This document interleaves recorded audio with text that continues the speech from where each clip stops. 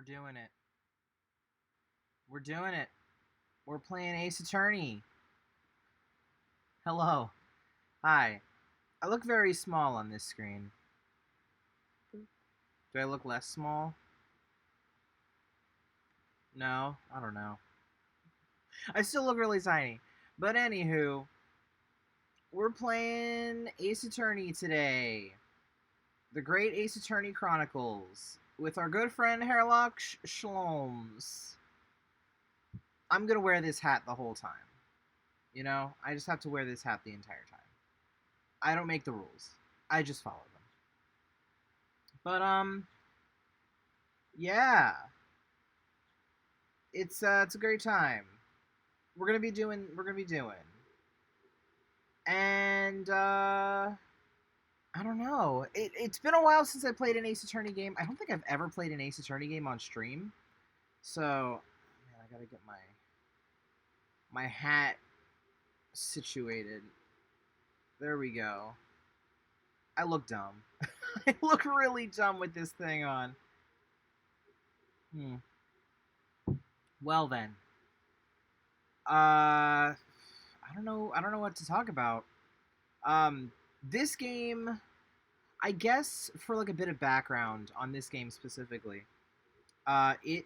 Well, I'm gonna wipe my glasses off too. Uh, this was a game that for the longest time no one was sure if it was going to be. I think this is the one that everybody wasn't sure if it was going to be localized in English. There were a bunch of fan translations that went up, but I don't think anybody had a ROM of the game in English that you could play. I'm not sure. It was weird, um, but everyone wanted to play it. Everyone knew about it. Everyone knew the game. Everyone knew about the game. The whole like everything. The only thing nobody knew was if the we were ever gonna get it in English. And so when they announced it, uh, everyone went nuts. Everyone went crazy a little bit because we had been waiting for so long for this game to finally get a taste of Herlock Sholmes. Sholmes? Her, Her, Herlock Herlock Grove? I don't know. Hemlock? I don't even know anymore. They butchered his name so bad for copyright, which they really didn't need to do. Because technically, Sherlock Holmes is fair use, right? It's within the copyright or whatever. I don't remember. The books themselves, I think, are fair use now because of how old it is. And no one like I don't know what the the localization team thought they were doing. Really, not all of Sherlock Holmes is out for public domain. Is the character public domain? Like the thing is, if they're using it in Ace Attorney with specific, I guess, Sherlock Holmes stories that are still protected by copyright, um, then I guess that could be a reason why. But the character of Sherlock Holmes, I don't know. Like there was just an anime that was released recently about Sherlock Holmes, and they said Sherlock Holmes. So I don't know. It's wild. It's a lot. It's a lot to take in. It's like certain stories and development of his character, so if you deviate him far enough from the copyright material, you're fine, but Capcom's super worried about getting sued over this. That's valid. That's valid. But judging from the character being blonde, having a child, which they've had in other Sherlock Holmes games, I think uh, it was like what? The Devil's Daughter was one of the Sherlock Holmes games where he had a daughter and they were fine. Testament of Sherlock Holmes, they were fine. All the Creepy Watson games, they were fine. I don't know. I don't know what it is about Capcom wanting to cover their ass so bad. But yeah, I'm wearing this stupid hat today. We're gonna herlock some shloms. That's what's going on. What a stream title. I mean, I know what I'm about. I know what I'm about. I know that I'm about that big dick gumshoe energy. I said what I said. Pick an adventure to play. The new one. The game. I would like to play the game, please, Ace Attorney. Wait, Ace Attorney Adventure? What? What in the... Hello? Oh, okay, okay, I see. I see. Okay, we're just gonna do new adventure. Or new game. New game, new adventure. Yeah, but they were all ready together when I bought them. Oh my lord, that was a JPEG flying across my screen.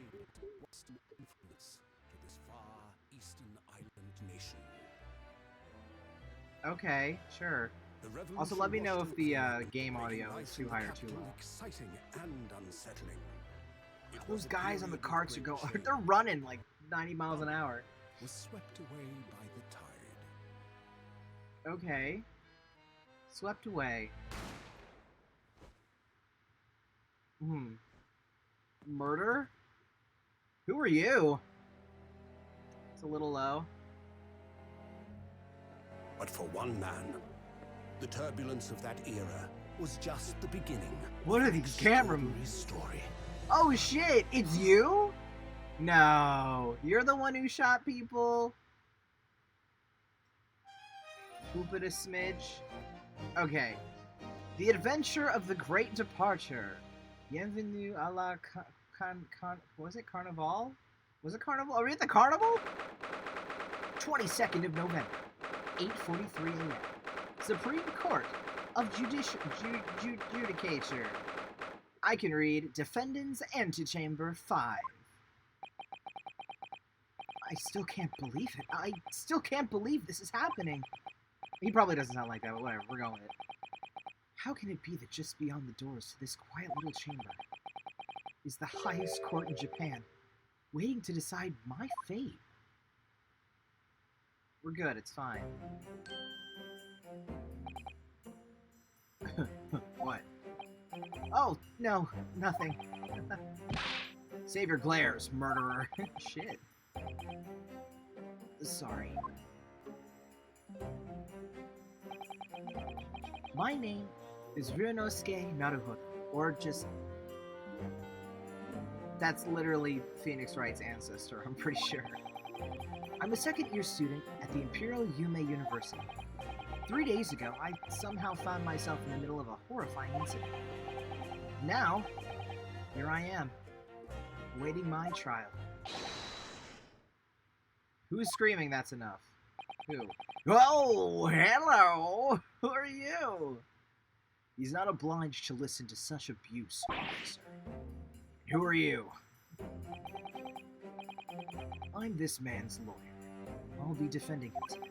Oh, hello. Lawyer. Yes. And until the judge has given his verdict on the case, no one has the right to treat him as a criminal. So you will hold your tongue. Okay. Howdy hey, friendo. Aha, aha. Tip my hat to you, buddy. Technicalities. Look at you. You haven't even graduated yet. Sure. Howdy, you just bring your sword into the courtroom? I'm about it. Yet I still seem to know better than you how a court officer should behave. Right. Ryunosuke? Are we friends? Boyfriend? Oh, yes, of course. Sorry. What are you apologizing to me for? Oh, no, I suppose that wasn't my fault. Listen, if Francisco von Karma can bring a whip, he can bring a sword. And if Godot can bring coffee, someone can bring a Red Bull. I'm just saying. Kazuma! Sorry, I broke everything. I broke everything. Wow, that was a little high. That was a lot. Also, Kazuma, if you have the name Kazuma, we are friends now. You are my child. I have adopted you. If your name is Kazuma, you are mine. I'm just saying. Kazuma. Kazuma! Okay! But really, Kazuma, I never meant to drag you into this. I'm sorry. Oh, he's so cute! There you go again, apologizing. Just like always. Yeah, I'm gay, he said. Though I must say, it's been all over the newspaper these past few days. Yume University professor murdered in cold blood by students. But obviously, you didn't actually do it, did you? Of course not! You have to believe me! I didn't do it. I could never murder someone. And there's nothing to worry about. Straighten yourself up. Hold your head high. You mean? I believe you. I know you're innocent, Yunosuke. I'm gonna fuck your name up every single time. That's... great. Kazuma Asobi, my best friend. Also in his second year at Yume University. But he's far more clever than I. A star student, in fact. He's even a qualified lawyer. Impressive, considering he's still an undergraduate. It's not that impressive. The very concept of lawyers is only a few years old.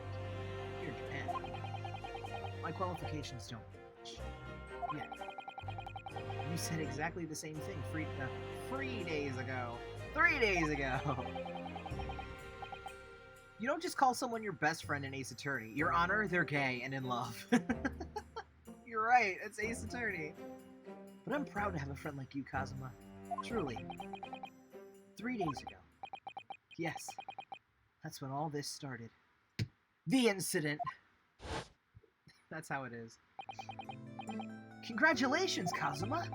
It looks like you're going to get to study abroad at last. I know. I've been forever dreaming of this day. Finally, those government elites have acknowledged my academic achievements and successes in court. So you'll be representing Japan as you immerse yourself in the most sophisticated legal system in the world? I'm really happy for you. I'm proud, as your friend. There's not a soul in the university who doesn't know Kazuma's name. He's a living legend. It's like there's some mysterious aura billowing around his temple. I want to bring about a change in our legal system. That's why I have to cross the ocean, to see the real thing with my own eyes. The heart of the British Empire. I wish I could see it too. And come with me. We have a wild time tearing up the streets of Her Majesty's city of London together. If only it were that simple. Oh dear, look at the time. Better be going.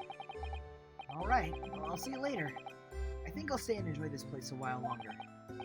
Good idea. After all, it's not every day you get to visit a high-class Western restaurant like this. See you in English class tomorrow, then. Partner. Oh god, they're dating. They're dating. They're gay and they're in love. Chin chin. Cheers, my dude. Oh, wow. And he phases into the abyss. We love it. We love it. It was straight after that. That's when it happened.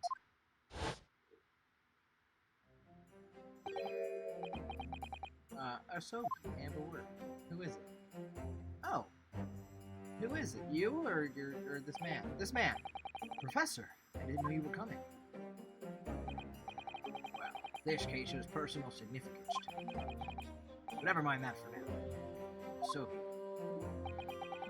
you should go immediately to the judge's chambers. His Excellency's chambers? Why? He was looking for you before. You advocating for the defense in this trial was a sudden decision.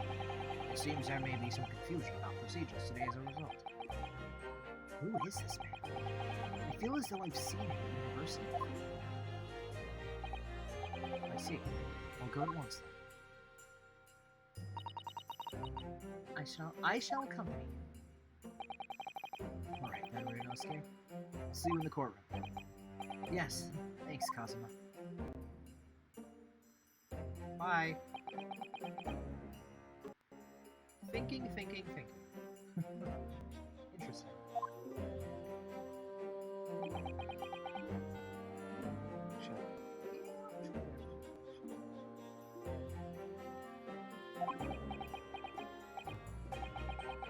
This is awkward. If I... Yes, sorry. You must be the defendant. Ryunosuke Naruhodo. Yes, that's right. What a dork. My name is Eugene Mikoto. I'm a professor of forensic medicine at Yumei University. Ah, Professor Mikotoba. I've heard that name from Kazuma before. As I recall, he's been pushing to get the government to agree to Kazuma studying abroad. Asogi has told me about you. You and he are best friends, As such, I feel you should know what. Well, as you've noted, Asogi has been granted permission to go and study in Great Britain. However, if he should fail to defend you in today's trial, I'm afraid that permission will be revoked and never granted again. Oh my god, what? Hello.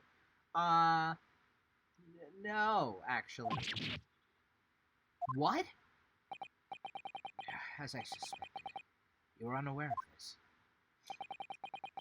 Thank you. Tipping me hat. This man looks like J. Jonah Jameson. He kind of does.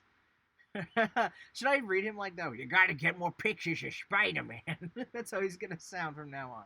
I had a feeling Asogi may have chosen not to tell you. He's agreed to defend me, knowing that if he fails, his dreams will be shattered. But I don't understand. Why would the government do such a thing? The administration has to choose from a large number of applicants for overseas study. It's very difficult to persuade them to grant permission, even the most favorable of circumstances. I don't believe it. But I didn't do it, I swear! I'm not a murderer. I'm sure that's true, kid. I added the kid. It's a good time. Nevertheless, I can assure you that proving your innocence will be no easy task. You see, there are certain peculiarities about today's trial. You want to elaborate? J. Jonah Jameson. Sorry? What do you mean? You'll soon understand, once proceedings get underway. But, then what should I do? Well, naturally, I'm not going to suggest doing anything that could lead to a conviction. Right, so as soon as the trial starts, the judge will pose a certain question to the defense. When that happens, you must answer before anyone else. You must say, I do. What's the question? That I'm gonna marry Kazuma? Oh my god, wait a minute. Is this our... Wait a minute. J. Jonah Jameson. Is this a setup? Am I being punked? Am I getting married to Kazuma? I think I'm getting married to Kazuma. Your Honor, they're gay. I do? But what will the question be? Surely not. Do you accept the accusations brought before you? Oh. Of course not. Okay. Defendant. Court is about to begin. Proceed to the courtroom at once. Alright, fine. It would seem our surreptitious discussions had to be cut short. So allow me to summarize. Kazuma Asogi must not be the defense lawyer at this trial. Whoa! Wait. Wait, then am I defending myself? I have questions. Of course, as the defendant, the final decision is yours. What are you waiting for? Do you want to be found guilty for failing to appear? Get moving! There's no point in anyone advocating for the likes of you. Jesus Christ! Rude as hell. It was in that moment that I knew. I fucked up. Wasted. This is it.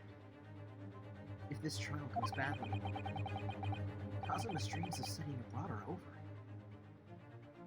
And what's more, I'll be found guilty of murder.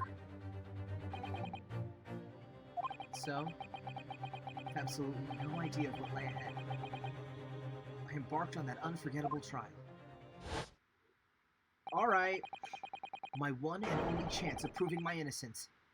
The trial that would decide my destiny as a lawyer. Okay, so I'm defending myself. Interesting. 22nd of November, 9 o'clock a.m. The Supreme Court of Judicature. Yeah, that's the word. Courtroom 2. Damn it. So, this is a courtroom. The Supreme Court of Judicature. Fucking God, I'm gonna get that word right. No court in the land has more power. Well, I don't much like the look of those people sitting in the public gallery. Lots of military and other uniforms in there. Me neither. I don't like them either. The powers that have been demanded that this be a secret trial. A secret trial? A trial that's closed to ordinary members of the public. Only military and government officials may attend. What? But why? It'll become clear in time. But for now, you need to concentrate. Ryonosuke. It's about to begin. Oh no, it's another pain. Oh, it's another well, I mean, it's always for the trial cases. I like it, but I hate it. Oh, he's angry. The court will now hear the trial of Ryonosuke Naruhodo. Okay, that's what oh my god, is his name Ouchie Pain? Is his name Ouchie Pain? No. No. Capcom? Capcom. Capcom. Out here already with the puns. Already out here with the puns. Okay, we haven't even started yet, and his name is Ouchie Pain. I love it, but I hate it. The prosecution is ready, Your Excellency. As is the defense. Great. Before we begin, there is one point of order I would like to confirm. Yesterday evening, the defense made a last-minute request for a change of advocate. That's correct, Your Excellency. I made the request myself. Normal procedure is for the defendant's advocacy to be decided 2 days prior to trial. As this is an unusual circumstance, I'm obliged to ask for final confirmation. Who advocates for the defendant in this trial? And that's when I knew. I fucked up. This is it. This must be the question. Who's going to defend me? That's the question the professor meant. But then, if I say I do... I need to answer quickly. What should I do? Well, we'll do what we're told. Your Excellency, no confirmations. As I'm standing here beside the defendant, I hope it's clear. Yes! Yes? He's so freaked out. What is the meaning of this unruly outburst? I would like to inform the court that I, Ryonosuke Naruhodo, will be defending myself. You'll be... What? I love him. What are you playing at, Ryonosuke? Professor Mikotoba told me everything, just now, before the trial. He did what? He said that your dreams of studying abroad would be dashed if you were to lose. How sad. It means you don't have faith in me. You think I won't be able to get you? No, it's not that, really. It's just that, well, on the off chance that things don't go well for me, I couldn't bear to be the reason that you... Yes, I knew that's how I feel. Which is exactly why I decided not to tell you. Professor Mikotoba should have said something. God damn it. Also, yeah, the art style for the later Ace Attorney games are really good. They're really cool. Very well. The court hereby recognizes the defense's desire to advocate for himself in today's trial. Well, well. Does the accused admit defeat already? Renouncing his own counsel? Objection! Oh, hello. Make no mistake, counsel. This merely shows the defendant's innocence is so apparent, he's confident he can speak for himself. Isn't that so? Oh, yes, exactly! Exactly what I wasn't thinking. I'm not confident at all! In fact, my mind's a complete blank. I realize you're in charge, but still, try not to look so bewildered. Well, for a mere university student to be brought before the Supreme Court, you must have perpetuated a most heinous crime indeed. As you are no doubt aware, this is the Supreme Court of Judicature of Japan. Got it right. Accordingly, the very highest standards of conduct are expected of all present. Do I make myself clear, defendant None? Yes, Your Excellency. Oh god, he's cute. I like him. It is therefore my duty to assess your competence for the task you have undertaken. My competence? What is that? He's questioning your ability. Well, he can't be questioning it more than I am. So let's start with the very simplest of questions. Yes! Kindly state before the court the name of the victim in this case. That's easy enough. I've heard his name more times than I care to remember. Wait. Ugh, I'm so nervous I can't even remember that. What was it again? I'm scared. Let me guess. Your mind's gone blank. You know me so well. All the relevant... The relevant, not elephant. What is going on? My brain is blanking.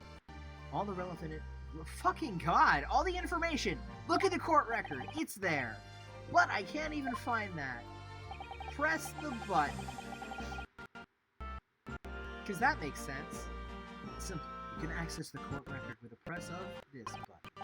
If you ever find you've forgotten something, just consult that. That's all I just have to press R for the court record? Alright, there's no time to lose. Press R! We did it! This is a list of evidence you've collected. Now try switching to people instead. Oh, cool. I shot John Watson! Please tell me I didn't shoot John Watson. Oh, come on. You'll find details about the victim in there. When you're done, just press B and go back. Okay. So, this is Kazuma, 23, a baby. Second year at the Imperial Yume University. He's my best friend, despite being a student, a well-qualified defense lawyer.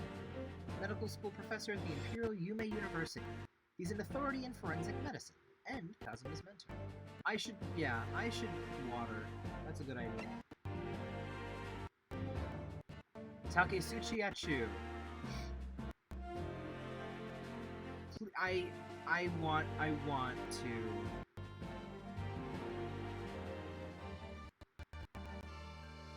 want to check.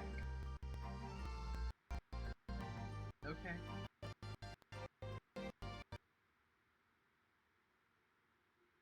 Okay. I still think that Ouchie is the closest thing to pain we're gonna get. The lead prosecutor of this case, who would appear to have little love for the changes the Cultural Reformation has brought about. Oh, just kidding, it's John Wilson! Wilson! The victim of this case! He was a visiting professor of medicine at Yume University from the British Empire. You know who I think shot him? You killed Wilson. God damn it. You know who I think did it? You. Professor of medicine? Professor of medicine. Coincidence? I think not. Can't believe not Watson fucking died, and I didn't fucking shoot him. So remember, everything to do with the current case can be found in the court record. Now, you'd better not keep His Excellency waiting any longer. Go on. Don't look at me like that, Kazuma. Don't look at me like that, Kazuma. Find the victim in the people section of the court record. Then press X to present. Try it now. Yes! I did it. The victim's name was Dr. John H. Wilson. Well, at least you can remember the name of an esteemed member of your own university. Dr. Wilson was a visiting professor from England, invited to Yuma University 3 years ago. Indeed, which is the reason why this case has such profound implications. The British Empire is at present our country's most valuable foreign ally. And, as most of you will be aware, we have just signed a new treaty together after lengthy negotiations. There can't be anyone who hasn't heard of the Anglo-Japanese Treaty of Friendship and Navigation. Who hasn't heard of the Anglo-Japanese Treaty of Friendship and Navigation? Psh.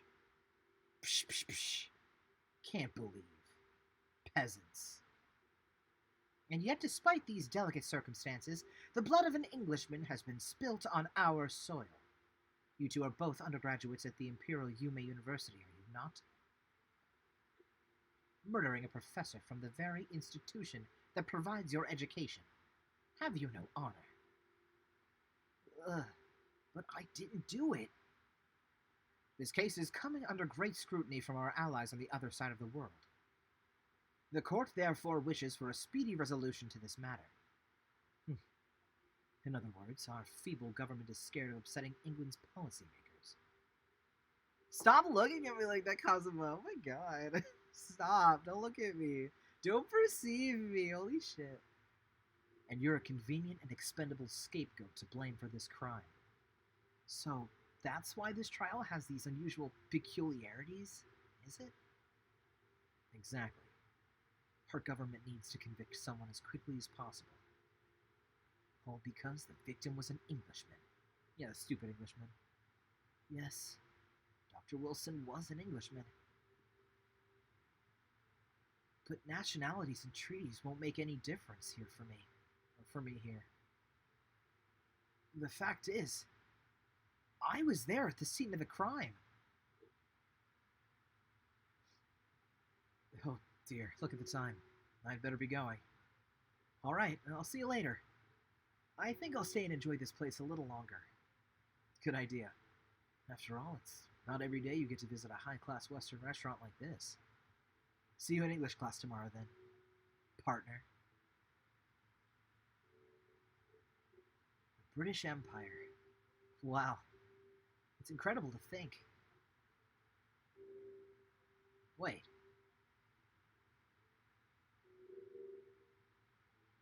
I've seen that man at university. I'm sure he's a visiting professor from Great Britain. I don't know his name, but still. I should go and say hello. You know what's interesting? I feel like we played the demo on stream. Was there a demo for this? Because this feels oddly familiar. Is this deja vu? Am I experiencing deja vu? Your Honor, I'd like to submit this statement as evidence. He called me partner. We're dating, Your Honor. So I went over to the professor's table. Oh, he's cute. And introduced myself to Dr. Wilson. Now then, let me pose my next question to you, Defendant Naruhodo. Yes, Your Excellency. How did the NDI source just cut out?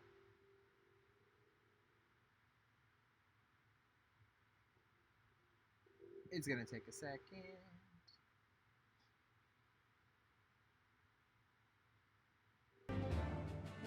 There we go.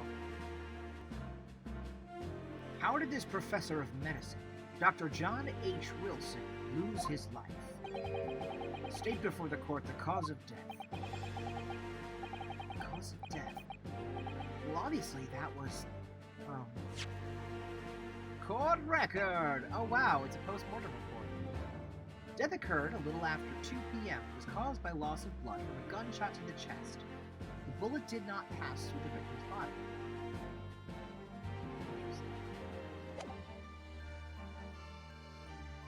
Hey, Jason, the audio's okay. Thank you.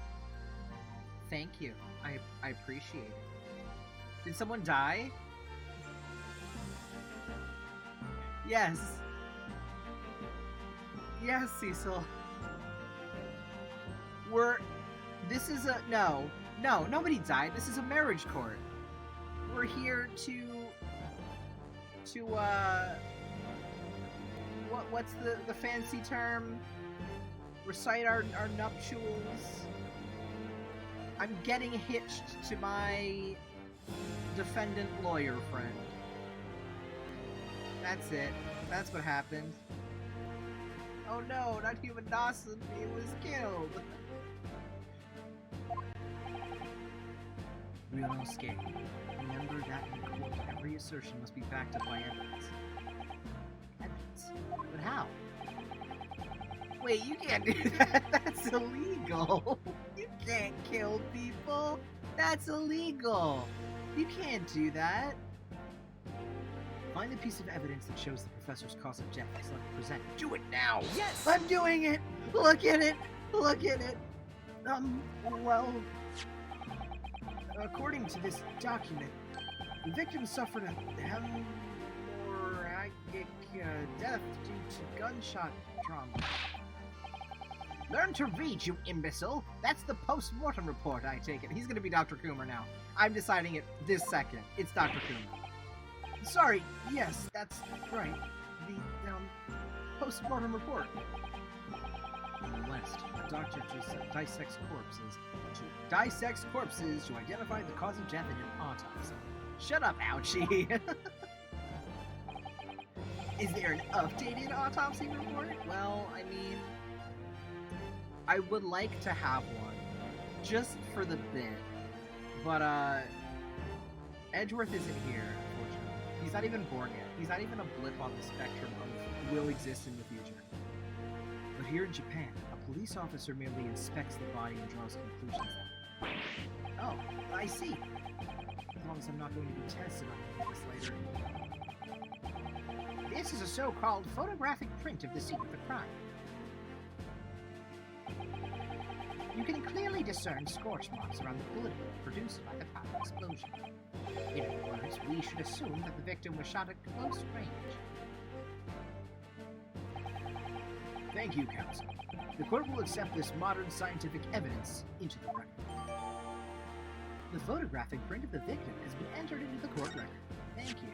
That's great. So, that's a photographic print. Well, that's something I've never seen before. It's clearly superior to the drawing. The detail is incredible. Very well. I am satisfied with your answers.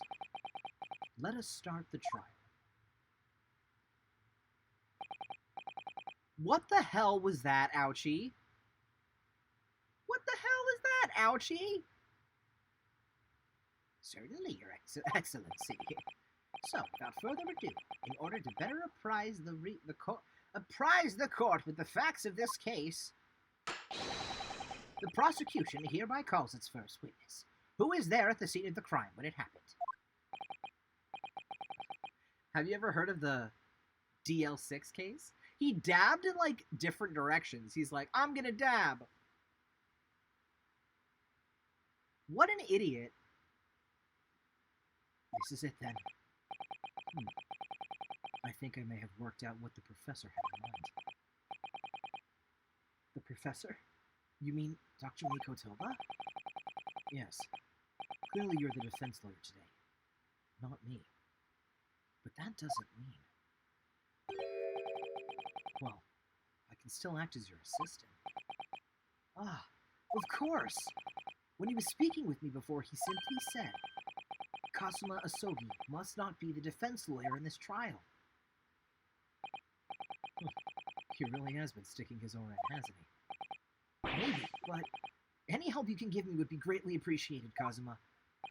I assumed he was, like, poorly pushing up his sleeves. Maybe he was. Well, my first piece of advice is, rein in that crazy look of bewilderment and control the cold sweats. Only if you rein in that crazy headband and control the cold stares first. Oh, got him. Oh, it's you! Oh my god. Okay, this guy is amazing. I love how he looks. He's really cool, and he's gonna have a really stupid name, I bet. Let's see, let's see. Witness, state your name and occupation for the court, please. Okay, it's a regular name. Okay. Of course. My name is Satoru Hosonaga. I'm the head waiter at a Western-style restaurant called Le Carnival. Oh! Oh! Oh! No! No! No! Hosonaga! Dude, you got a little... Whoa! Hello? Sir? Are you okay? Are you alright? You seem to be coughing up some...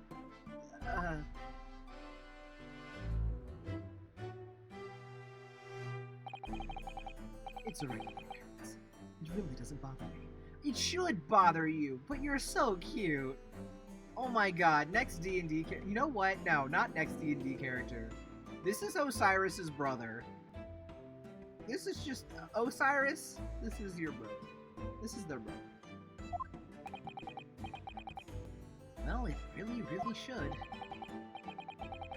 As everyone knows, the capital's southeastern quarter was developed for foreign visitors some years ago. It's become a very fashionable district now, full of hotels to accommodate overseas guests. This grim crime occurred in one of the district's so-called restaurants. An Occidental eatery 3 days ago. Okay. Understood. Hosonaga-san, you will kindly tell the court everything you can about the incident. At once, sir. And no petty interjection from the aspiring lawyer boy, please. Oh, perspiring, maybe, but aspiring? It was just after 2 p.m. the day in question. There were a few diners at that time of day. The lunchtime rush was over, and there were only 3 tables still occupied. That fits in with my memory of it, too. There was hardly anyone else in the place. It was when I was in the kitchen, putting away crockery and cutlery. A gunshot rang out, so I hurried out to the dining area to see what had happened.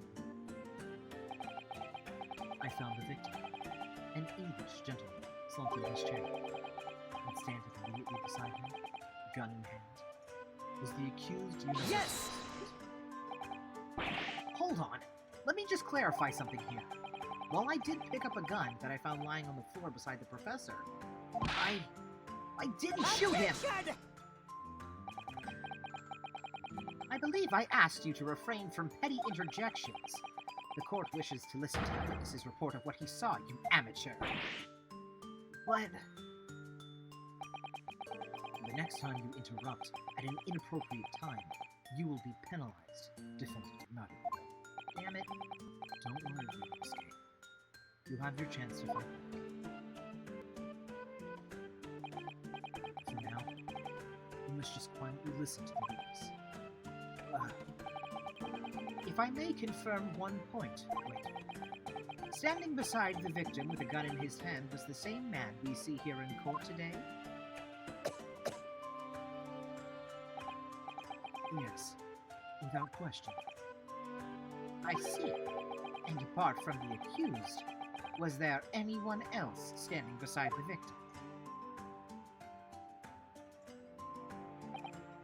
No. There was no one else around that table but the deceased Englishman and the university student. Huh? Wait. What did he just say? There was no one else around that table. What's the matter, Ryunosuke? That's just not right. When I went over to Dr. Wilson's to say hello, there was a woman sitting opposite him at his table. And that's not something the waiter could have missed. I've been warned about interjecting, but still, what should I do? I mean, I want to interject and be like, that's wrong, but if I interject, I'll probably get yelled at. But we haven't adopted court proceedings that involve cross-examination. Have we? Interject. Yes! Just a moment, please. Dr. Wilson wasn't alone that day. I'm sure of it. There was a lady sitting with him at the same table. Objection! Dear me, dear me. What are we going to do with you? With your blatant disregard for court proceedings, I'm beginning to wonder if you're not a fraud. Could it be that the accused, this man Stewart, is not a real lawyer after all? But I'm sure of what I saw. Misanaga-san, is there any chance you were mistaken? Perhaps your memory is hazy? No. The deceased gentleman came to dine. I don't believe it! I actually have a rough plan of the restaurant as it was that day. Please, have a look if you'd like to. Let me see. A sketch of the establishment's layout drawn by yourself, I presume. That's right. I'm afraid I used the back of my business card. It was a turbulent situation. What's on the other side of your business card? What's it look like? However, as you can see, the gentleman in question was seated below. Well, you're clearly a very conscientious witness. Thank you, sir. The court will take this plan and add it to the court record as evidence. Oh, well... Is there a problem? Hand the plan to the court officer at once. No. Of course. Here you are. There's something on the other side of the paper! What's that? He's been completely calm and collected. Something certainly seems to have shaken. The waiter's business card has been entered into the court record. Interesting. So, the court has now heard a precis of the case. Yes. At the moment the gunshot was heard in the restaurant, the only person in close proximity to the victim was the defendant on trial today. It would seem we are looking at a black and white case here. Defendant Nagumo. Yes, Your Excellency. If you admit your guilt at this stage, the court is willing to look mercifully upon you. In other words, you may have some small reprieve in terms of your inevitable punishment. I called this waiter as an unsworn witness in order to explain the details of the case to the court. But I must warn the defense, if you are determined to pursue matters further in this trial, the prosecution has decisive evidence from sworn witnesses who were present at the scene of the crime. What do you think I should do, Kazuma? Well, I'm going to be found guilty one way or another, it seems. Wouldn't it be sensible to plead guilty at this stage? Hope for a more lenient sentence? Everyone keeps telling me that this trial is unusual, about these peculiarities. You've said it. Professor Mikotoba said it. So is the judge and the prosecution. I'm scared of what lies ahead if I push this. As I said from the outset, I believe you're innocent. I trust you. And yet, despite knowing that, you're willing now to throw that trust back in my face. Is that it? What? If the accused is in fact innocent, then a defense lawyer is duty-bound to prove that innocence by whatever means necessary. Are you just going to abandon that duty? Are you going to give up on yourself? The battle hasn't even begun. The defense pleads not guilty, Your Excellency. We invite the prosecution to stop making empty threats and bring out its witnesses. Then we'll see just how decisive this evidence really is. I like him. I like him a lot. Oh my god. Kazuma! Indeed. Prosecution, ouchie. Please continue with proceedings. Can I inspect this?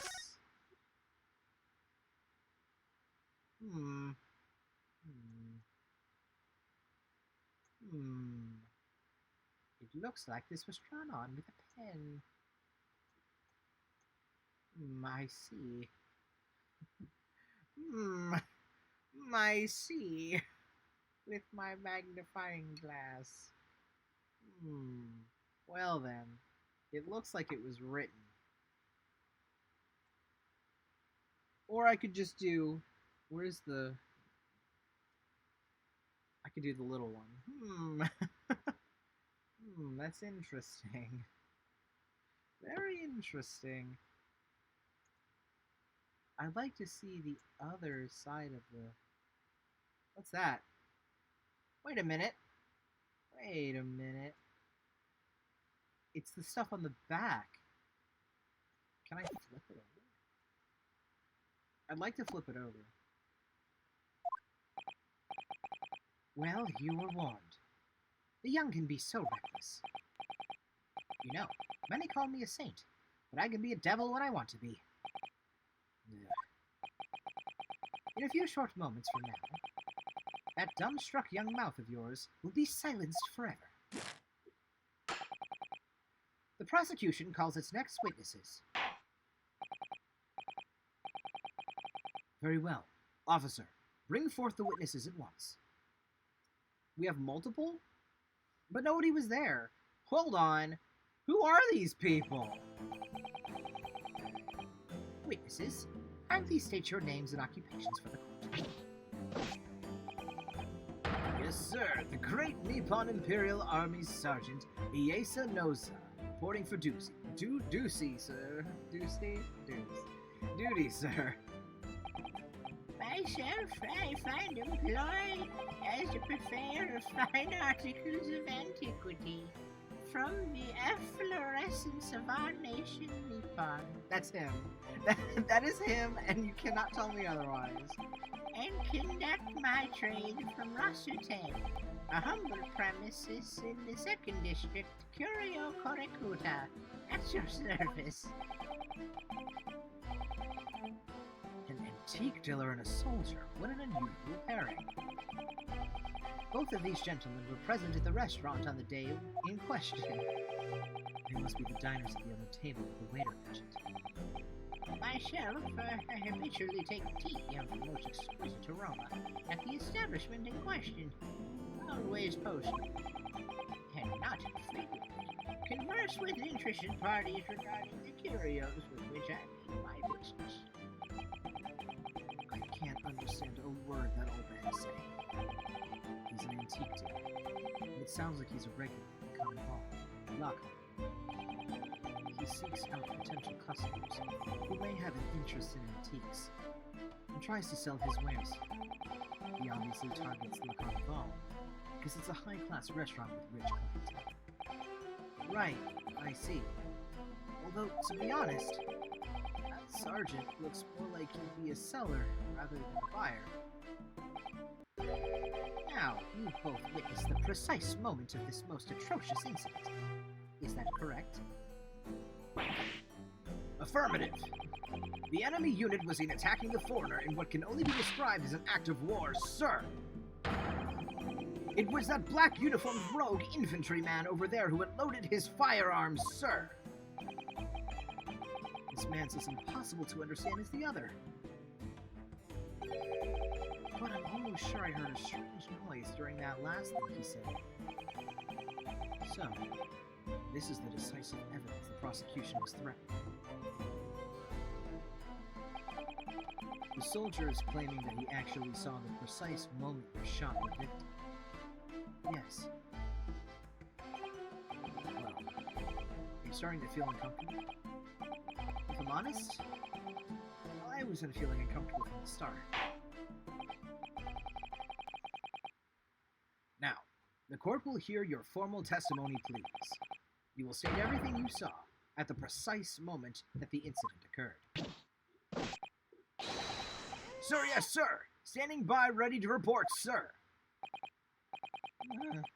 Unsavory memories of a most acerbic afternoon.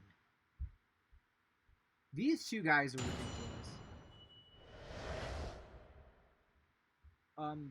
Baby noise? Baby noise? What do you mean, baby noise? I was ingesting a regulation beefsteak at the restaurant while having a tactical discussion with the old man. Myself, I was extolling the virtues of a particularly fine golden curio to the military gentleman.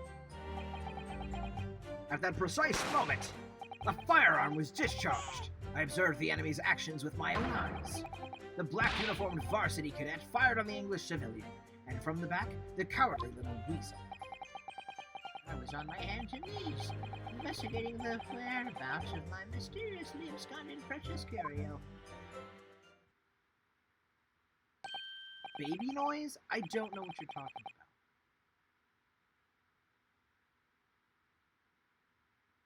I don't know what you're talking about. I don't hear a baby noise. Well, so you, Sergeant Nosa. Oh, Nosa like no, sir. Oh.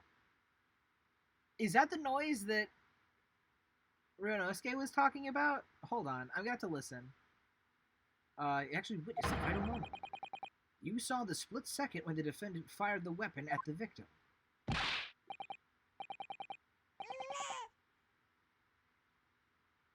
You're right. What? Wait, what is that noise?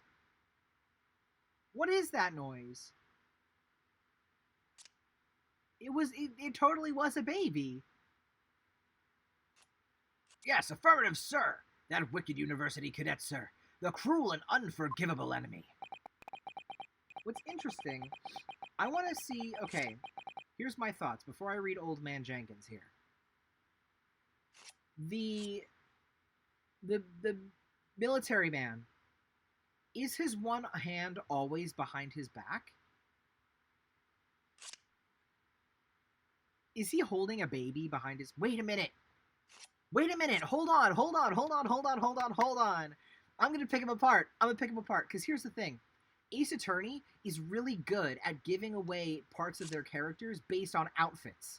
He has a baby Bjorn on. It's tied around his back. He's holding a baby onto his back. There's a baby back there. I'm just saying, there's a baby. What times we live in when an English gentleman may be assailed in the broad light of day. But this is ridiculous. I didn't shoot anyone. Is that really true, Ryunosuke?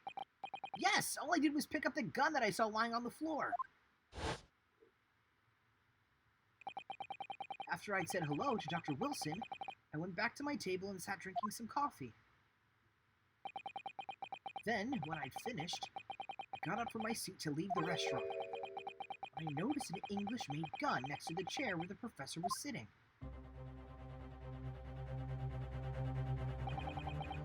I thought perhaps the professor had dropped it.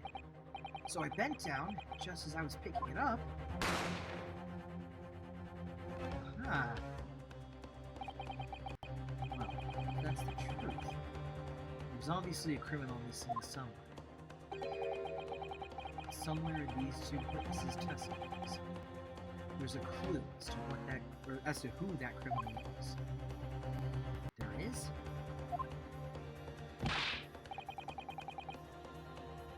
Ryunosuke, you must exercise your right to cross-examine the witnesses. Cross-examine? Do it now. As we have heard, Your Excellency, there is no room for doubt in the testimony of these witnesses. The defendant is clearly guilty. It is time to bring this despicable student to justice. Certainly. The testimony the court has just heard eliminates any vestige of doubt. Therefore, it is my grave duty to declare the verdict of this trial.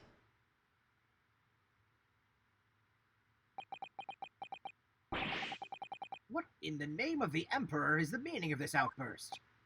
I mean, the defense demands its right to cross-examination. Dear me, dear me. Let me guess. The Hachimaki headband boy next door told me to do it. How pathetic. Huh? How did he know? The prosecution objects. This is a clear waste of time. The defendant obviously has no experience. How could he possibly carry out a cross-examination? Objection!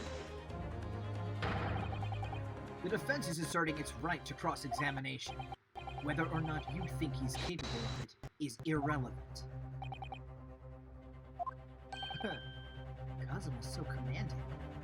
I wish he'd command me like that. Very well.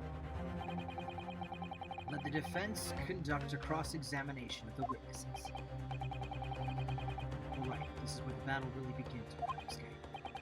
But I don't even know what I have to do in a cross-examination. Is it obvious? You have to expose the lies in the witnesses' statements. How? You don't fire the gun. Which means what the soldier said has to be a lie. No, yes, but it's just a case of proof. The key to doing it is evidence. Right. Evidence. All you need to do is present some decisive, indisputable evidence that proves the witness is lying. Now let's go, Ryunosuke. Don't let them beat you. He's so good and stupid, and I love him. My hands, what do I do with my hands? Alright then. It's all or nothing. He's so stupid. Your Honor, Bergay. Okay, I'd like to know about the... Oh, I see.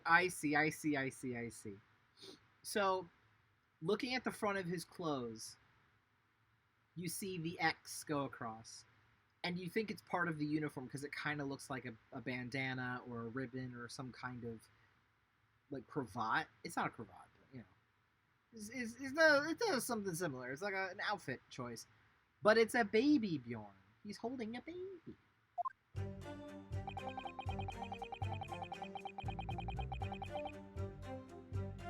Okay. There's no baby sound.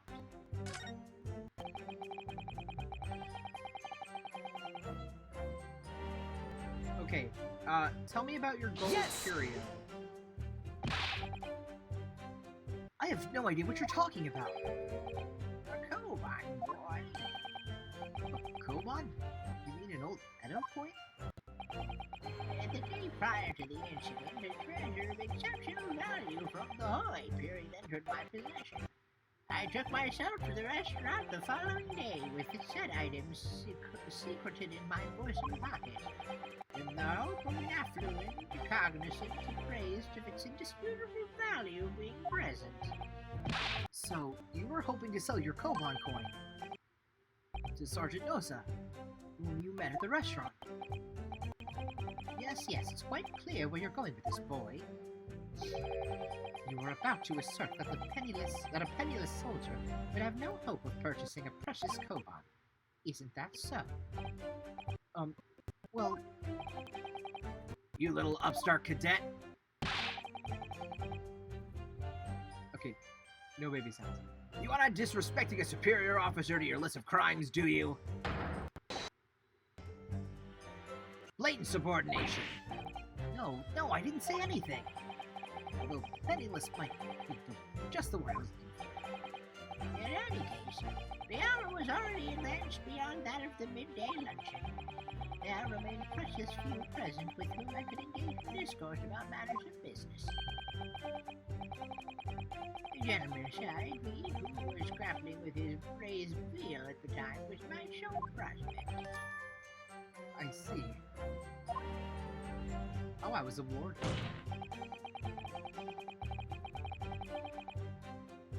Okay, tell me more. So, you're saying that you actually saw me at that time? Affirmative! I saw you! Laughing, cackling like a madman as you trained the barrel of your gun on the English civilian. But that's impossible! I only... Allow me to confirm just one point, please. What's that, Private? Thinking carefully about the statement you just made, it seems to me that it must have been just after you heard the gunshot that you looked over the victim's table. So what if it was?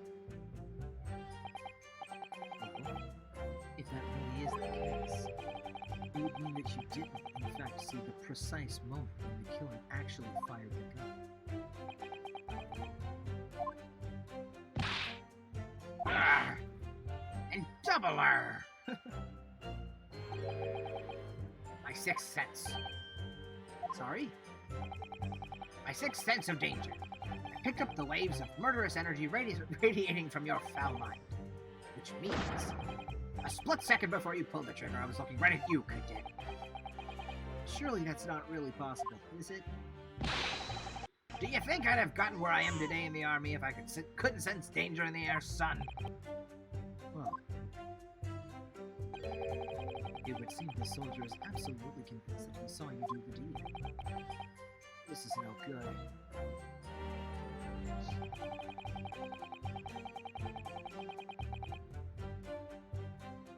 Okay,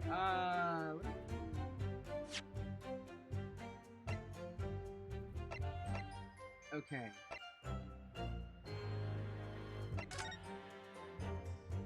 So where were they sitting?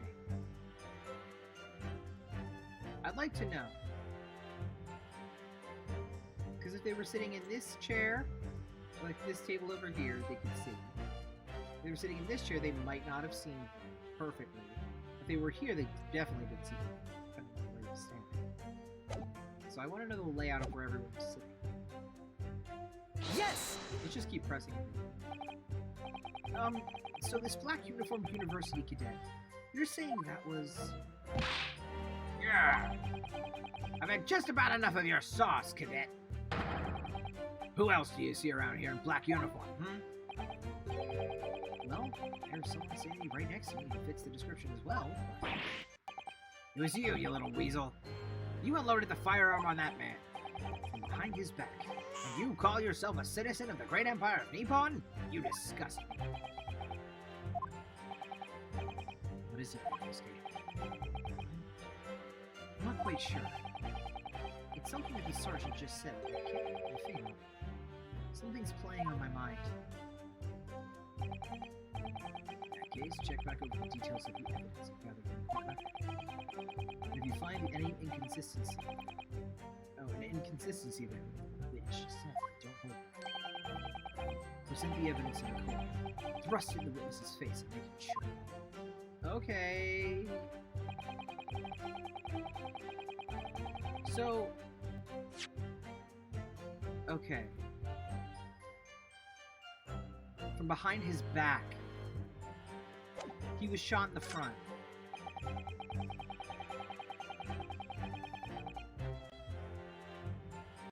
Yeah, no, he was shot in the front. Shot from the front of the chest. Yeah. He was shot right there. He's there. Yeah, that is the hole that he was shot. So... Yes!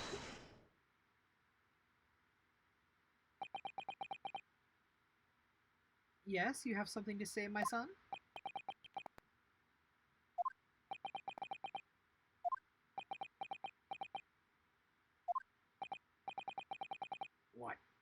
What are you playing at, Cadet? What is the meaning of this subordination? Thrusting some photographic print in my mustache. Inconsistency, sir. I mean, yes. There's a clear inconsistency here. What nonsense? What can this print possibly tell us that we don't already know? Well, obviously. That, I know what I want to say, but the words just won't come out of my mouth. I think this proves beyond any doubt, Your Excellency, that there is no place for an amateur student here in this grand court. This is so frustrating. Oh, please. Surely this doesn't require an explanation. It couldn't be more plain. To spell it out would be an insult to the court. Oh! Oh! Oh! It all makes sense now. He's our Edgeworth, but he's not a prosecutor. Because they straight up look like Miles and Phoenix.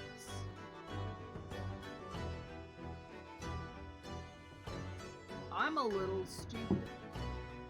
I'm a little ridiculously stupid. What are you talking about? It's apparent from a single glance at the photographic print presented by the defense that there's a clear discrepancy here with the sergeant's statement. What? Sergeant Iesanosa. Oh, Iesanosa. Yes, sir, no, sir. I'm dumb again. Yes, sir. What, sir? The statement you just made was this. The black uniformed varsity cadet fired on the English civilian, and from the back, the cowardly little weasel. Yes, sir. Affirmative, sir. I witnessed the crime with my own military grade eyes, sir. Yes! But no! That just can't be! Why not, cadet? Because...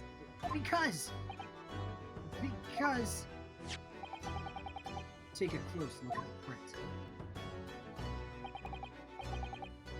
The victim, Dr. Wilson, died from a bullet wound to the chest. Yeah.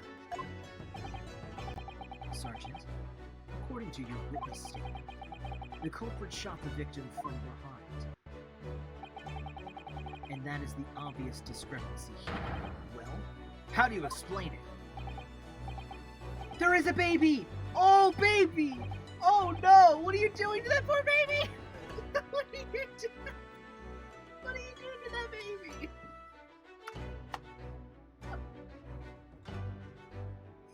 Baby! I see it! Oh dear. Well, what was that? Something just popped up from behind his back, but he pushed it down again. Certainly, there is a clear discrepancy with the facts here. Would you not agree, Sergeant Moose? Just baby. Baby. Yes, sir. At this juncture, that appeared to be indisputable. Till the moment I heard the firearm discharge, my eyes were firmly fixed on the delicious Le Carnival steak, sir. What?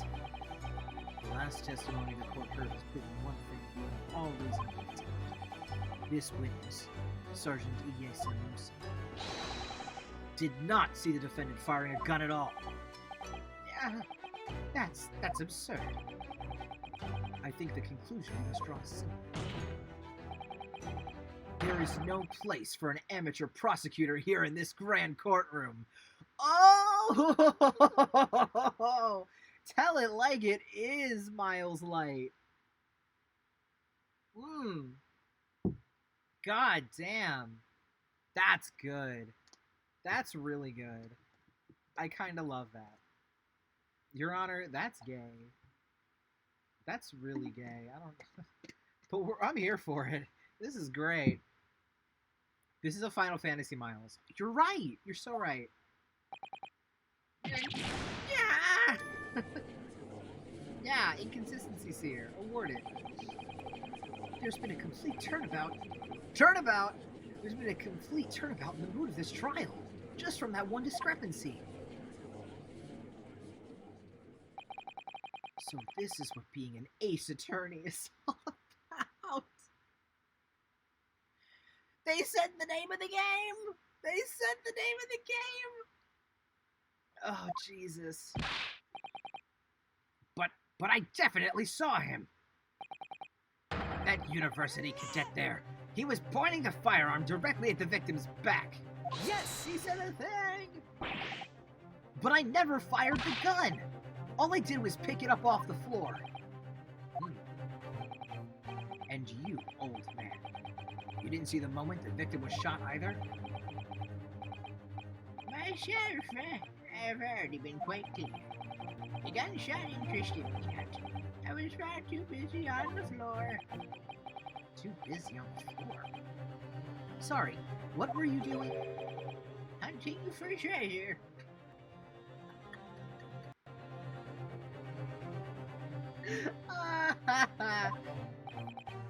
Treasure. Oh! Indeed. The Hoyer of Koban, my prized coin. On each occasion when I visit the restaurant, it has been my habitude to place in my bosom pocket a particular trinket of interest from my shop once a day. In the hope of meeting a rich diner who might like to buy it from you. On the day under scrutiny, it was to the military man that I preferred my holy treasure. Believed that he would purchase such a rare find, I did not, but I was presented with little alternative.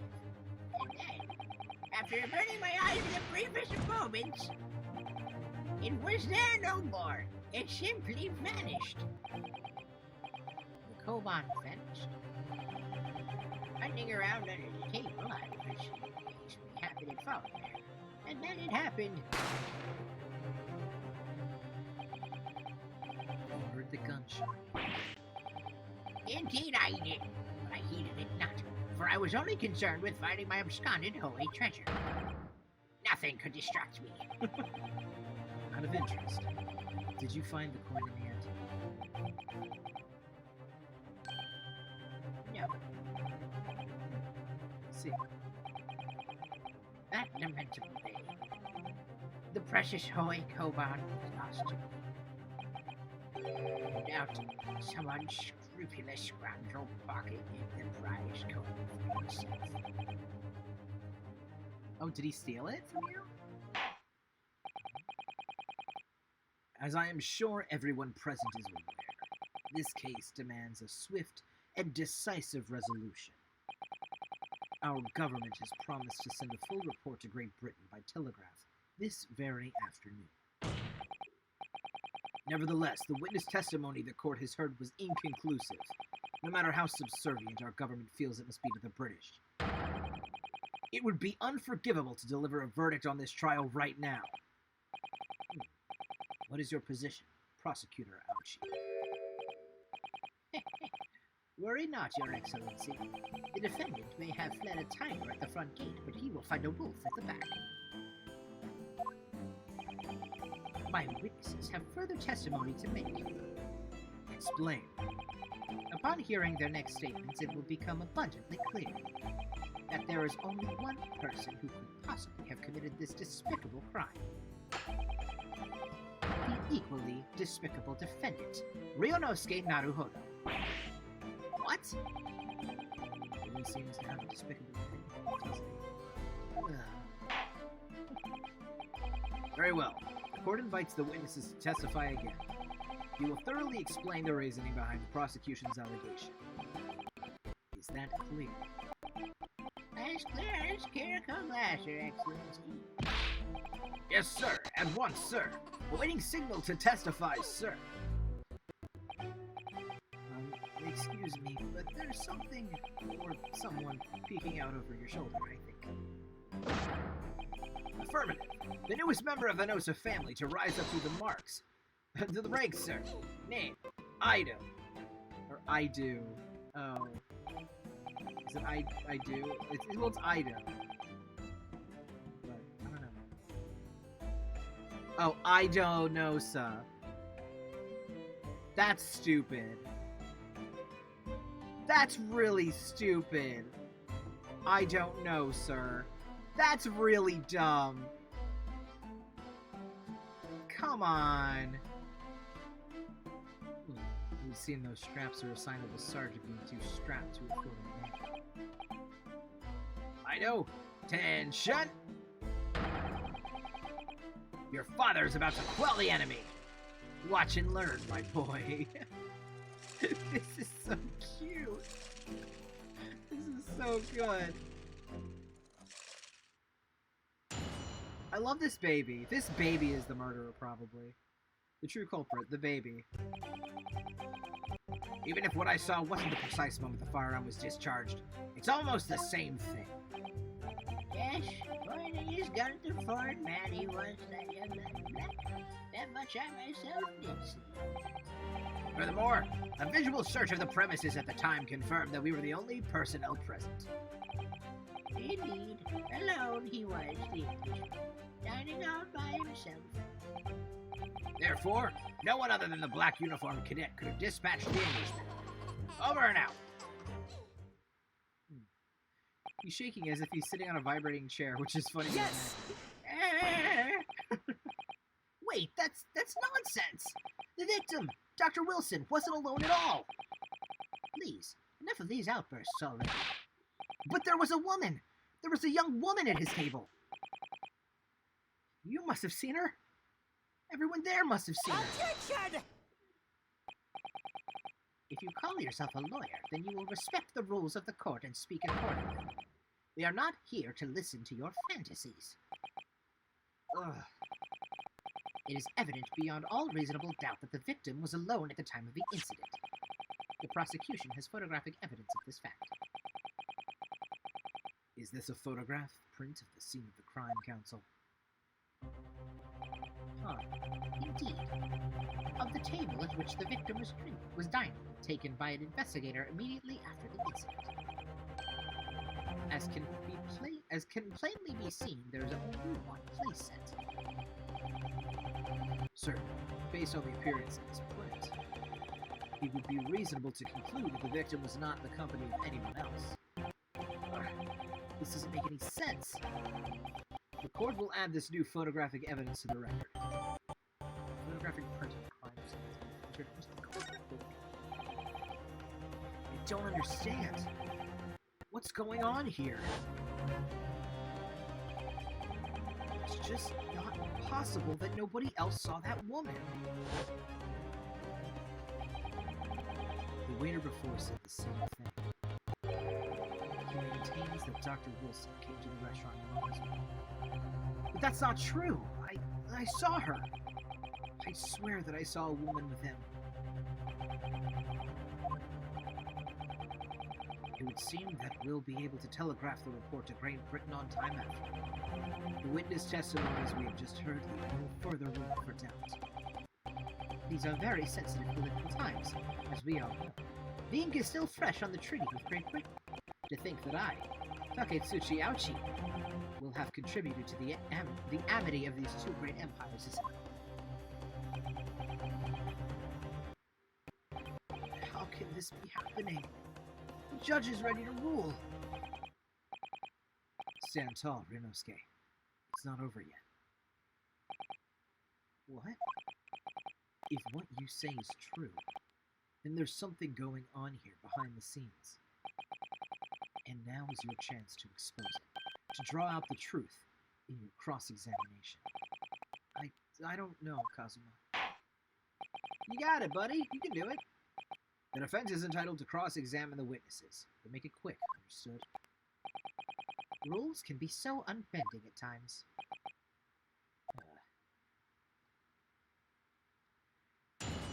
Let's go. Okay. Even if what I saw wasn't the precise moment the firearm was discharged, it's almost the same thing. Okay, let's look at some stuff here. Okay.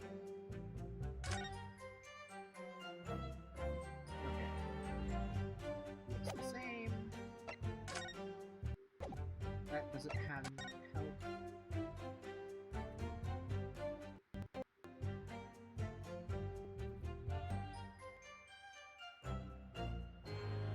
As far as I could see, there was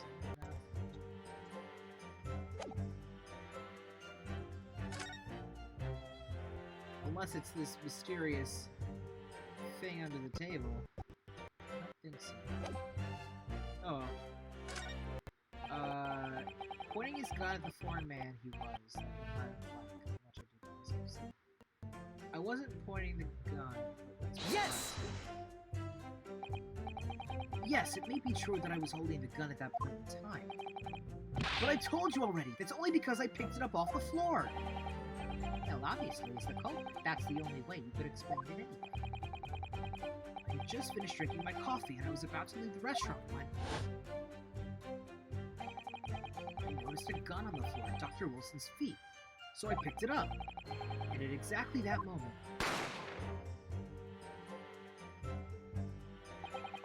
a gunshot rang in my ears. Full of events beyond our control, I think. Sorry? What do you mean? In your case, you found a pistol on the floor and picked it up, which precipitated this testing predicament. Oh. I keep forgetting that he has a knife. Whereas, conversely, I failed to pick up the cobalt from the floor and find myself in an equally testing predicament. Anyway, the fact remains, myself, I did see, with pistol in hand standing over the floor. Okay, that checks. A visual search of the premises at the time confirmed that we were the only personnel present. Okay. Yes!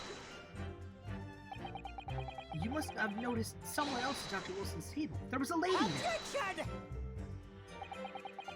Attention! As you have been at pains to point out time and time again, I feel I'm growing a callus in my ear. And yet, no one else appears to have caught even a glimpse of this woman. If only there'd been more people dining there at the time. Someone else would have noticed her. Fortunately, it was already past 2 p.m. when it happened. Quiet time between lunch and dinner. No! Of course, the place was almost empty. That's what you'd expect. Certainly, 2 p.m. is neither here nor there in terms of a time to eat. I wonder if there was a reason why the victim was eating at that time of the day. Why he was in. Yes, Your Excellency. There was indeed a reason. There was. And this was found in the victim's jacket pocket. What is that, Counsel? It is a medical report card, Your Excellency. It would seem that the victim had an appointment at the clinic prior to visiting the restaurant. Oh my god! Hada Clinic. It's the same name as the clinic in the original trilogy. Well, it's not Hada Clinic, but it was like, was it Dr. Hottie? Or something? But like, he was a creep? And I just spilled water all over my shirt. That is cold. That is very cold. I completely missed my mouth. And it is very cold. Holy shit, is this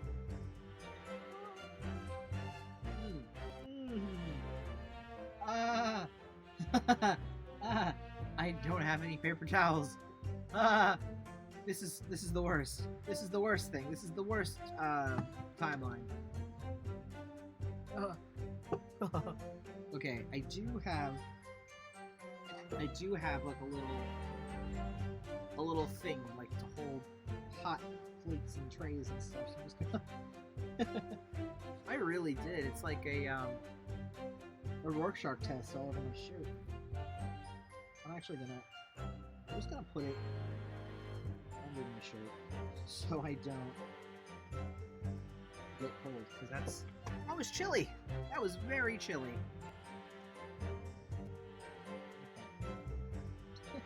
just hold that there. Just don't move. Yeah, so Hada Clinic. Yes, there would indeed appear to be an entry for the date in question. 19th November, noon to past 1 p.m. The very day of the incident. So the victim went for a late lunch following his appointment.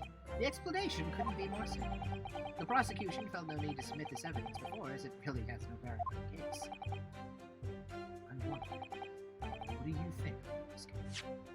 I actually want to know when the time of death was. Okay, a little after 2.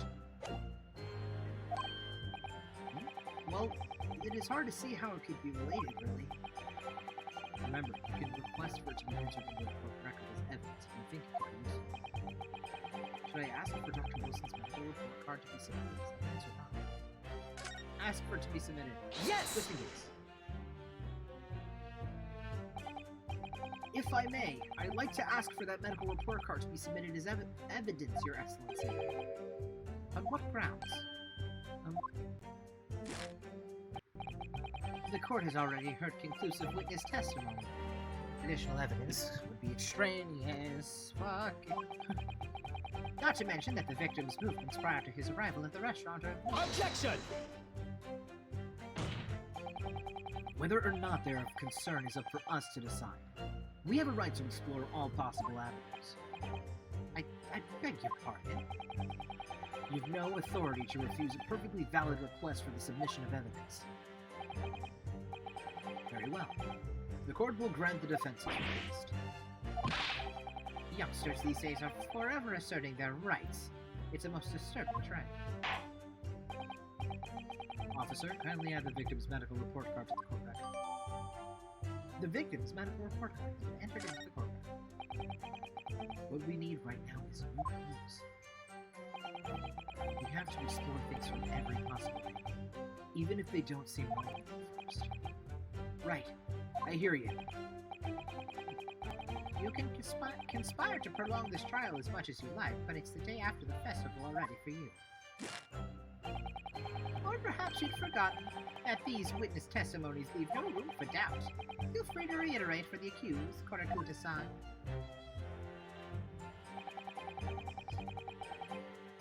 Dining all by himself. Okay. Yes! We're gonna talk to you again. So, you actually saw that with your own eyes, did you? The victim, Dr. Wilson, dining alone. That I did. Forgive me for the position I place you in. So the testimonies of the old man, the soldier, and the waiter all agree on this point. Isn't that interesting? And let us not forget, the incontestable evidence we have to support their statements as well. Which, actually, there is an inconsistency here. He said he saw with his very own eyes. But did he actually?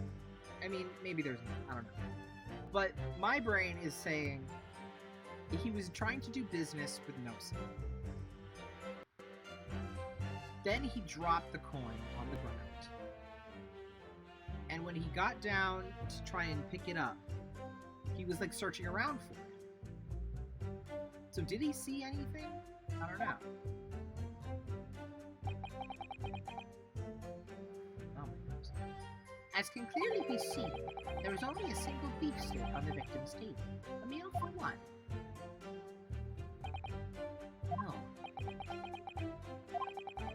The antiques team, the sergeant and the waiter who testified before. It's not impossible that they're all lying. But if so, then why? If I'm perfectly honest, I have absolutely no idea. No one other than the black uniformed cadet could have dispatched the arrangement. Well, Yes! Why aren't you telling the truth? What? What did you say, cadet? I clearly remember. There was a woman sitting across the table from the professor. Perhaps one of you might not have noticed. But for both of you to have failed to see the professor's dining companion, it's just not possible. Also, I would like to look at... Oh, there's nothing else on that. Unfortunately for you to find out, it's not just a case of these two witnesses alone. Sorry? The waiter, whose testimony the court heard earlier, clearly stated the same thing. He also said that the victim was alone. That's right. Precisely. In other words, you are the sole proponent of this phantom lady. But I... If such a woman were indeed present at the scene, the prosecution demands to see proof. And if no such proof exists, the prosecution demands that no further mention of this phantom woman be made. It is a blatant waste of the court's time. There's nothing I can say to that.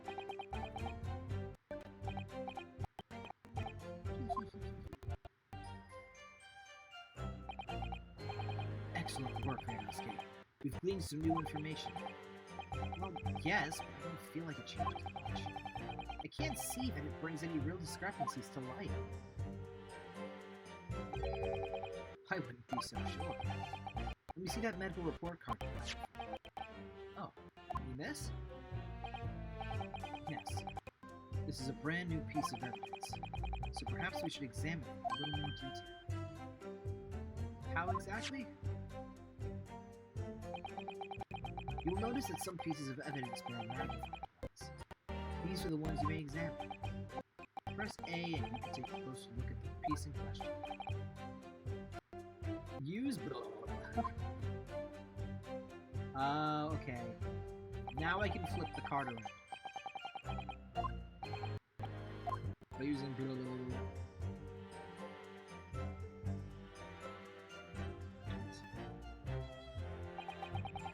You can move the crosshairs around how moves. If the crosshairs start to pulsate, press A to listen. So, partner, I think you should take a closer look at this medical report card. See if there isn't something new to be learned by examining it in more detail. Alright, I'll see what I can do. I need to use and A to inspect any areas of the evidence that look suspicious.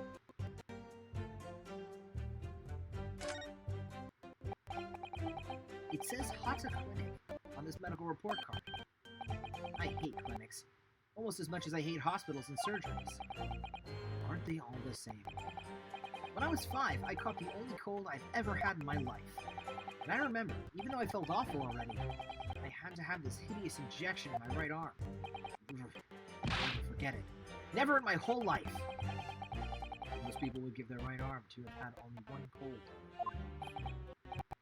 Anyway, I don't think this is a clinic where they treat people for illnesses like that. Let's keep looking for clues. We don't want to miss anything.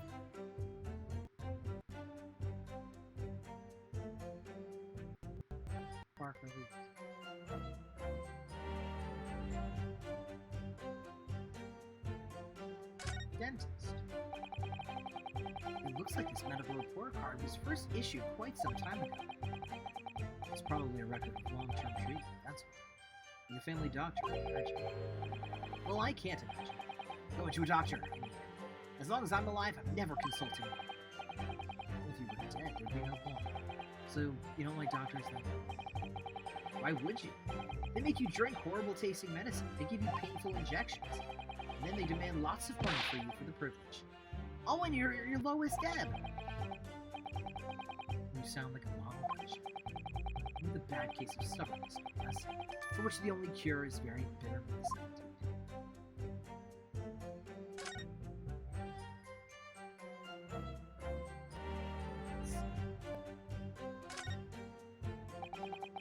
Let's have a look. This is some kind of medical history. Ah, there's an entry for the day the professor was killed. Extraction of molar, topical anesthesia. Extraction of molar? You mean he had a tooth taken out? It seems so. Just before the incident, he'd had a bad tooth. Perhaps they used laughing gas. That's the most modern practice in the West. Yes, I've heard of this anesthesia. Although it's hard to believe there's anything that can actually stop you from feeling pain. There's a cautionary note from medical practitioners. Strictly no food or drink besides water for 3 hours post-procedure, until anesthetic effects are released. Really? Sounds like information worth bearing in mind.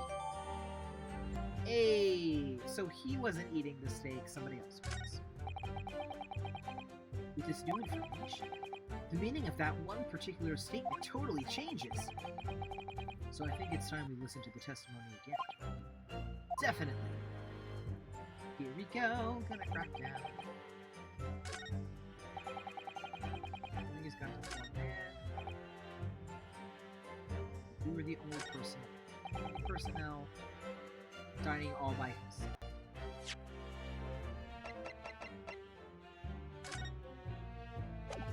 Okay. Yes! Got him. Hello? Well, I think, About what are you withering, lad? Call yourself a lawyer? I wish I could. First and foremost here, I'm the accused. Ryunosuke. Everyone stumbles on their words occasionally. Under the circumstances, I wouldn't worry about it. Thanks, Kazuma. I could see it quite clearly in that cross-examination I just carried out. When you raised your hand straight up like that, so purposefully, you knew exactly what it was you wanted to say. Don't feel like you have to choose your words carefully. Just say what you're thinking. All right. And thanks for the advice.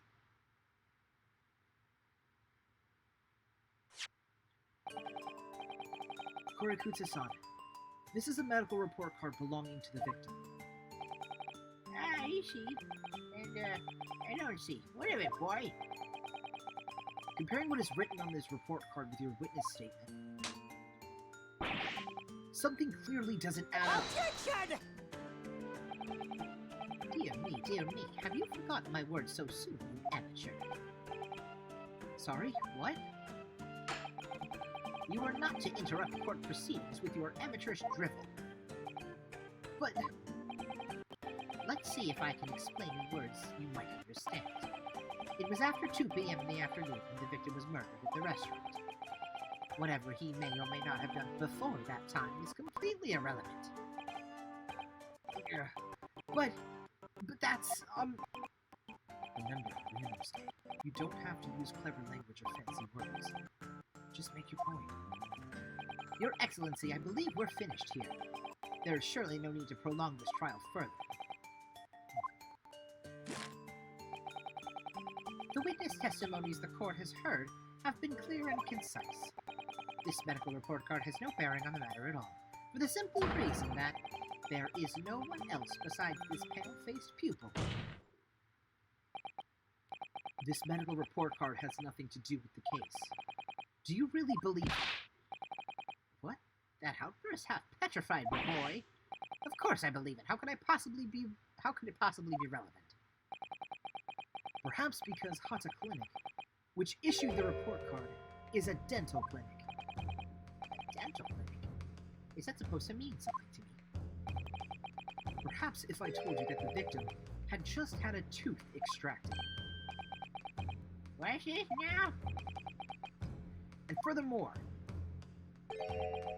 if I told you that as a result, the victim had been forbidden from eating. Just what are you trying to say, Cadet? He had orders not to eat? So what? It's all written up in here. No food or drink other than water for 3 hours post-procedure, while anesthesia wears off. What? No, that can't. Korakutsu-san, What, boy? What?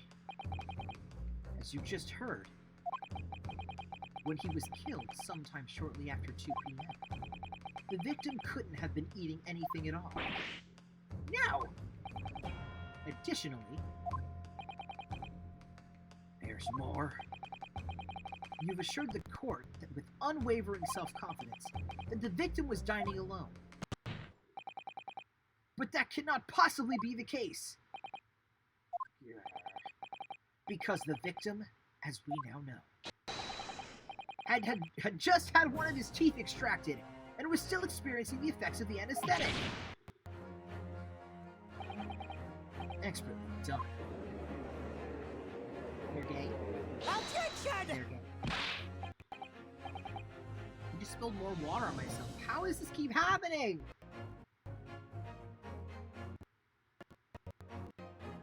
I hate it. I hate it. I hate it here. I'm just all drenched now. It was the gay. I drank it, was like, oh, damn. What? What is this nonsense, you little upstart? These are baseless accusations. Just look at this photographic evidence. You can clearly see the plate of food at the victim's Objection! Use your head. That's the very discrepancy we're talking about. Or can't you follow the logic? How? How dare you? I think it's fair to say that the tables in this restaurant case have turned. Wouldn't you agree, Leonowski? Yes, most definitely. So, having just undergone some dental surgery, the victim was unable to eat. Which leaves one very crucial conundrum. Who, in fact, was eating the pictured beefsteak? The court will hear the opinion of the defense on this new puzzle. I assume you're ready, counsel? Counsel? Oh, that means me, doesn't it? Right. The answer to this question is going to be pivotal. This is the start of you turning this trial around. Show them what you're made of. Got it. So, the person eating the steak at the victim's table must have been an as yet unknown third party. Obviously, it can only have been someone else who was sitting at the professor's table. You will not let this go, will you? There was no such person! There was, because I saw her! When the incident occurred, we know that the victim couldn't have been eating anything. Yet we have evidence of a half-eaten steak on his table. Therefore, the only logical conclusion is that there was somebody else there eating it. We have strong evidence to support our assertion. It's clear that these witness testimonies are unreliable. If the court decides to push through a ruling at this stage, we will lodge a formal complaint with the Ministry of Justice and pursue a fair retrial, relentlessly. Kazuma? Are you insane? You would take on the government! Don't worry, counsel. I have no issue with you. What do you mean? I have issue with them, the two witnesses in the stand. What are you talking about? We have demonstrated with evidence that the victim was not alone. So, if it now turns out that the two of you deliberately lied and given your testimonies, obviously you will be charged with perjury. Perjury? And, since this is a murder trial, you will also be deemed complicit in the killing. Complicit? Murder? No! Little baby. Negative. There was no mention of this at the tactical meeting. I was just following orders. That's right, as the man says. Just say you never saw the gentlewoman. That's what they told us. Oh. What? What did you just say, Kurakuta-san? Oh, You were just following orders? Now hold on, Dad. I was, Say you never saw the gentlewoman? When you say gentlewoman, do you mean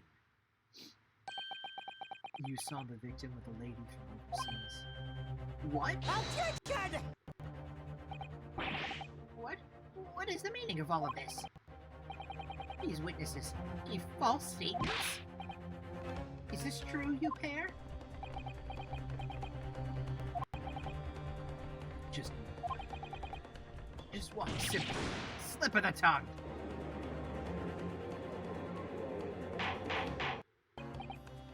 Order! Counsel, explain what's going on here. It's painfully clear now. You tried to prevent these witnesses from telling the truth. Absolutely not. The prosecution knows nothing of this. Then who's behind this? Who tried to make you keep your mouth shut? Well, That's classified. So, you're prepared to be tried as a conspirator to this murder, are you? You wouldn't. This can't be happening! Ryunosuke, judging from the way they're reacting to this, I'd say you were sworn to silence by someone with considerable influence. However, I don't believe Ouchie had any idea. What are you saying? Hey, hi Nessa. I mean, to wield that kind of influence, there are only a handful of possibilities. It could only have been the government, the military, or police, I suppose. Any ideas about who might be behind this? If we can affirm who tried to silence these witnesses, then we can continue our pursuit. So we need to name whoever it was that tried to make the witnesses keep their mouths shut. Of course, we need evidence before we make any further accusations. Evidence that proves whoever it was really did wield his or her power. But how? How could we possibly? Remember how we made progress before? We examined this piece of evidence in more detail and found new clues and results. Oh, it's gonna be the business card. Oh yeah, that's right! Well, that's not the only piece of evidence we have, is it? We need to re-examine everything. Make sure there's nothing we missed. There's no time to lose. I want answers! If it's proven that these witnesses have been manipulated, I assure you the penalty will be severe. Can you look at it? Let's see. This plan of the restaurant raises a number of questions, I think. Definitely. It's supposed to show the relative position of everything in the room is following the incident. But there's nothing to show the woman you say you saw there. Exactly. That's not all. Look here in the upper left, where it says kitchen. Oh, yes, what of it? No one would use those complicated characters to write kitchen, especially not if they were in a hurry. You don't remember those characters yourself? Study her. Boom! Wow! Chief Inspector Satoru Hosonaga, Primary Criminal Investigation Division, Imperial Police Bureau. He's not a waiter. Wow, that's unexpected. What is? Look, do you see it? It says the witness's name here. Satoru Hosonaga. Well, yes, business cards do tend to show the person's name. That's sort of the point. It's not the name that's unexpected. It's his job to His job? Oh. Chief Inspector Satoru Hosonaga. Primary Criminal Investigation Division? Imperial Police Bureau. Inspector? What on earth? I have no idea. And let's face it, police have a lot of power and influence. If they're wielding it somehow here. Oh boy! Okay. So... Please, wait. Your Excellency, I had no idea about any of this. I swear to every Shinto god, I knew nothing! And what does the defense have to say about all of this? Well, Your Excellency, I'm trying to think. I'm just going to have to close my eyes. Shout out the first name that comes into my head. Really? That's all you're doing? Is that how we're working with it? Besides the prosecution, the only person with the necessary influence to manipulate the witness is you. Satoru Hosonaga! Yes! Well, surely that would be Satoru Hosonaga-san. Hosonaga-san? The waiter who took the stand. Objection! Poppycock! What possible reason would the waiter have to make these witnesses give false testimony? Not to mention the fact that even a head waiter could not possibly have that level of influence.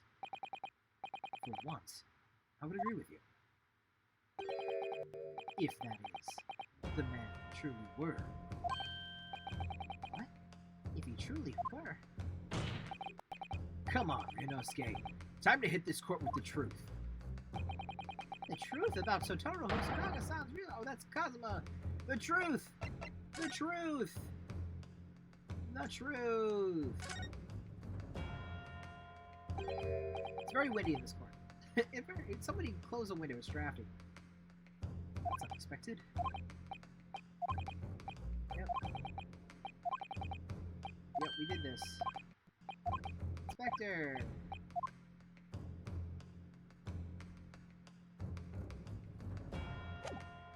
Oh.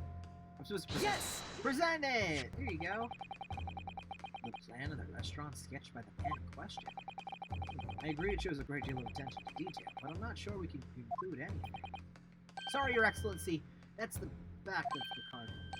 It's the back of the card. That's of interest.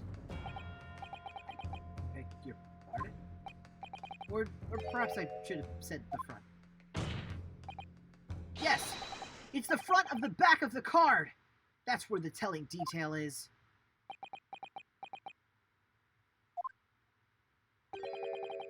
Somebody please explain what this overexcited student is trying to say. Hosonaga-san sketched the plan of the restaurant on the reverse side of his business card. The front of that business card reveals the man in question's profession. His true profession. The waiter's profession? But that's surely... Good gracious! That's right, Your Excellency. The card reads Chief Inspector, Primary Criminal Investigation Division, Imperial Police Bureau. What? The waiter is a police detective? I haven't heard any mention of this before. Why haven't I heard any mention of this before? The Imperial Police Bureau has immense power, absolute power, as far as regular civilians are concerned. So, witnesses, they're in the stand. Was it in fact the waiter who gave you your orders? Was it he who told you not to mention that you'd seen this foreign gentlewoman at the scene? Well...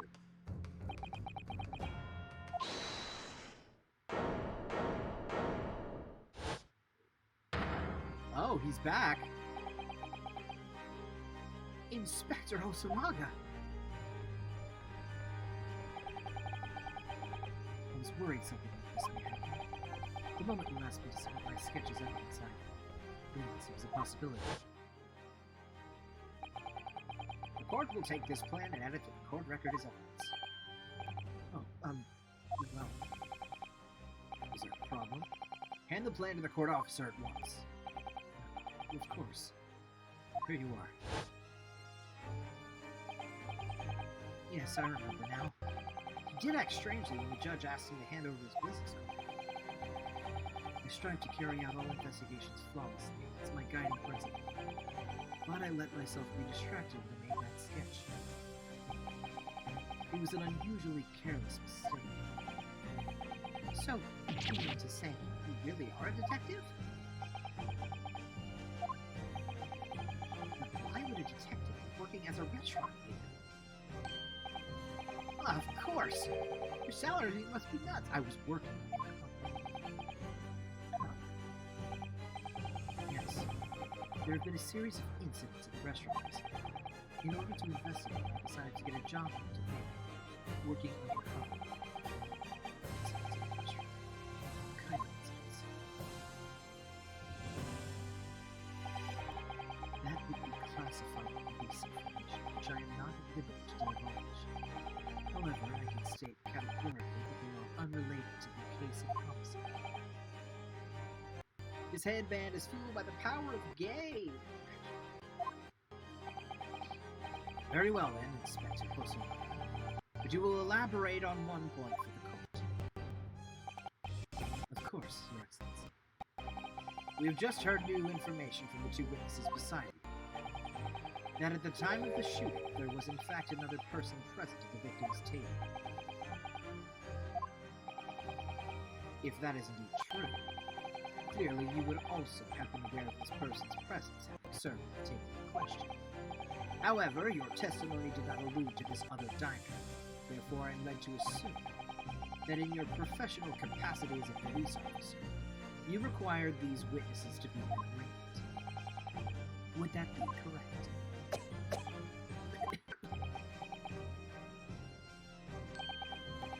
Correct, Your Excellency. Unbelievable! As I suspected.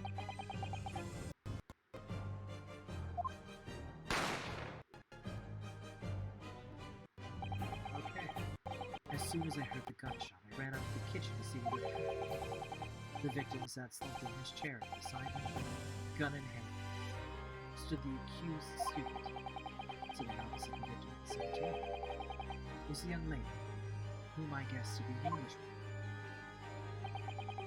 So, the truth comes out. We immediately sealed off the restaurant and reported the incident to the bureau. It was then that I received some special orders. Special orders? You mean to say, remove the Englishwoman from the scene at once? It was made clear that the Englishwoman's presence at the restaurant was to be concealed. Those were my orders. But what if this Englishwoman was the killer? I think it would be in Captain's best interest not to pursue that deal. The Empire views the friendly terms in its relationship with Britain more highly than any friendly friend. An Englishman has been murdered on our soil. Should aim an Englishwoman as a primary suspect. Well, without irrefutable evidence, that would be completely out of the question. So, that's the reason for the disappearance of the Phantom Woman in this case. But it's not right!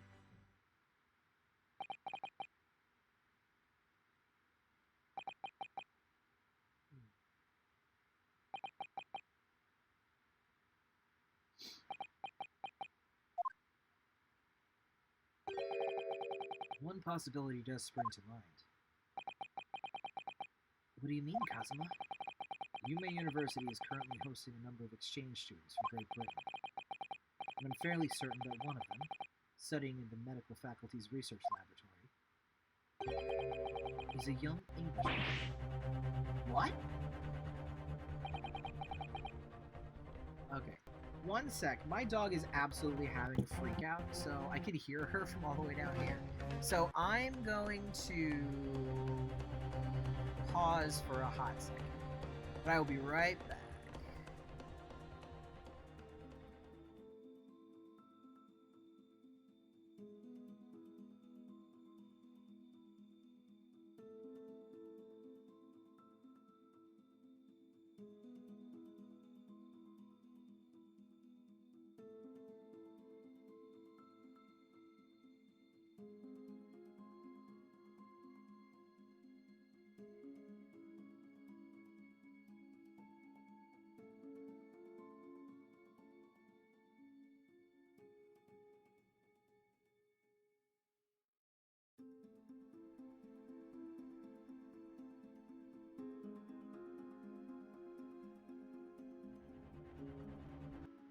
Okay, and we're back. Just had to figure that out. Alright. You're a shrewd man. You can see why you're the chosen candidate for the overseas study tour. You mean, when I removed the woman from the scene of the crime, I thought it prudent to check her identity first. The court demands that you name the lady in question at once, Inspector. The Englishwoman sitting at the university professor's table is a certain Miss Giselle Brett. She's indeed a former student studying in the research laboratory at Yuma University's medical faculty. Faculty! That's the word, not facility. I can't read for some reason.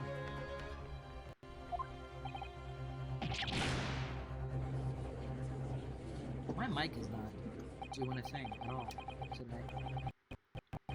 Stay still, you ding-dong. Stay still. There we go. Sure, we'll go. I admit that under orders from the police bureau, I erased all evidence of this lady's presence at the scene, and ordered these witnesses to make memento for their testimonies. It must now be up to your excellency to decide how to deal with this situation. Very well. My thoughts on the matter are as follows. Thus far, the case presented to the court has been underpinned by a particularly critical premise. Namely, that the victim was dining alone. However, as we have now discovered that this premise is false, it would be a desecration of our justice system to ignore the truth and give a ruling at this point. Objection!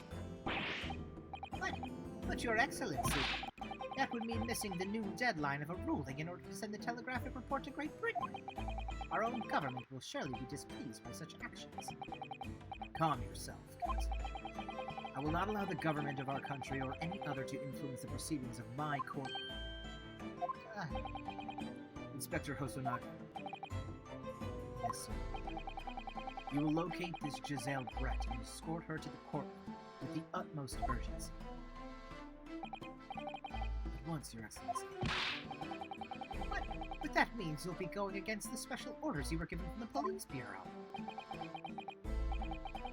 As I said before, it is my guiding principle to carry out all investigations flawlessly. So, it won't be a problem.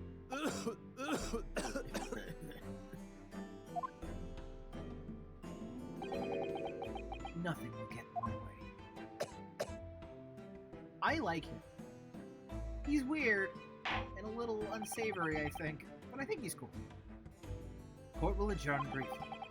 The prosecution must call the English student Giselle Brett to the witness stand. Do I make myself clear? Yes. Your Excellency. Good. Then we will have a 30-minute recess before reconvening. Ooh, we're figuring it out. Also, I will not spill.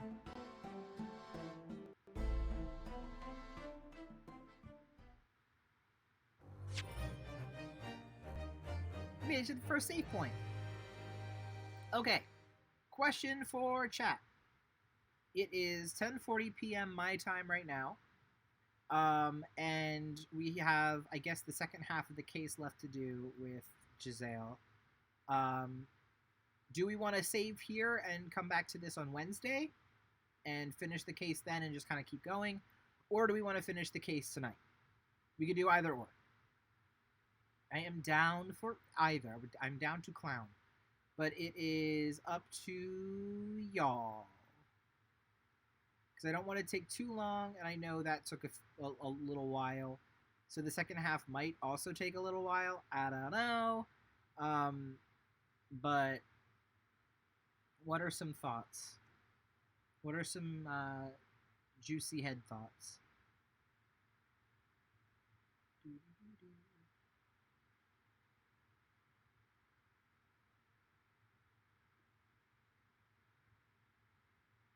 Anybody?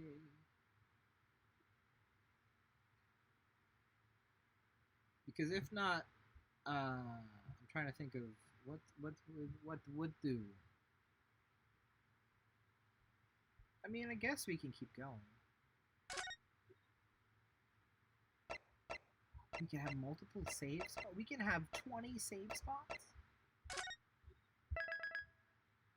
That's sexy.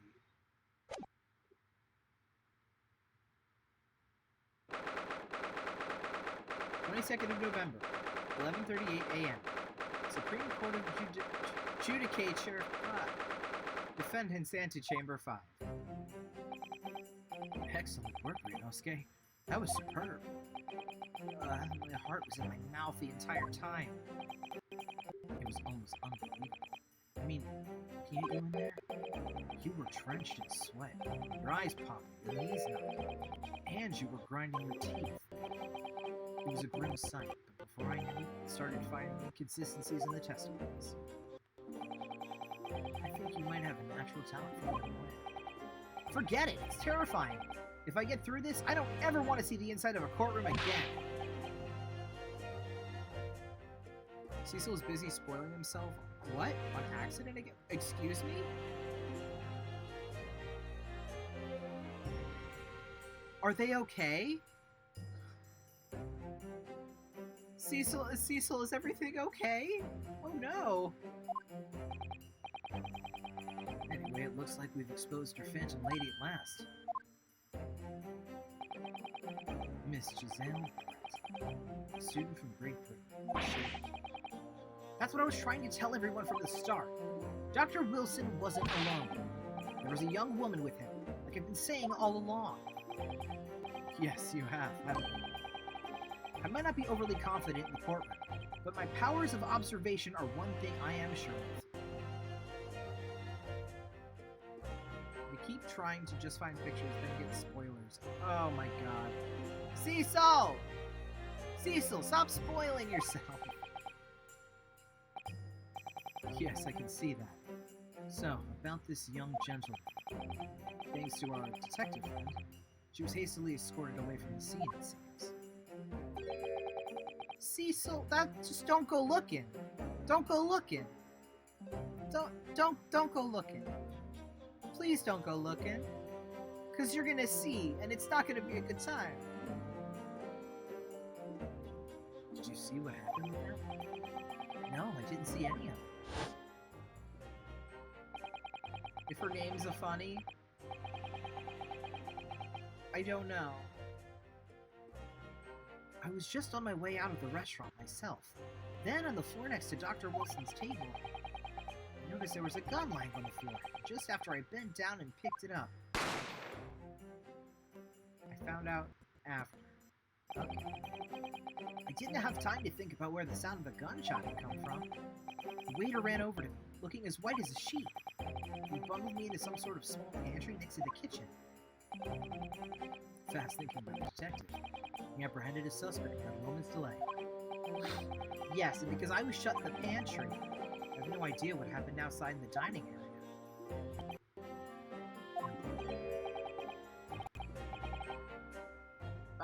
Oh, this was the J. Jonah Jameson guy. Ah, there you are. Well done, both of you.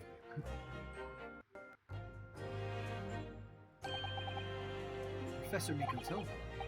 Well, it seems I was right. Perry, you make an outstanding team. You've exceeded my expectations, I have to say. Yes, it seems you planned this from the start. You arranged things so that I wouldn't be able to act as a lawyer in this trial. Our modern country is still in its infancy. Our justice system, even more so. He just wants more pictures of Spider-Man. Which is why I firmly believe that we need to send our brightest young stars overseas to learn all they can. I wanted to avoid a situation that may have resulted in your study toward a Great Britain being canceled. Well, it makes no difference. Lawyer or otherwise. If I'm the kind of man who can't keep his best friend avert the worst crisis of his life, I shouldn't waste everyone's time by going to study overseas. What? What are you saying, Kazuma? So that's your stance. I was afraid you'd feel that way. Kazuma? Well then, looks like it all comes down to you. To me? Yes, you need to prove your innocence and uncover what really took place in that restaurant. I must say, I very much want to know the truth. After all, I have a personal connection to this case. Come to think of it, you said the same thing earlier this morning, didn't you? If you don't mind my asking, Professor, did you know the victim? Yes, I did. As you're probably aware, Dr. John H. Wilson was a visiting professor at UP. It was I who invited him. Oh, I see. I didn't know that before. Anyway, you're about to go into battle. The victim was a university professor from Great Britain. A well-known one at that.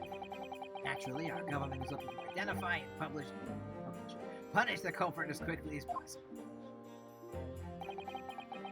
Let's not forget who we're going against.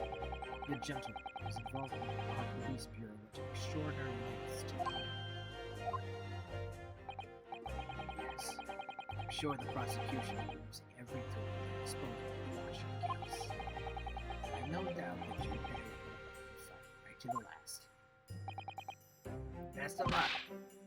Thank you. Now then,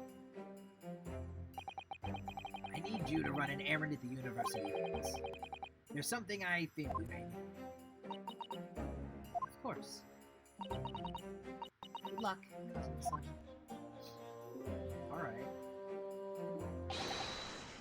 Defendant Naruhodo, when recess is over, please make your way back inside the courtroom at once. It's time. Let's get back to it, partner. Let's go in there and deal a decisive blow. Before those old fossils in my head. Goddamn.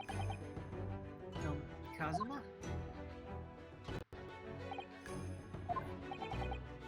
Thank you. Really. What for? Well, if you hadn't said you believed me, then I'm fairly sure I'd already be found guilty by now. Your Honor! It's gay. Look, I have faith in you. As a lawyer and as a friend. Coming from you is a lot. If I'm found guilty in this trial, he's really going to give up on his dream of studying abroad. It's the kind of true friend he is. If you win the case so they kiss, maybe. So this isn't just my battle. Whoever we're up against, we absolutely cannot afford to lose. Alright then. I'll save the thank yous for after the trial. You can treat me to one of those sukiyaki rolls I like from Yume Cafeteria in University. With an extra large portion, of course. I love you! I love him. I love him. 22nd of November, 12:09 p.m. Supreme Court adjudication. Quarantine. And I didn't spill anything on my body this time. Alright, let's see what this Giselle Brett looks like. Court hereby resumes the trial of Ryunosuke Naruto. Prosecution, Aoshi. Have you managed to subpoena the witness? Yes, Your Excellency. Against all odds. Thanks to a certain strictly, the prosecution is now under rather painful scrutiny from the government. Sorry. The government scrutinize. It's their job. It's nothing new. It's highly unlikely the good relations we forged with Great Britain will emerge from this trial unscathed. Will you still think it's nothing to worry about when the new treaty breaks down and our nation's flounders, I guess? Again, terribly sorry. The friendship between our nations is really so fragile, and the treaty isn't worth the paper it's written. You really have nothing to worry about. What do you mean? A secret trial, anxiety over some foreign government's opinions, a bungled investigation, missing witnesses? Is this what our nation's justice system is? Is this the Supreme Court of Japan or of England? Shut up! Shut up, you jumped-up ruffian boy! You and your friend know nothing. Nothing of the situation our nation finds itself in. By aligning ourselves with this great world power, we'll become stronger. Diplomacy has never been more critical. Steady political maneuverings is what will secure our futures. I won't deny that I'm no expert. I'm just a student, and one who could arguably study harder, too. But standing here now in our Supreme Court, there's one thing that I feel very strongly. A country that fails to uphold the truth in its justice system is a country with no future at all. Damn. Tell it like it is. All said, despite the wide-eyed look of terror. You little brats! Thank you, Counsel. This court is the pinnacle of our nation's justice system, and exists solely for the pursuance of truth. With that in mind, this trial will now resume with the next witness to be stand. The visiting student from Great Britain, Miss Giselle Brett. Yes. Your Excellency. Alright, let's see her. Oh, hello. What?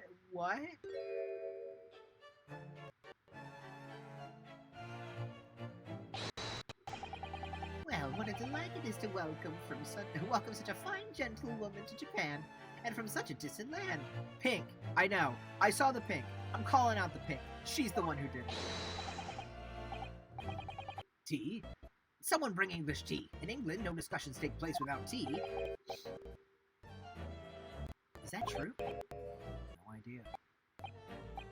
So, Could we possibly trouble you to state your name and occupation for the court?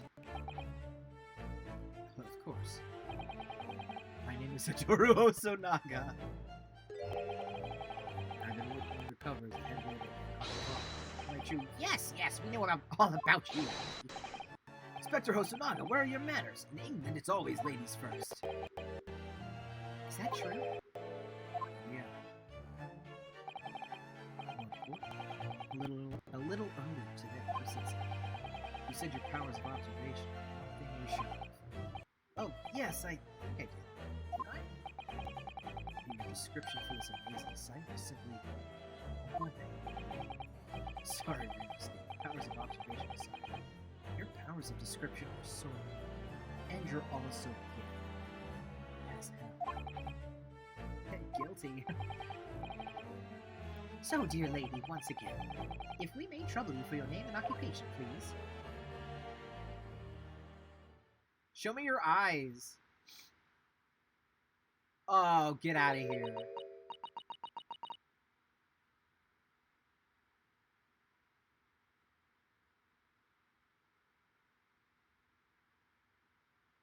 She doesn't speak Japanese. Oh no.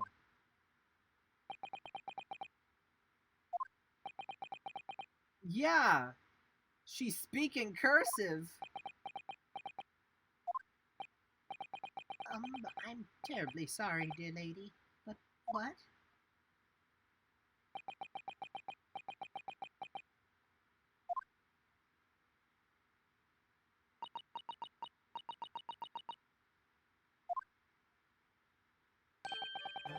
The lady says her name is Giselle Brett.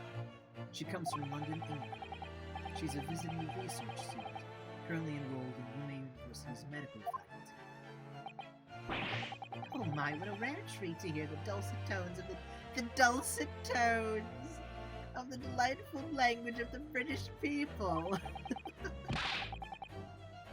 Air Flamingo, it's so good to hear dulcet tones. There you go, Olivia.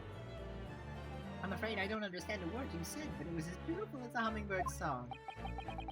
As far as I can tell. The detective is translating her words faithfully. Oh, I should sit up and take another sip of that, huh? Yes, I agree. Because these voices hurt my throat. Ah, yes. You'll obviously do fine in England, Kazuma. Her English doesn't rattle you at all, does it? You've clearly been paying attention in your English classes, Remusuke. The court thanks the beautiful lady for taking the stand. Now, if we may trouble you to confirm something, Miss Brett. 3 days ago, a restaurant called Le Carnival, a grim murder took place. The court has been led to believe that you were dining there with the victim, Dr. Wilson, at the time. Is that correct?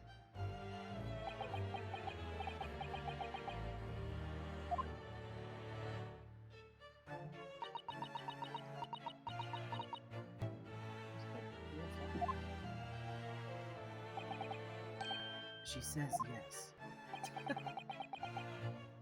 This could take some time. So even though she's studying here in Japan, she can't speak any Japanese.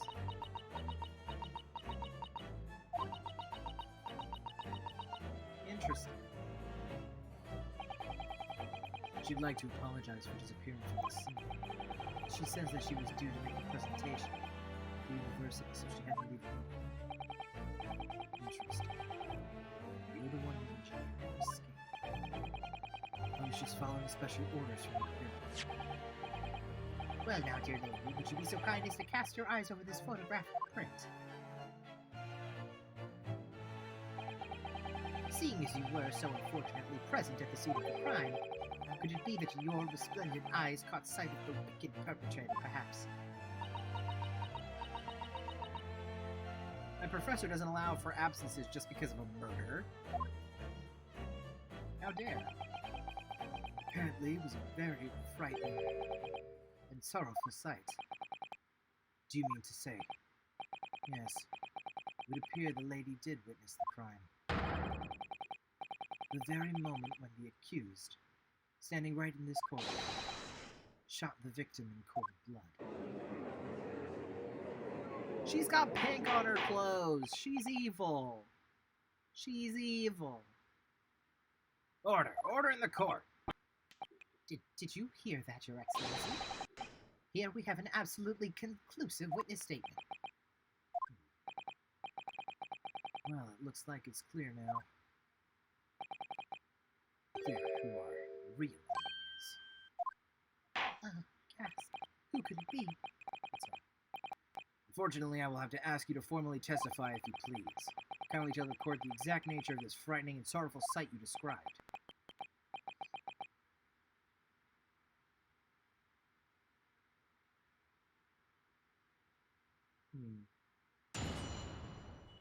How are we gonna do this?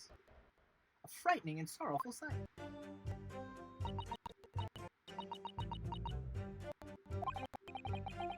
I had arranged a meet for a slightly late luncheon with Dr. Wilson that day. The professor was unable to eat, so I ordered for myself only. Beef steak. After a while, the accused came up to greet the professor. They got into a fierce argument. And not long afterwards, the accused took the professor's gun and shot him right before my eyes.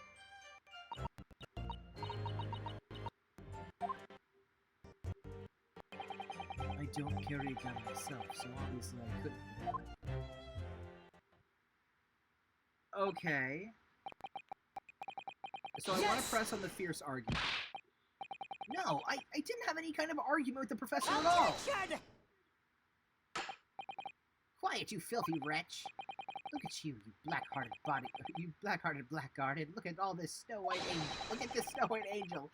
I'm sure even a dark-minded scoundrel like you can imagine whose words the court is going to believe. You're still making the same mistakes, Renosuke. You mustn't blurt out when you're goaded like that. It's a lesson you need to learn. But he's so annoying! Of course, I was at the scene as well. I took statements from this lady and the two witnesses who testified before, and reported back to the Bureau. It was decided that Miss Brett was not involved, so I let her go. The testimonies of the last two witnesses were completely worthless. Well, even so, on the day in question, the lady was wearing the same outfit as she is today. As you can see, there's nowhere about her person where she could conceal the fire. Her hat! Her hat! I would think she could hide a gun almost anywhere in that outfit if she wanted to. Unless and until the precise location where the witnesses to have hidden the weapon could be shown, this is moot. There are no pockets in my hands. I have nowhere to hide a gun. Thanks to the witnesses on the board. That's ridiculous! If only I was allowed to lift up her dress, I could prove it to you again. Don't think about doing anything rash. But I didn't fire the gun I picked up! There must have been another gun there that day. You're right about that. Which means this lady was hiding guns. Yes, that's what we have to prove. To do so, we need to pull her testimony.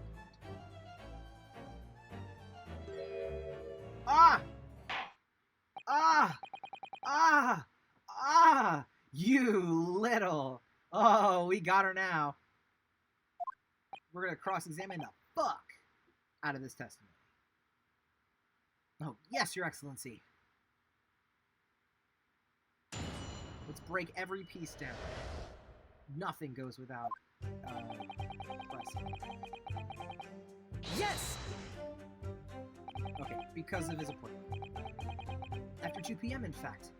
That's really quite a late lunch, isn't it? Objection! You don't keep up with the latest fashions for the do you? Late luncheons are in vogue, isn't that right? No. Decisive English is quite distinct. The gentlewoman is currently working in the victim's research laboratory, it seems. So it was apparently a daily occurrence that they would lunch together. I love the word lunch as a word. Like, yes, we are going to lunch this evening. Like, going to do it. Like, ah yes, we were lunching. Like, that's so pretentious. On the day in question, the victim had another appointment at the clinic first. Yes, which we can prove from the medical report card that was submitted as evidence earlier. That's right. Miss Brett and the victim went to lunch following the victim's treatment, which is why it was so late. Yes, that all makes perfect sense. Such wonderful logic. What a shining example of English intelligence this fine gentlewoman is. So you both arrived at the restaurant, which happened, or what happened was. The professor was unable to eat, so I ordered for myself. Yes! That checks out, but I still want to. He was unable to eat, you said. Silence, simp! Sit down, simp! And that was because he just had a tooth removed at Hada Clinic, correct? That's right. You're supposed to actually check with the witness before answering. Was Miss Brett aware of that fact? It seems so, yes. She'd heard that the professor was to have some dental treatment.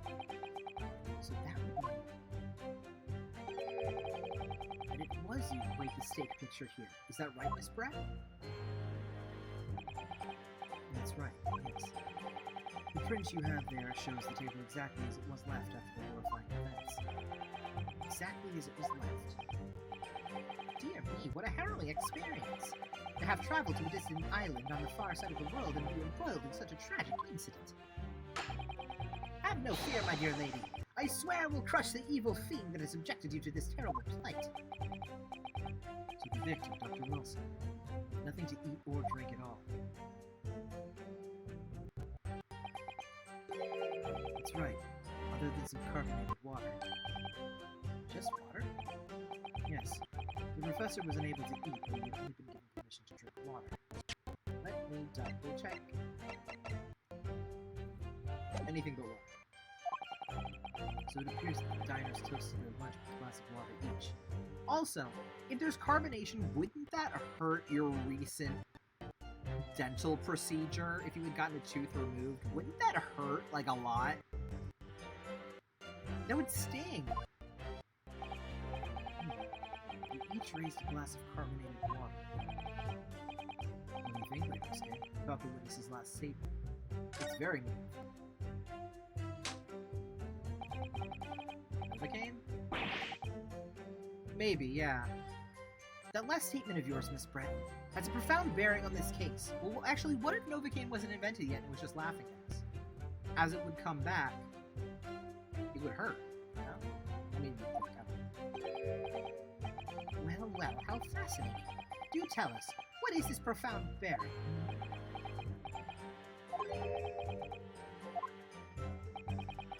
The significance of the statement became apparent in time's way. The defense calls for the witness's last statement to be formally added to the testimony. Now sidestepped, counsel. Very well, Miss Brett. Kindly repeat what you've just said be added to your official testimony. Gladly, she said. Brilliant, Kazuma. That was brilliant, Kazuma. I'm going to remember that one. Which one? The significance will become apparent when the time is right? I could really use that phrase. I hope there are some more tips you're picking up from this experience that you understand. Okay. In order to be safe for myself, and the professor and I said cheers over a glass of carbonate. Yes! Tell me more. So both you and the professor drank this carbonated water, did you? Yes. Being the waiter, I poured the 2 glasses myself. I clearly remember doing so. Except you're actually a detective. And beefsteak. That was for you, Miss Brett. The lady said that she'd heard it was not customary to eat beef here until Japan had the source of the world. Yes, that's true. What a frightful place, as the lady said. And I've heard it's not customary to eat sashimi in Great Britain. Now that's frightful. Every country has its own cuisine. As long as people have food to eat, it doesn't matter what it is. True. Come to think of it, the first time I tried carbonated water was much more of a shock than the first time I tried beef. But anyway, back to this witness's statement. Somehow, I feel like there's something out of place in what she's saying. You need to pounce on even the slightest thing, because you never know what might lead us to our goal. The goal of turning this trial around. A turnabout, one might say. Understood, Hazard.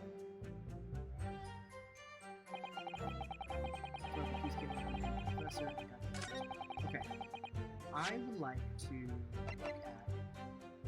So... Okay. This is the picture after the crime scene, and there is no drink. Yes!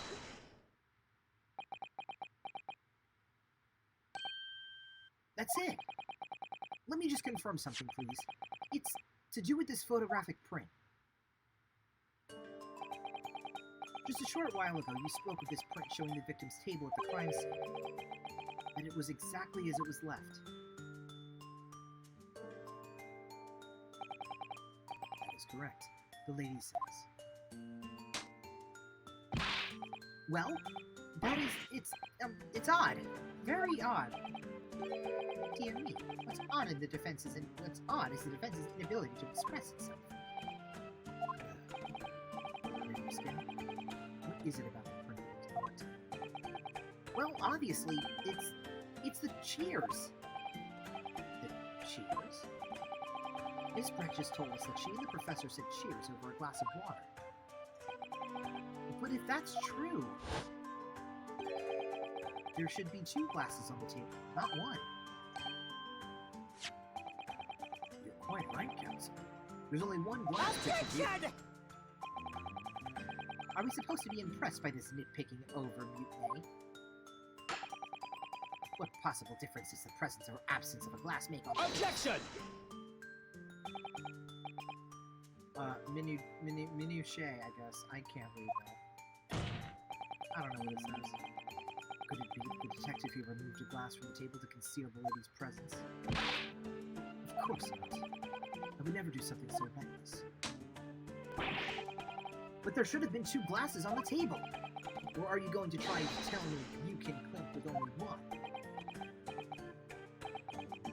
You're quite right. I certainly took 2 glasses to the table.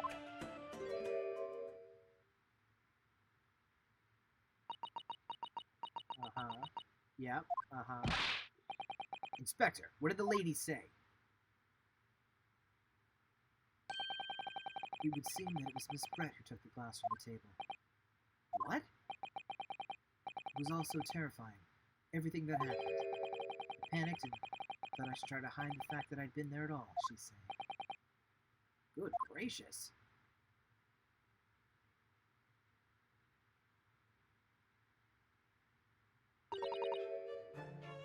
Sorry. I don't like it. There. As I assured the court before, there is no consequence at all. Oh, please. You must remember that this student had just murdered this lady's luncheon companion before her very eyes. You could blame her for concealing a glass or 2 in her state of disarray. That's absurd! Oh, really? So do we take it that you are now going to accuse this vulnerable young and beautiful woman of mischief? What? No. This can't be put down to mischief. I'd like to know exactly how the lady took the glass from the scene. It would seem that she slipped it into a small handbag she was carrying. Handbag! A handbag, you said? Yes, sir, a small handheld pouch commonly carried by multitude of women. So the beautiful lady has very graciously explained how and why she removed the glass from the scene. However, the fact remains that this glass has absolutely no bearing on this case. This student has been trying to confuse the court with logical reasoning, but in the end it comes to nothing. No more pretentious accusations. You've wasted enough time already. Indeed, the ladies offered a satisfactory explanation as to why she removed this glass. I think henceforth we can consider the matter to have no bearing on the case. Counsel for the defense, are you in agreement? Well, I don't know. You want to pursue this matter further? You're going to need to show that there's some deeper significance. Yes, you're right. So she took the glass away. There's a deeper significance there. It's the handbag. Wait, the lady put the glass in her handbag, you say? Yes, do try to keep up. It's already been explained to the court that all English gentlemen carry handbags for small items. Let's see. A little while ago, Miss Brett stated the following. There are no pockets in my outfit. I have nowhere to hide a gun. But what she forgot to mention was her handbag,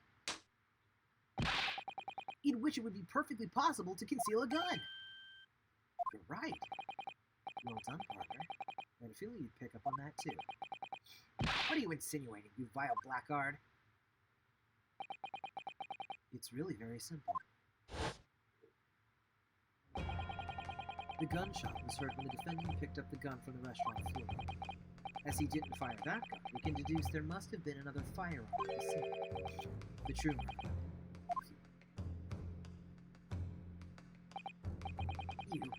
You can't seriously be suggesting. Inspector Hosonaga. Yes. Did you or did you not search Miss Giselle Brett's handbag on the day of the murder? No, sir, I did not. As I thought. In other words, another gun, the one that was actually used to kill the professor, could have been hidden in Miss Brett's handbag. No! Yes, it's true, it could have. Order, order, order! What is the meaning of this, Inspector? The meaning of what? Prosecutor Ouchie. Why on earth did you not have the lady open her handbag and show you the contents at the time?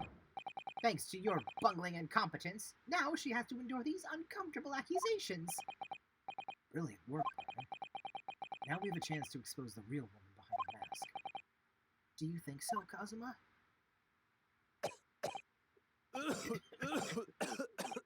Oh, he's having a tough time. Well, what a sorry situation. Clearly you have no faith in the police.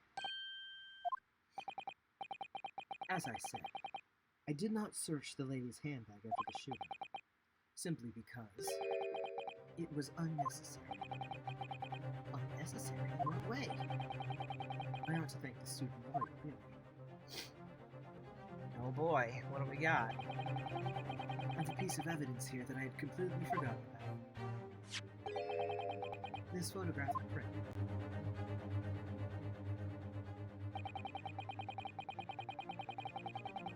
How did you forget this? This print is of a photograph that I thought would be prudent to take immediately after the shooting. As you can see, it clearly shows Miss Brett's handbag. I know. You can see right through to what's inside. That's right. Apparently, meshwork bags like these are at the height of fashion in London. So the contents are clearly visible. Exactly. So there was no need to search the lady's hand. If there had been a gun inside, it would have been immediately obvious. Yeah. As you can see, there's nothing to imply Miss Brett's guilty.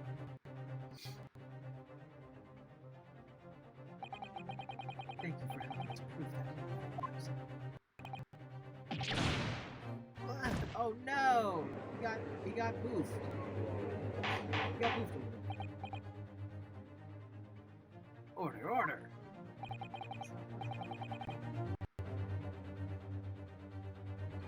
Inspector Hosonaga, you will submit that print as evidence at once.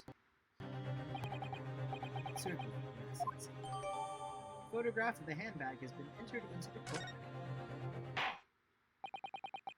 I think you've had long enough to cross-examine the witness, counsel. Oh no! He's doing the Phoenix thing where he is upsetty spaghetti. The court has now been shown considerable evidence, as the photographic print just submitted into the court record appears to have no further significance. I am satisfied that there is no longer any room for doubt in this matter, and I must make my ruling. Indeed, and there is only one logical conclusion, that the pathetic rookie slumped over the bench before us is the only possible perpetrator of this crime. No. Just when I thought I was beginning to turn things around. I'm in a worse situation than I was at the start. Oh, he's not feeling it either. Kazuma? I'm sorry. Now that the cross-examination of the witness is over, there's no way to force the trial.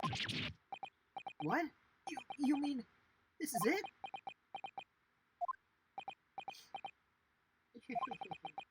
I must say you put up quite a fight for a rookie student.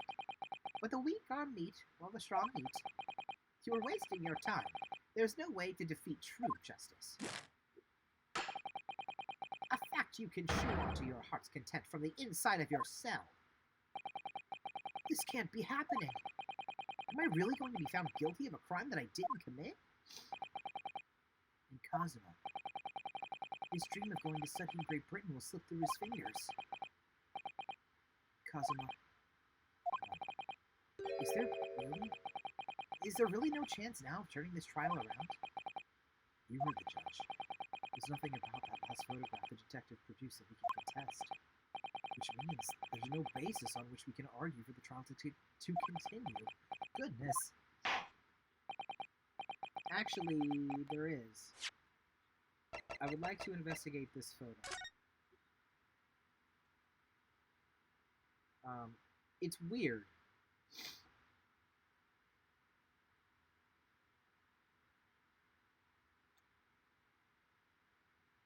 Wait.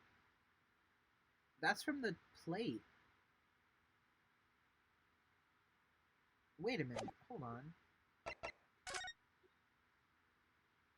That's from the plate here. That doesn't make any sense if he wasn't eating. Huh. Very well. I'll now proceed immediately to the ruling. It seems we will be unable to report to the British government on time. We will be able to report to the British government on time after all.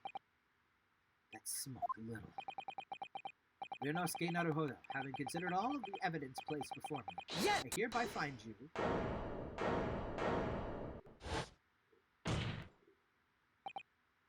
Wait, Your Excellency. I don't think you can rule on this case yet. Objection! This amateurishness is getting tedious. When His Excellency deems that the trial is over, he gives his ruling. That is the most basic protocol of the Yes! court. Your Excellency, just a moment ago, you said this. As the photographic print you submitted appears to have no further significance, there's no longer any room for doubt in this matter, and I must make my ruling. Now, that means that if there was a problem with the evidence, some significant detail, the ruling on the case at this time would be out of the question. Objection! This is blatant straw clutching. Look at this photographic print. All it shows is the handbag the gentlewoman was carrying on the day in question. There can be no problem with this evidence.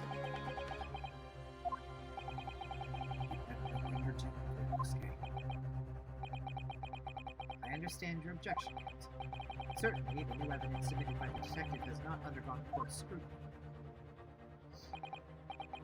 However, I fail to see how we can glean any new information from this handbag. Ah, my thoughts exactly. Really, the prosecution is becoming tired of this rookie's desperate wheezes. Yes, I am desperate, but this isn't a wheeze. There's something about this photograph which just doesn't seem right. If only I could put my finger on it. And he can, because I... Very well, we'll grant the defense one final opportunity. What? You know that if I'm unsatisfied by your response here, the trial will be over with immediate effect. Do I make myself clear? Yes, Your Excellency. So, take another look at the photographic print, Inspector Rosanova. You will identify for the court where in this print we see the significant detail to which you allude. It's actually right there. Yes! Look at this, here. There's a very unusual mark on the victim's wrist. it's true. It looks almost like a bird of some description. Objection!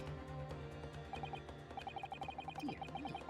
I was pondering what the pitiful you would come out with. Burn, you said, on the victim's wrist. Clearly that has nothing whatsoever to do with the magnificent lady's hand. Yes, that is a burn.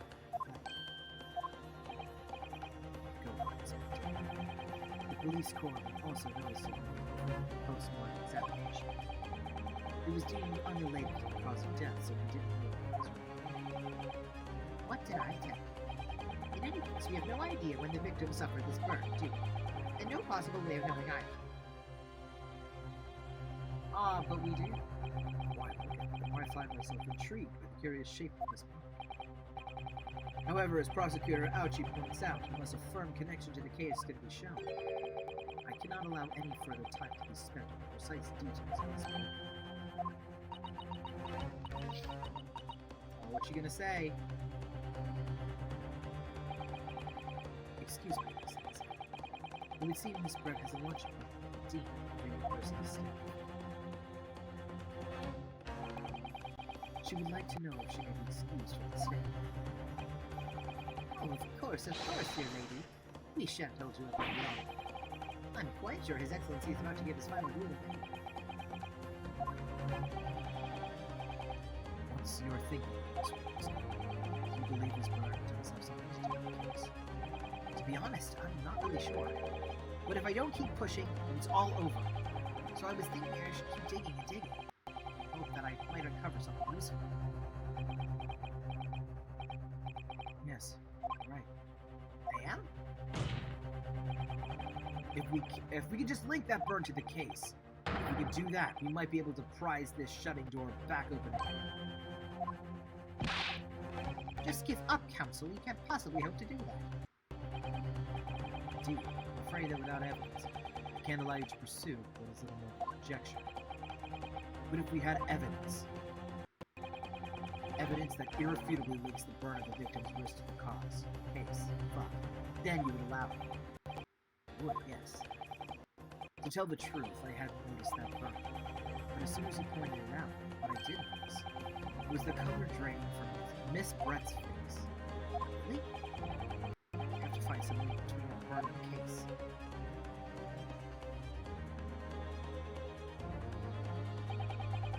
This is the moment of truth. It's time to find some evidence that proves what that burn really means. And we've got it. So then, the defense will now present its evidence to the court. The evidence that demonstrates an inextricable connection between the victim's burn and this trial.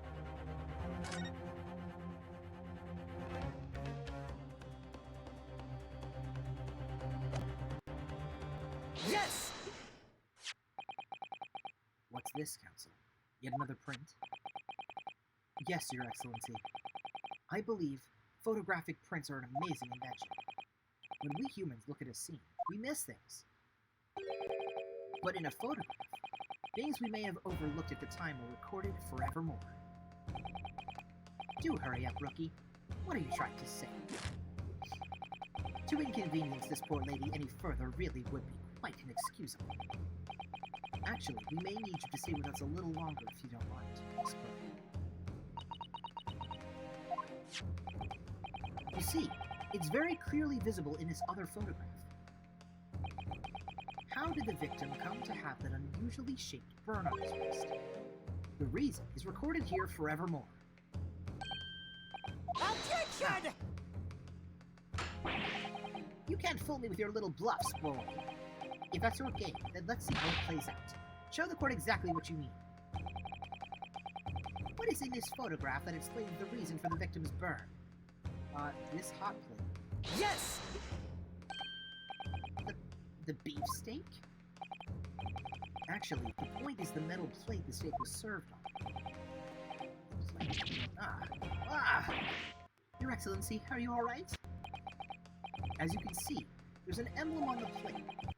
I would guess it's some sort of trademark of the Carnival. Yeah. The emblem on the plate. And the victim's burn are are exactly the same shape. Ah!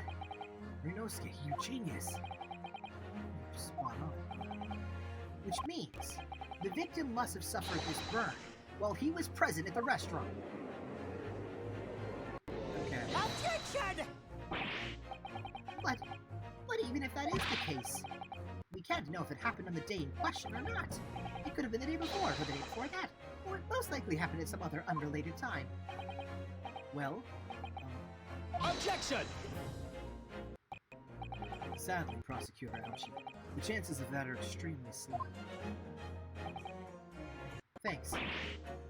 Why? The outline of the burn is clearly discernible. Such a serious injury would have caused quite a commotion in the restaurant. Wouldn't you agree, Inspector Hosonaga? Can't imagine having missed such a terrible disaster, sir. What? I would say, looking at the picture of the woman, it wasn't suffering. And although it's not particularly large, it's extremely well defined, as the defense just pointed out. This was no minor burn, that's for sure. Can you be more specific, Inspector? Well, let's see. If the plate was at around 90 degrees centigrade, a burn like that would have taken around 3 seconds. It's inconceivable that the victim would have let out a scream of pain. I've been investigating the restaurant for several weeks now. I've not heard anyone scream at all. As the head waiter of the Carnival, I can testify to that without hesitation. But you're a detective, not a waiter! No, don't worry. He's fine, he's got it. Yes! There you have it. Something isn't right here. As the detective said, anyone who burnt themselves on a piping hot plate for 3 whole seconds would scream in pain. There's no question of that. Yet Inspector Hosonaga never heard Professor scream. Not on that day. That's right. And the strange thing is, on the day he was shot, I didn't hear him cry out either. What are you suggesting? Well, if the professor had carelessly laid his wrist on the plate for anything like 3 seconds that day, that would be beyond careless, I think, Counsel. And the rest of us in the restaurant, myself, the sergeant, and only a teamster, none of us would, without any question, have heard him scream. Would you agree, Prosecutor Ouchie? Well, yes, I suppose. So the question is, why didn't a single person hear Dr. Wilson scream? I almost don't believe it, Ryunosuke. Do you think he was already dead? Can it really be true? I never dreamt we'd arrive at a conclusion like this, but I'm starting to think that maybe we've been led into a terrible trap.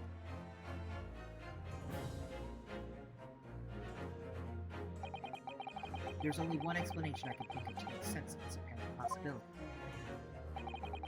On the day in question, when he suffered the burn to his wrist, Dr. Wilson,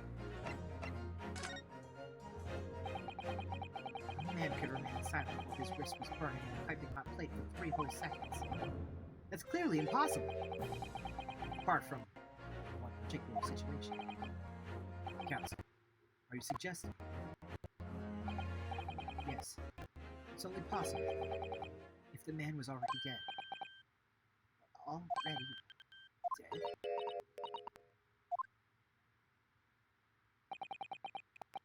Knowing what we know now, it's the only possible explanation. When the beefsteak was brought to Dr. Wilson's table that day, the professor was already dead. That's madness! It is madness. No, it's Sparta. Order, please! Counsel, explain this absurd notion at once. The victim was killed by a gunshot. That's right. That's absolutely right, Your Excellency. This is just another ridiculous ploy by the rookie student. But clearly he has no grasp of facts. Objection! No, Prosecutor Ouchie. It's you who has no grasp of the facts. I beg your pardon? As soon as it became apparent that the victim had suffered a burn in the restaurant, this whole case was turned upside down. Or have you not grasped that yet? Yeah. Your Excellency, the court must hear from this witness again. If it's true, as we now believe, the victim was already dead before the gunshot was heard. It's highly likely that Miss Brett knows something about it. Incredible. I certainly didn't anticipate this twist of events. I'm sorry to say, Miss Brett, but you will have to forget your luncheon engagement. But, Your Excellency. The justice system in our country may be in its infancy, but rest assured all reasonable doubt must be dispelled before prepared to pass judgment. Thank you, Your Excellency.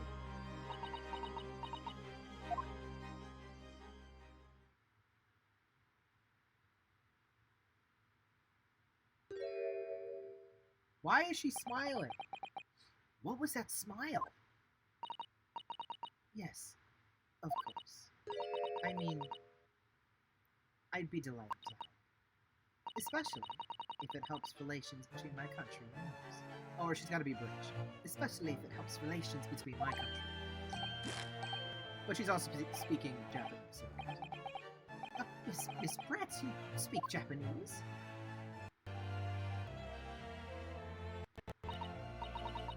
Well, of course I do. I am studying in your country. But then, why have you been speaking through an interpreter until now? My mother tongue, Queen's English, is the most refined and elegant language in the world. As a gentleman, I try to avoid speaking in vulgar terms as much as possible. Damn. Damn.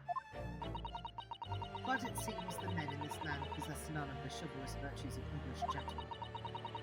So I can see that I shall have to lower myself to communicating with you all on your own.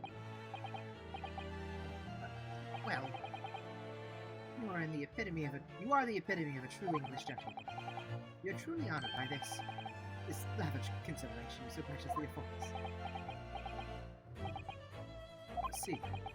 In that case, Miss Brett, I will now ask you to testify in your own case about the events leading up to the death of the victim, Dr. Wilson.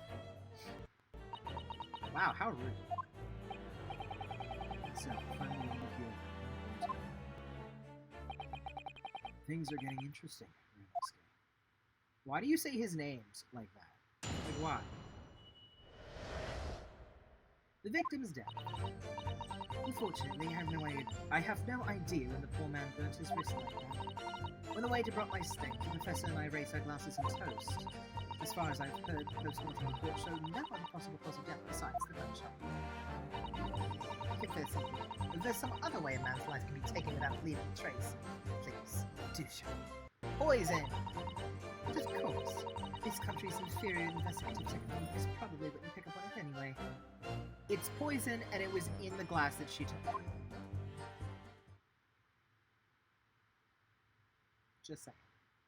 Just saying. That was captivating. Beautiful testimony will go down in the Supreme Court's history. Thank you. Easy does it. I hope that this is the last time I will have to sully my lips with the coarse tones of your unbecoming tongue. Oh, forgive me. I do hope I haven't insulted anyone. Oh, Brett, as in Brit, because she's British. Not at all, not at all. It is a delight merely to hear you speak, dear lady. And it seems very clear from your testimony that this boorish talk of the victim's burn is utterly irrelevant. And why was he talking with a British accent? I don't know. I will be speaking to your country's Minister of Justice about what has happened here today. The Minister of Justice? May that irritating little bully of a student be given the harshest punishment possible. Amen. Huh? Thanks. Is that a prayer thing? Well, I have to forgive your irritations. And put up with a cross-examination. I expect you've noticed that this little bully of a student is doesn't miss much.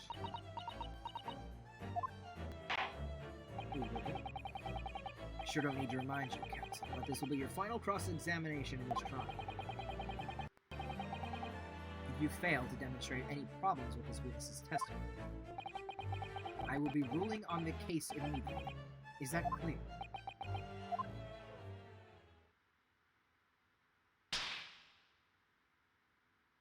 Okay.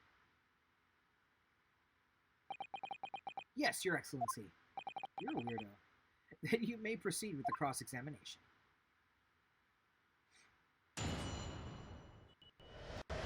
Okay. I have no idea when the poor man would work his wrist.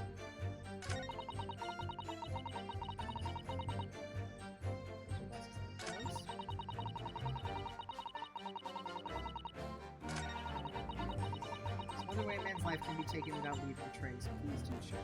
Yes! Without leaving a trace. If someone is shot or strangled or stabbed or thrown from a height, however a person's life is taken, there are always telltale traces. Quite right, Your Honor. And as our police forces have thoroughly examined the body of the deceased, there could be no doubt. Isn't that right, Inspector Wilson? As I've said, I always aim for a flawless investigation. There would be physical traces with all those causes of death, that's true. But maybe there's some other way of killing someone that doesn't leave a mark. If, heaven forbid, you doubt me, you're going to have to tell everyone how exactly you think the Professor did this. Otherwise, I'm afraid your argument falls rather flat, isn't it? Oh no, perish the thought calling such a sweet young lady's innocence into question. On my honor, I, Taketsuchi Aoshi, will cut down any who dare cast such aspersions. If killing someone leaves no trace, need some evidence for this. Yes, evidence.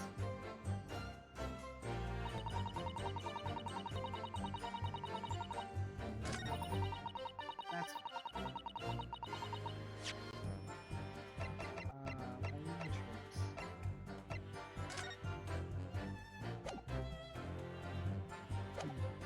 I don't know if I... Poison. But I don't think I can just present that and just assume that it's poison. We're gonna need to back it up.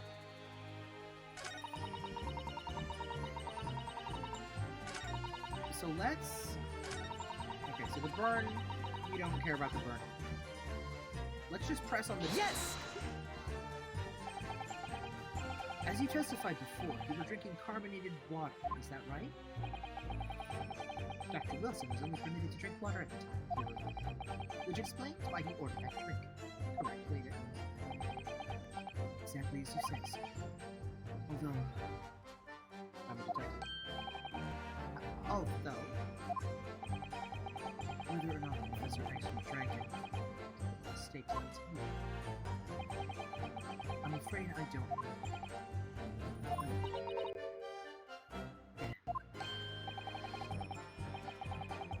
I have enough English to understand that, at least. For the benefit of others in the court, it means bless you. I think it means the exact opposite.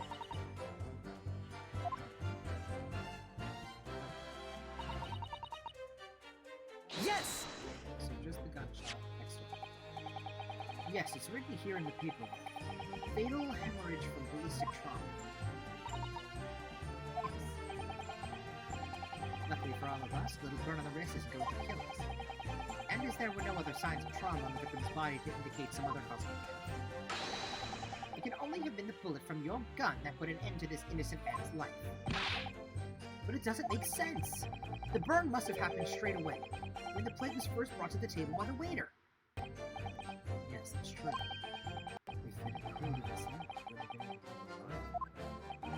And if the victim burned his wrist on the hot plate as soon as it was brought out from the kitchen, then he must have already been dead at that point. Objection! And yet, the fact is that the victim was killed by a gunshot to the chest. Until you're able to show the court evidence to disprove that, this is a complete waste of time. I concur. Prosecutor Ouchie is right. Yeah.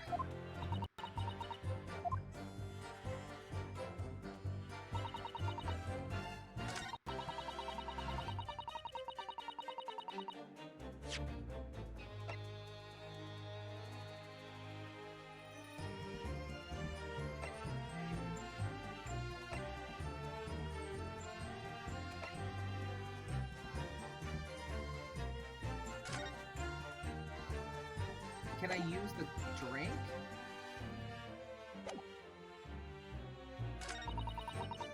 I guess it's the only other thing I can do. Thank you.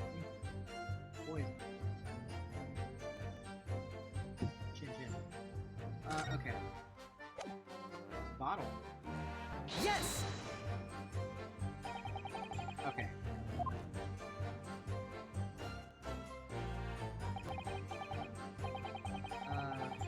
Okay. So I goofed it. Ding. So maybe it's the picture of the hand. Because this has to be the one. Because why would she be taking a glass? Yes! No.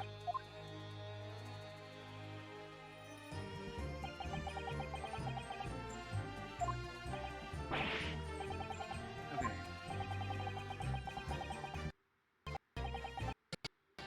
Damn. Okay, so...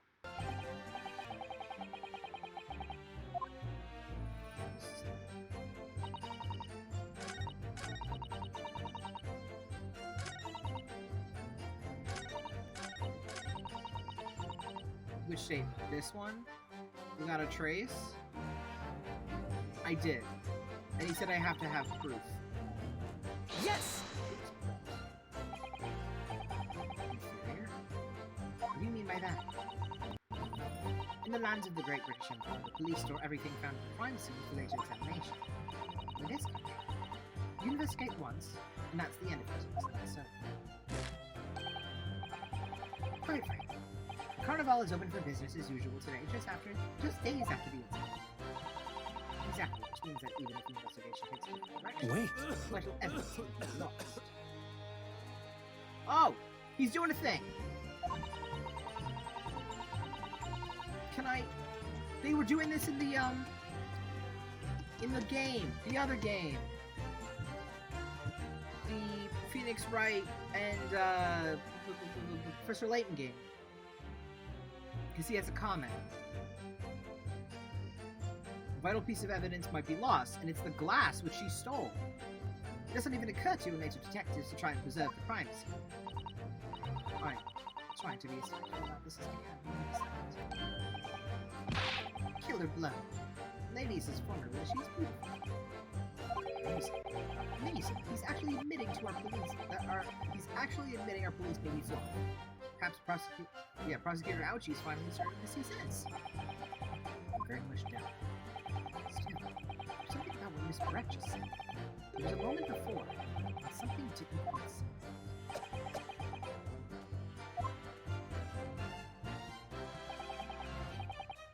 What do you think, Roskin? I think it's going terrible. No matter how much I press her, I'm not turning up any new information. Yes, as I suspected. He's a tough witness. The defendant didn't break the testimony. Cross-examination. That one, I have to find a way. There must be some clue somewhere to help us find the chink in her armor.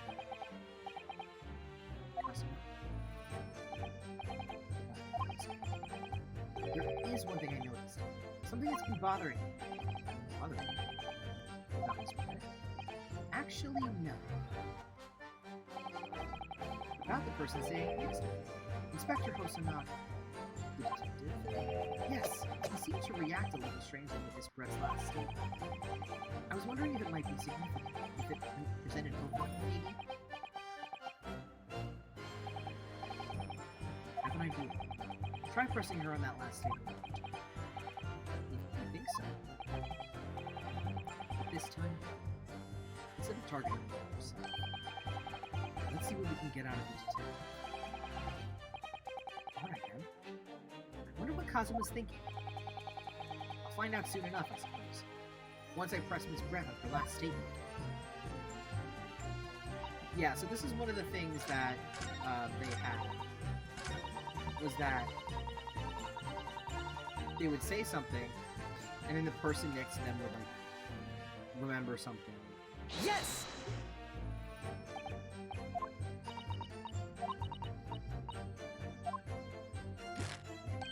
That's so. Wait.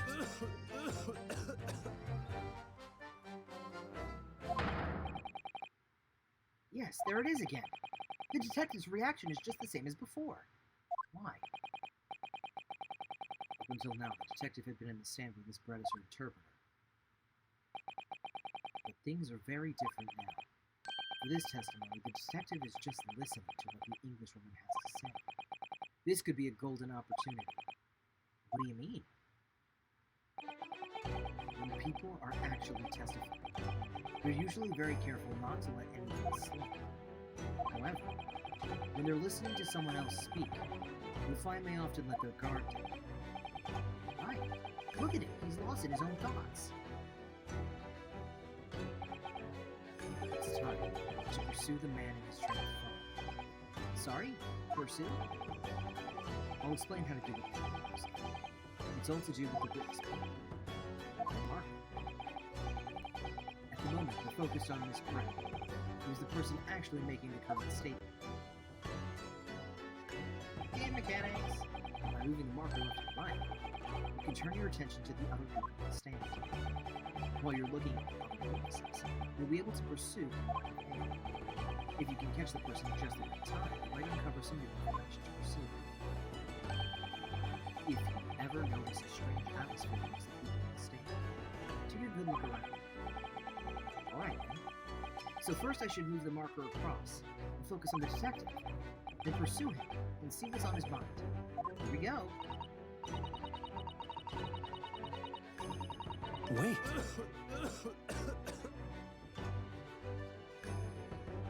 Excuse me! What the? What is the meaning of this? Jesus Christ. I'm so sorry. I didn't mean to shock you. He really was lost in his thoughts. Deeply. It looked like you were thinking something just now, Inspector. Perhaps, having heard what the lady said next to you had to say. The lady next to you had to say. If there's something you'd like to say, please, share with me. Objection! What is the meaning of this? It's the delightful Englishwoman who's testifying at the moment. If you can't find fault with her testimony, then the cross-examination should be over. Immediately. Is that how it works? Absolutely not. The detective is in the stand, which makes him a valid witness. Yeah, not to mention the fact that he's intimately involved in the case. Inspector Hosonaga? Yes. Do you have something to add in relation to the statement just made by Miss Brett?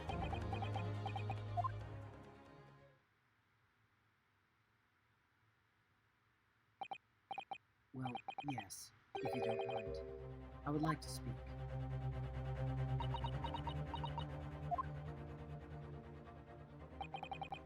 The lady is right. Our country's police practices are not as modern as those used to be. Which is why I, Satoru Hosonaga, always strive to make every investigation I'm involved in flawless. What do you really mean? I'll tell you right. I won't have evidence lacking in knowledge. I'm not afraid to take everything I can to solve a crime. It's preserving evidence, you see. I don't care if they call me a crime scene thief. I'm not ashamed of what I've done.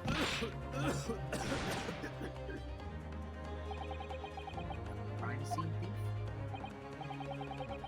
Something that these remarks touched a nerve. Take this, for example. Is that? This is the bottle of carbonated water that I took to the victim's table on the day in question. And yes, it's lost all of its fizz, having been open 3 days ago. But it was carbonated water. I don't care what anyone says.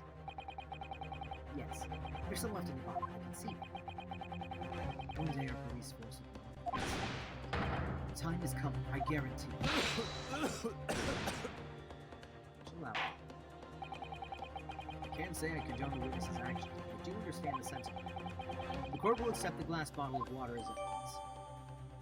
Okay, let's take a look at this bottle. Miss Brett. Can you confirm this is indeed the bottle from which you drank on the day of the victim's death? Yes, it was that one.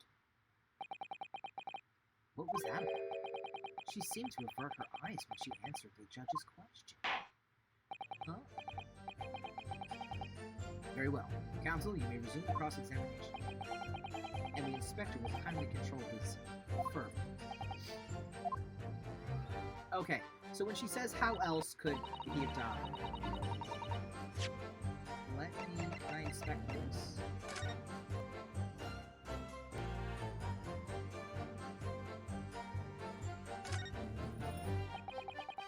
The label is written in a foreign language that I don't recognize. Do you know what it says, Cosmo? It's French. This must be very expensive. Yes, but what does it say? That's what I was asking. Go to France and Paris. You could just say it now.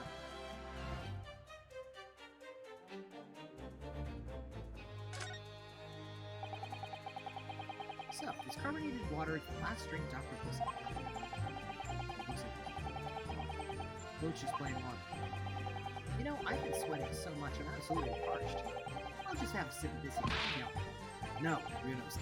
You can't do that. For one thing, that's evidence. You can't go drinking evidence. Oh, no, right. You don't know what might be inside, do we? You never cease doing it. In more ways than one. Could there be anything in this water? Doesn't matter. He's done quite honest. I think I might just work something out. An interesting possibility. Yeah, poisson. I mean, poisson is fish. Please show you this bottle. Yes! Got it. What is this? A bottle of water? Actually, there's one method of killing a man without leaving a trace that comes to mind. Obviously, I'm referring to poison. Poison? On the day of his death, we know that Dr. Wilson drank from this bottle of carbonated water. Could it be that there was poison inside? Could it be that the professor actually died after taking a sip from his glass? I believe he probably did. Order, order, order! And on that day, who was sitting at the same table as the professor and able to slip the poison into his drink? There's only one person who could possibly have done it. Giselle Brett. It was you. Objection! This is outrageous. To suggest such a thing without a scrap of evidence. You little rookie imbecile. Have you ever considered the delicate situation our country finds itself in now? Have you forgotten that we have only just signed a accord of friendship with the British Empire? Have you even the vaguest inkling that your rash accusations could jeopardize the entire... Objection! This is not a political war. This is a trial to determine one individual's guilt with respect to one crime. What? The fact that this woman is British makes no difference. You're here to determine the truth. If I will silence you forever for this disgraceful... Oh. It is you who should be silent. Of course. Dear lady. Where did that come from? She just snapped. Where's your breaking animation? I gotta have a breaking animation. I'm afraid I may have spoken unfairly before. I offer my most humble apologies. I'm sorry, my lady. To what are you referring? I described your police force as inferior. But no matter how inferior they may be, you still investigated this particular point thoroughly, I believe. Bottle, I mean, Inspector, and whether it contained poison or not. Of course. You did? Have you forgotten what my guiding principle is already? I strive for a flawless investigation every time. I don't believe it! Naturally, you tested the inside of the bottle and its contents. What did you find, Inspector? I ordered tests for every toxin that's available in this country at the present time. You could find no trace of poison of any description in the bottle of carbonated water, Your Excellency. It was in the cup! What? Are you sure? The tests were meticulously carried out by the chief coroner himself. No! It was the cup! It was in the cup! Put it in the cup. I'm very grateful to all you Japanese. You've successfully established my complete innocence in this horrid affair. Thank you. But of course, dear lady, the pleasure is all ours. I was so sure. This can't be right. Everything falls into place if he was poisoned. It was in the cup! Let me look at the cup! God damn it! Thank you, counsel. I think the cross-examination has clarified everything. As the prosecution have asserted, a shot to the chest from this gun is the only conceivable cause of death. Furthermore, the accused, who by his own admission is holding this weapon, is the only possible culprit. Done for. The court wishes to apologize for the great inconvenience this has caused to this matter. I'm just glad the matter is resolved. Before proceeding, I must ask the counsel for the defense. Do you have any further new evidence to present the court at this point? Counsel. Sorry, well, if you'll excuse me now, I really must be leaving. No! It's in the cup that she stole!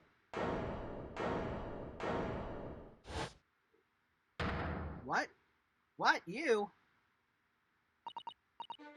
Please, wait. Isn't that... What is the meaning of this? Forgive me for intruding on court proceedings, Your Excellency. Susato Mikotoba, Judicial Assistant to the Defense. Mikotoba? In the darkest night, with nowhere left to go, she appeared like a bolt of lightning. In her hand, she carried a small package, wrapped in a furoshiki cloth. It's the cup! It's the cup!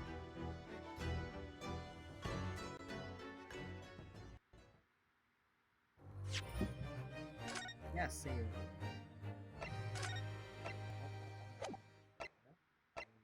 This one. Updated autopsy report? Well, not yet. They didn't find any traces of, well, I guess they didn't check the body. They don't have the technology to do that yet. 22nd of November, 1:14 p.m. Supreme Court of Judicature. Fucking God. Courtroom 2. I hate that word. Judicature. Well, I understand you are the judicial assistant to the defense, but why this sudden ingress in my courtroom? Ha! A judicial assistant, a woman, less. Wow. Fucking rude. The rule states that females are not permitted into the court of law other than to testify. Well, sucks to suck. Yes, I fully understand. I ask only for 5 minutes of time. I have some vital evidence that I must hand over to the defense. Ha! You're too late, little girl. This trial has already been concluded. Not yet. 5 minutes. I will not allow... But, Your Excellency... I'm most grateful.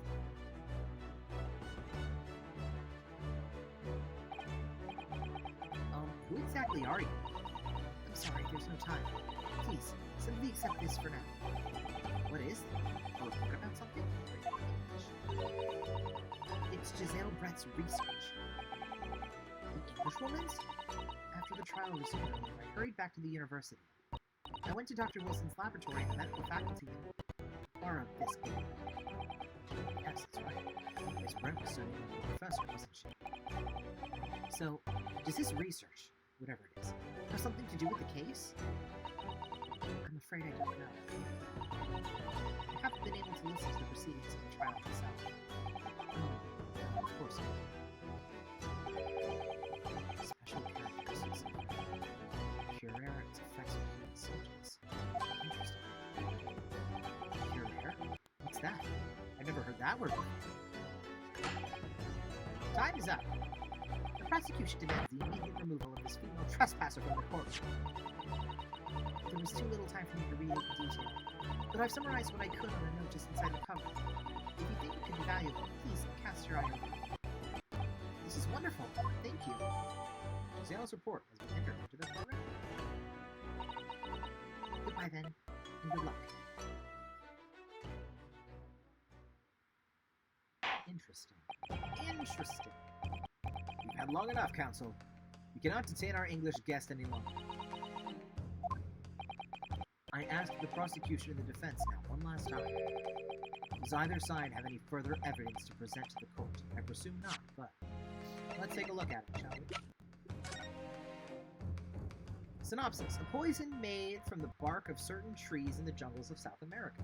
The hunters of the region have used it since ancient times to incapacitate their prey. Effects. Instant paralysis of the entire body and subsequent death, even in minute doses. Route of entry.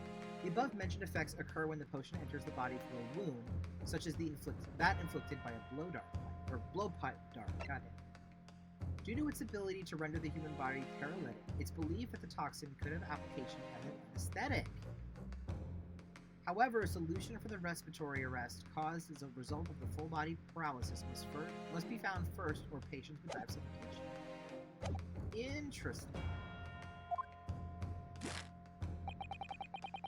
Huh. So when he couldn't have got it during his surgery, or else he would have been dead the whole time.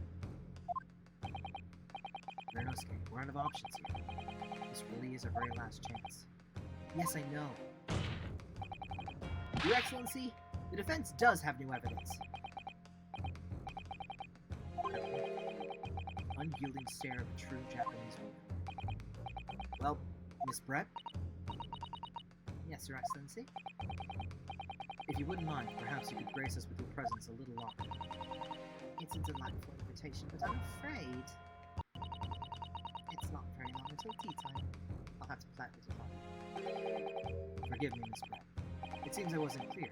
I realize it was phrased as a question. However, I must ask you to treat this as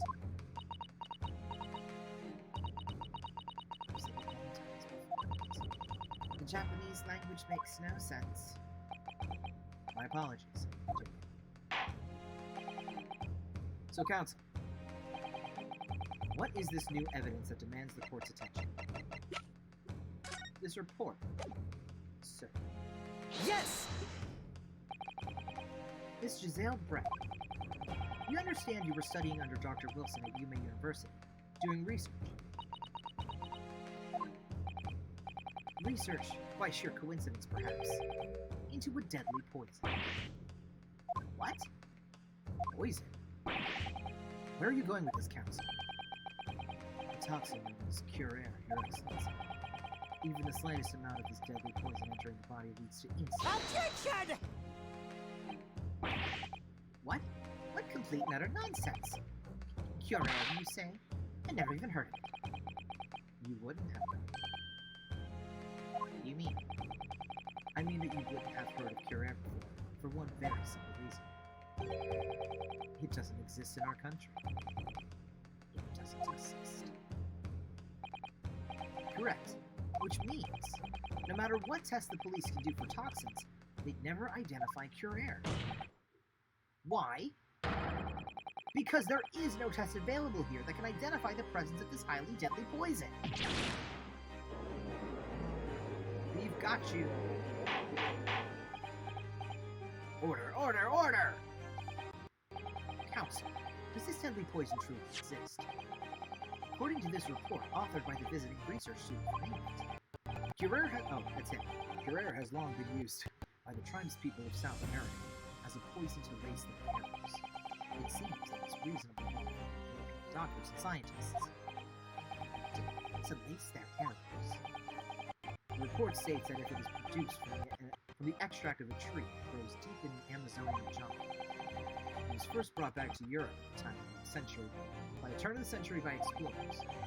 It claims that animals shot by arrows laced with Cure Air suffer instant death. Doesn't that about sum up? Objection! Trumpery! These aspersions are utter trumpery! To start with, if the victim had been administered some of the so-called deadly poison, he would have been squirming and writhing in pain. The other diners would have surely noticed. That's true. What do you say to that, Inspector? Obviously, I would have noticed a disturbance like that. I don't remember anything like that either. I didn't notice the professor being angry. According to this, however, it's the other way around. What do you mean, the other way around? The very fact that the victim didn't show any visible signs of distress is evidence that Curare was used. Explain yourself, counsel. The moment this toxin enters a person's system, it causes instant paralysis. In other words, afflicted victims lose all strength and are unable to move. Even if they were in total agony, there would be no visible signs of recovery. How terrible! Obviously, if a man lost all strength in his muscles, he'd collapse on the floor. But with a chair under him for support, as Dr. Wilson did, the effects could go largely unnoticed. But I don't follow, Kazuma. That's just paralysis. I thought the poison caused instant death. The full explanation is extremely important. The poison causes immediate paralysis, as I said, leaving the victim unable to move.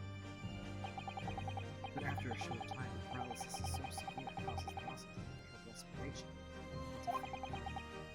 Respiration? In other words, the actual cause of death is suffocation. All the while, the victim is conscious and aware, just unable to move. That's hideous. To the observer, it's like the victim is slipping peacefully into peace. For the victim himself, his final moments were that is the true nature of this deadly Curare poison. So that's why he burned himself on the wrist, because he was paralyzed. And you're suggesting that this bottle, Counsel, actually contains this terrifying poison. This is all very convenient, isn't it? A hitherto unknown poison for which there is no means of testing. What a happy tale for the defense. Ahem. If I may. All these facts, you think you're so clever, but you must be... It is you who must be taught. Of course. Dear lady. So, this is how you Japanese behave, is it?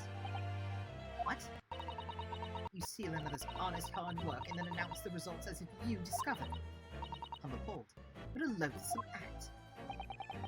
Well, Miss Brown, the feeling is mutual. Whatever do you... Capitalizing on the unfortunate circumstances of an innocent man to frame over a screen. That really is a loathsome act. Wouldn't you agree? Objection! Enough of this! I've refused to accept it. The idea of some poison that doesn't even exist in the great empire of Japan is breaking the rules. What's so funny? Excuse me. Your Excellency. Yes, Miss Brown. May I borrow that bottle from you, please? Well, yes, I hope. See. Oh, she's gonna drink it.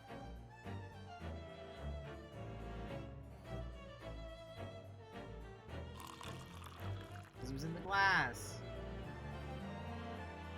We've established this. Don't get too big for your boots, you insignificant little island boys. Sorry. To an Englishwoman such as myself, this whole affair is a farcical comedy.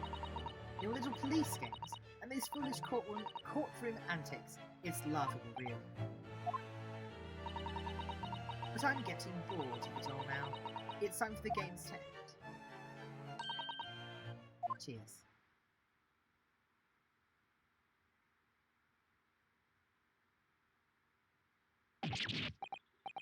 Wait, what are you doing?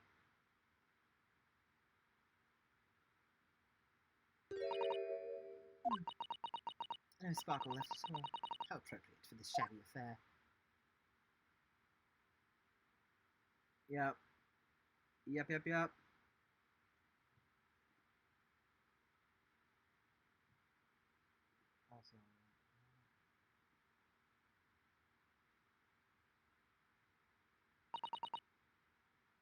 Goodness. Whatever is the matter? You look quite stunned. So, no cure here. The bottle was clean. Is that what you're saying? You look quite incredulous, little boy. But of course, that's the simple truth. Thank you for presenting the findings of my research so concisely here in this grand venue, most kind. Thank you, waiter. Now then, Your Excellency.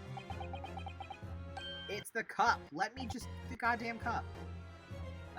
Yes, Miss Brett. I should like to be excused now, please. I think I've given more than enough of my time with further friendship between our countries. Ah yes, Julie. You're most gratified with all the assistance you've given. This doesn't make sense. There had to have been poison in that bottle. So how? How did she swallow a whole glass and live to tell the tale? Don't understand. Well, I suppose if nothing else, this little Far Eastern charade will make for interesting conversation at the next party I attend in London. There has to have been poison in that bottle, isn't there? There can't have been, because otherwise she would have keeled over dead. On Renosuke. You have all the clues now. That bottle of water contains no poison. As I thought, there is no poison in that bottle. What? Why? Renosuke. Isn't it obvious? If there was poison in there, she'd be dead by now. Sometimes, your unadulterated naivety really astounds me. Sometimes, it's in need of a good sting. Until it's as dark as your uniform and your ways for white. Oh, is that what this color is supposed to represent?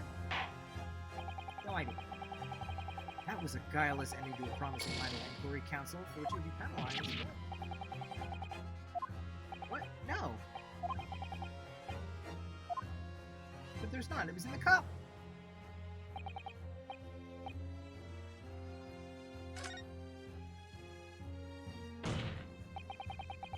Oprah did procure poison which not to its carbon. The defense refuses to change its position. Oh. Attention! Fool. Are you blind? There's no possible way that bottle could contain poison. I mean, you just saw Miss Brett drinking the water from it? That's right, which rather complicates your argument, I think. And I believe that complication can be explained. How exactly? I need to think through all the things that don't quite add up here, one by one. I'm sure the answer is in the evidence we have in the court records of the past.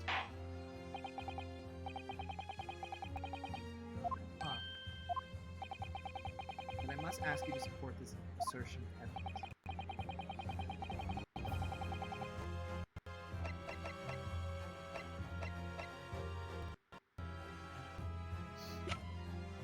Well...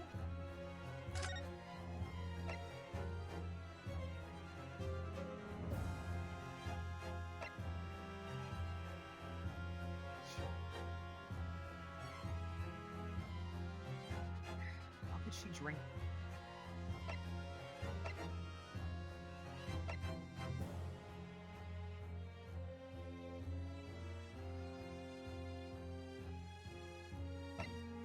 How could she drink?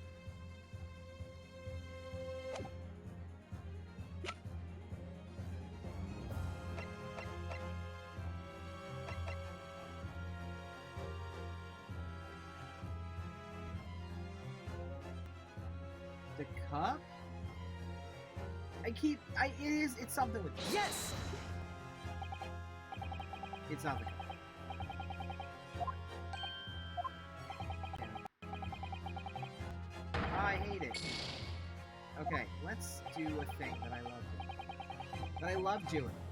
Just because I have no... Alright. I'll do my best.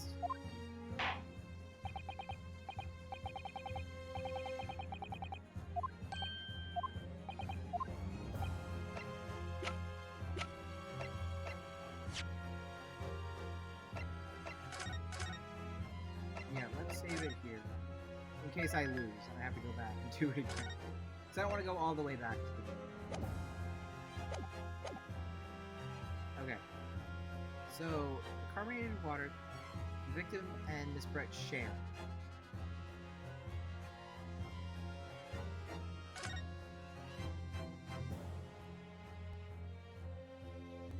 Sure.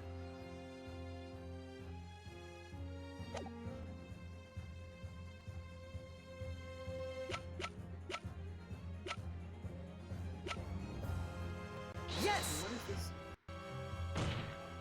Oh, I didn't mean to click that. Objection!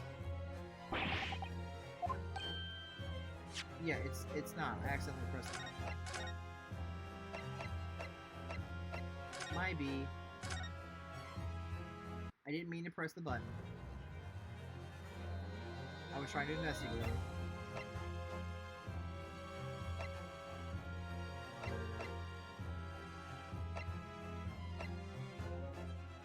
Hydrate. That's a good idea. Thank you. Unscathed. Unscathed. Slurp, slurp. Slurp, slurp. How is she able to do unscathed? So it's not this, it's...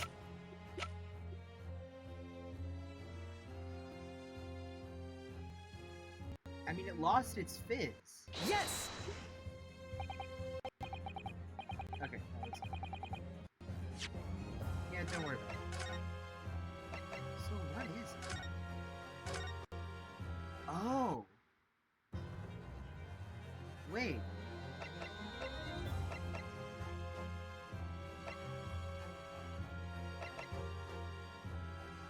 You! Could the waiter have switched the bottle? Yes! No. Shit! What? How? Okay. Okay. So in my head, it's the bottle. Or the cup. Something about the cup. Maybe because she ate food with it? I don't know. This has nothing to do with her, this has nothing to do with her, this is a picture of Pam.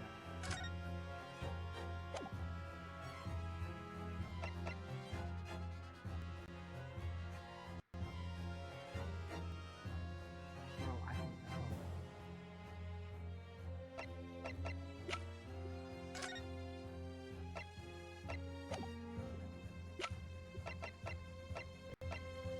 I have no idea. Carbonated water. Carbonated water. You have an idea? Alright, what's your idea? What's your idea? Because I'm thinking maybe because she understands what it is, she put the cure for it in the steak somehow? I might have eaten food with it? I don't know. Maybe she never drank it.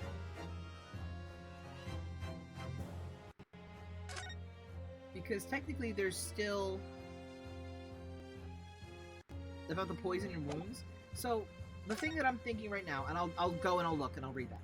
What I'm thinking is something that the inspector said was he poured the drinks and he doesn't know, he's not sure how much either of them drank, right? If she took his glass that was empty, the glass on the table still has water in it. So she never drank it. She never drank the water. But then how would she have been able to survive drinking it just now? That's the question. Okay, about the poison and wounds. Route of entry. Oh, because it affects when the poison... Wait. The above-mentioned effect, the paralysis, occurs when the poison enters the body through a wound. And I tried with this. It didn't work. I believe the toxins could have an application as an anesthetic. So a wound. So it wouldn't kill her if she drank it. Let's try this again. Yes! Objection! Son of a... No? After all, you don't speak English.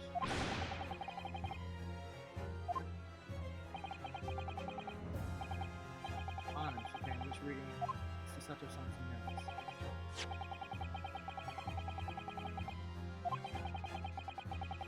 Oh, okay, here we go. Okay, so it was right. I just didn't get far enough. Never mind. So wait, which part of it was it?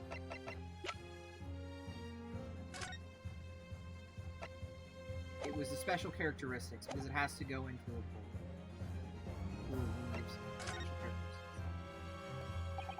Oh, and it went in through his dental work.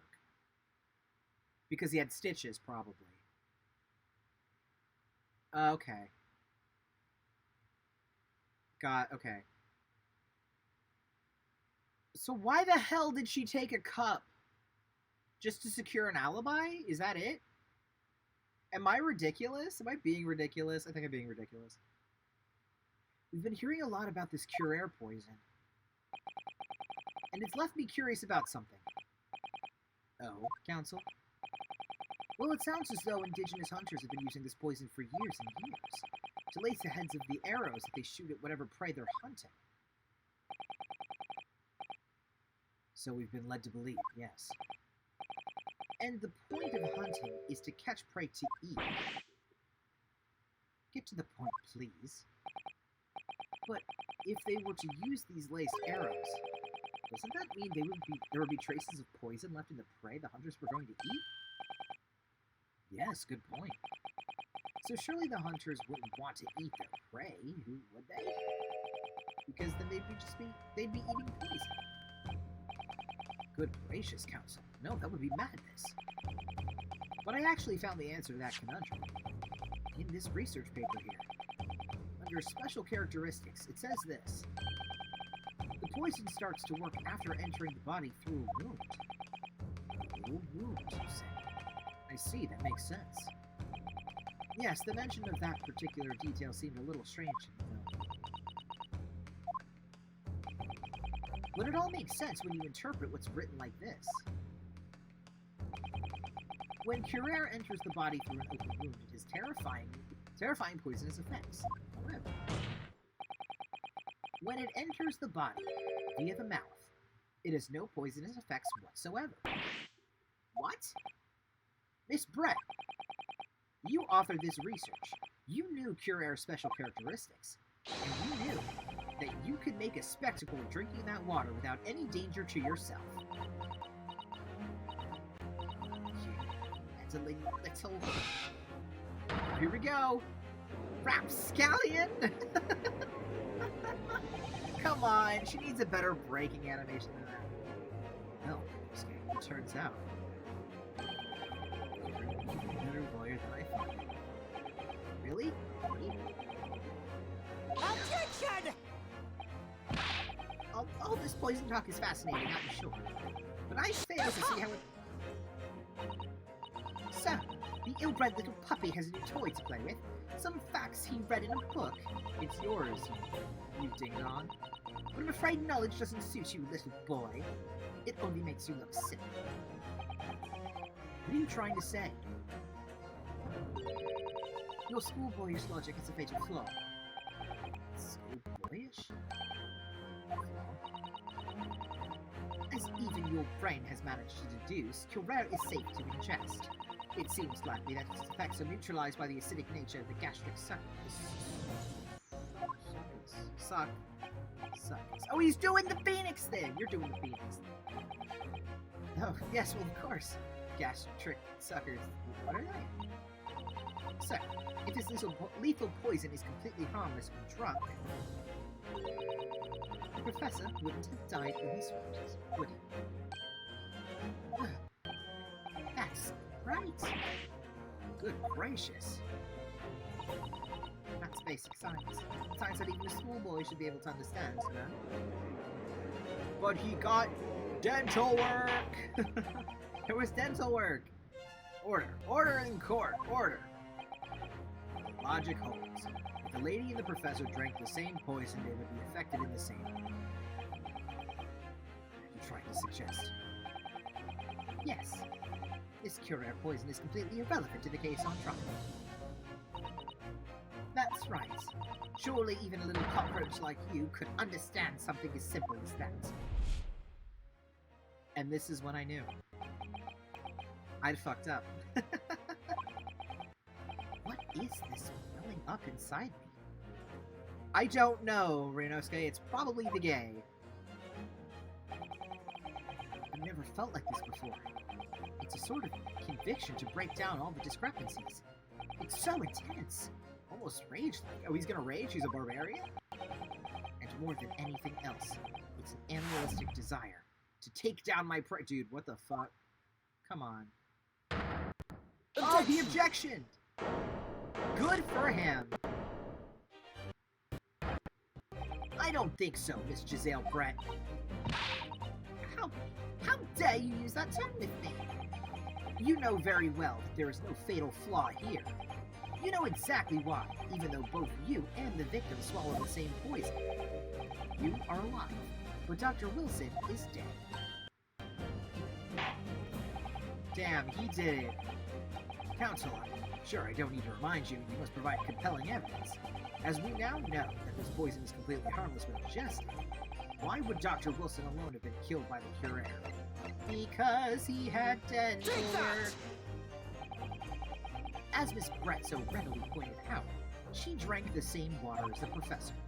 However, there was a fundamental and fatal difference between the two diners. A fatal difference. The toxic effects of Curare are only felt when the poison enters the body through an open wound. So, for a healthy person with no injuries, drinking it is completely harmless. But, what if there was a wound inside the mouth of the person drinking the poisoned water? Inside? Yes, like the wounds you might have if you had just been to the dentist and had a tooth extracted, for example. Yeah. Oh, yeah. Ah! Miss Brett, you've acknowledged many times in your testimony already that you were well aware of Dr. Wilson's dental appointment that day. So that's it. You used that knowledge to orchestrate this.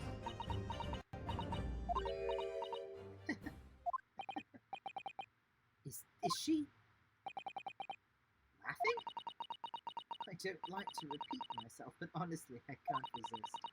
These childish courtroom games and your half-baked arguments are so puerile, maybe? Sure. What? What do you mean? Don't worry, little sleep. You'll find out soon enough. What did you... What are you doing? You see, when you leave vital evidence lying around, you never know what might happen to it. No! I mean, it could just slip.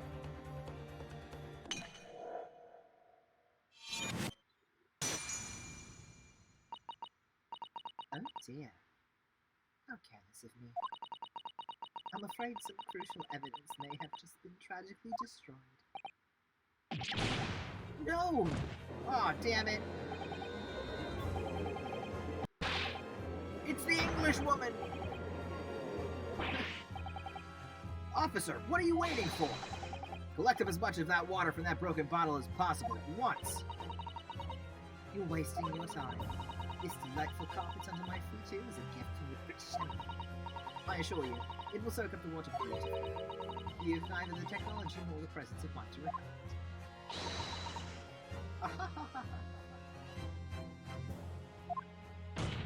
Great. How could you? You won't get away with this. You can come to the bench and shout as much as you'd like, little boy. But I'm afraid we'll never know now, will we? If there really was poison in the well or not. You. And let us not forget, we still have some very good evidence left intact. It's too young for that word. Isn't that right, counsel, for the prosecution? Of course. You're referring to this photographic print, I presume, dear lady. That's right. And really, looking at this photograph, it's as clear as day, isn't it? The poor professor was sitting with his back to me. So, of course, the only person who could have shot him in the front is the little spoon. Objection! No. You killed the victim that day, using pure air. And then, in order to frame Ryunosuke Naruhodo for the crime, you waited until he picked up the pistol you arranged for him to find on the floor, before you shot the professor's dead body in the chest with your own gun. Then, in the confusion that followed, all you had to do was turn the dead professor and his chair around. You see, you had every opportunity to commit this crime. What a wonderful imagination you have, young man. A hidden gun, you say? And I shot the professor's dead body, did I? Well, I'm terribly sorry, but you don't have a shred of evidence. Exactly. And, as you have nothing to support your wild claims, the prosecution's stance remains unchanged. The victim, Dr. John H. Wilson, was killed by a gunshot to the chest. Delivered in cold blood by the accused, Ryunosuke Naruhodo. This is unbelievable! How can this be happening? We had her, but now, is she really going to get away with it? The way she destroyed that evidence was obscene. Ryunosuke, yes, we've come this far, but now you're the only one who can finish it. What? What do you mean? We've lost a vital piece of evidence, it's true. So if there are any clues left for us to use now, they must be in your head. I told you before that your powers of observation were you could really depend on.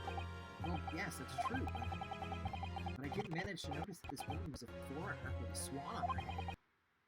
So think back again. Try to remember every last detail about the scene. Everything you saw, everything you felt, every color, every smell. I saw, I felt. Every color.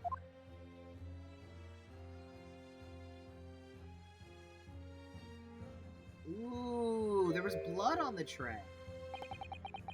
Is cousin right? Somewhere in the vibrant memory of this same scene in my head, could there be another clue to expose the identity of Dr. Wilson's killer?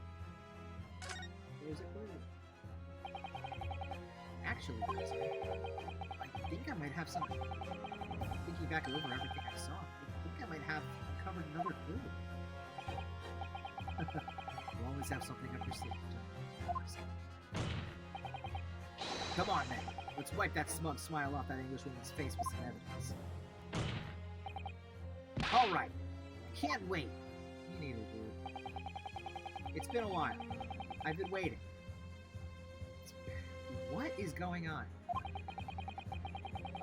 Whatever it is, could be the key to arriving at the truth. It's here somewhere. The clue that shows who Dr. Wilson's real killer is. That. Actually, I'm going to save. In case I bungle it. Because I have one thing left. Take that! Inspector Hosonaga, answer me this. He's so confused. Yes, what is it? He's still miles away, probably thinking about that bottle being smashed. As you've said a number of times now, you strive for perfection in your investigations, don't you? Absolutely. I wonder, therefore, if perhaps you took anything else from the scene of the crime. Like, for instance, the plate of steak that you took to the victim's table. Objection! Wait a minute. Shut Where up! are you going? are you going with this, little boy? It's just a memory that's been troubling me. What memory? I saw the scene shown in this photographic print with my own eyes that day. And I saw that on the wooden base of the plate that the steak was served on. It was a splattering of blood. Or spattering, whatever. What? I really... And what of it?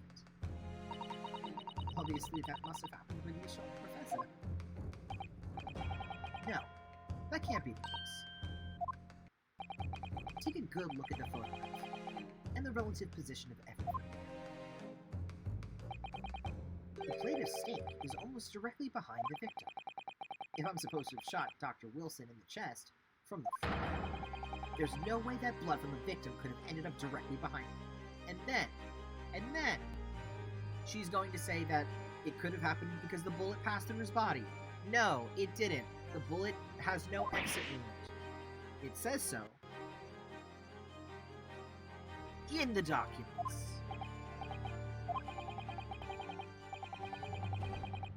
The blood remained on the plate implies the plate was between the victim and the shooter, which means the shooter must have been sitting opposite the professor's you. Giselle, I beg your... Objection! Yeah. Sure, beg away. This is beyond ridiculous. Fabricated nonsense! Is the court seriously expected to believe something the accused has apparently just remembered? Hold it!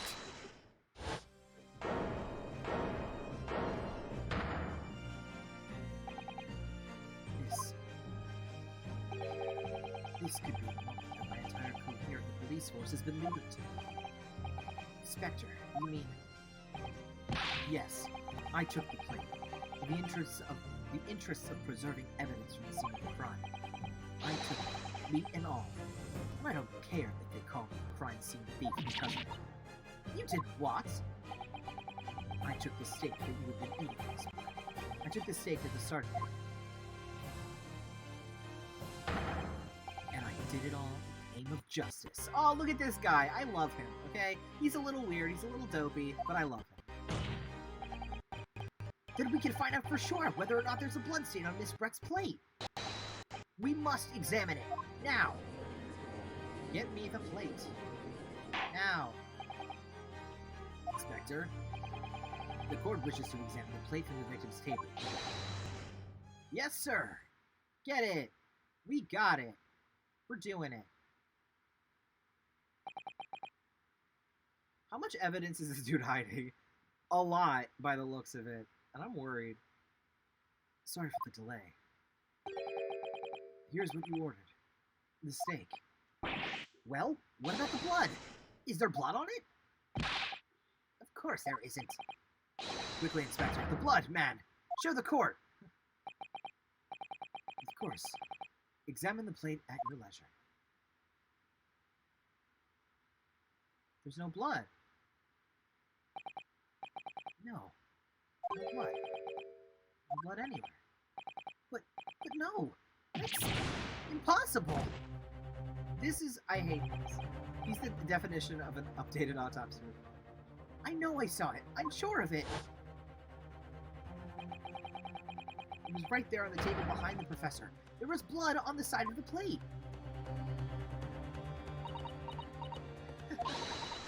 What an unbecoming expression, good boy. You see, this is why I always say you can't trust what the Japanese tell you. Wow, that is super rude. Rude as fuck. Couldn't agree more. In the case of this disgrace to the Empire. I believe we may finally have reached a conclusion, Mr. Let's hope so. Let's pretend attempt at courtroom proceedings is painful to watch. But I did promise to do my best to forget about it all Wednesday. Come on. This sorry-looking steak reveals the facts all too clearly. If the sorry-looking accused wishes to examine it again, be my guest. Plate of steak. It was the plate I saw. I thought I saw just a figment of my imagination. This is it now. Lost. Well, hold the phone. We can examine.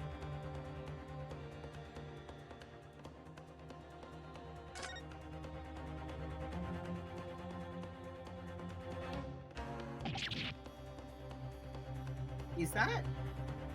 No. Is that the coin that went missing? This is the other plate. What in the world is this? I think it's a coat.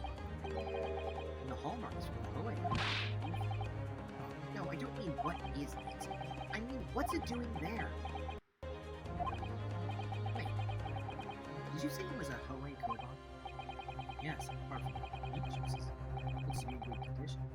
Imagine it's very valuable. This isn't the first time today that there's been talking about Hoy Koban. I've heard of pearls or swine, but I've never heard of Puyan. I don't think you've ever believed it. This is extraordinary. This means it's the wrong plate. Nero's dead. It's not over yet, not until the final battle. Never stop believing in yourself. Keep looking forward no matter what. Believe in myself. Really? Maybe I should at least examine the evidence myself. You did. As the evidence requested by the defense has not been shown to be problematic in any way, I presume any further examination of evidence in this trial will be unnecessary. Does the defense have any objection? Let's see what's going on. The trial for me if I read. Can't this plate of steak reveal any clues at all? Here's a clue. Your Excellency, please, wait! This plate of beef is hiding another clue. Another clue that will reveal the shocking truth. Oh my god. The only thing that's shocking here is your unhealthy fascination with beefs. Your Excellency, I think I've made myself clear, haven't I? I will not be able to turn a blind eye to any more unnecessary procrastination in this trial. It's not. We're doing it. Sorry, Miss Brett. We must ensure a thorough examination of the evidence. I will not give a ruling until I'm completely satisfied that all reasonable doubt has been dispelled. I see. As a newly affirmed ally of my country, it's certain positions. Thank you, Your Excellency. Counsel for the defense, you will now clearly show the court to what you are looking. Where precisely on this plate of beefsteak is this new clue to be found? Under the steak. Under the steak. We did this already. We did it.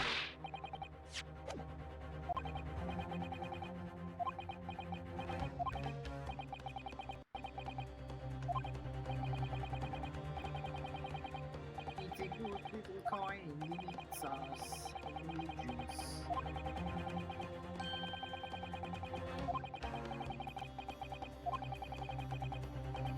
I wanna look at it. Got it! Got it. Good gracious, that's Koban? What on earth? Hoy are on with that. Miss Brett, this is in fact the beefsteak that you ordered at the restaurant on the day in question, is it? Tell me, why is there an old coin seemingly hidden under the Shut up!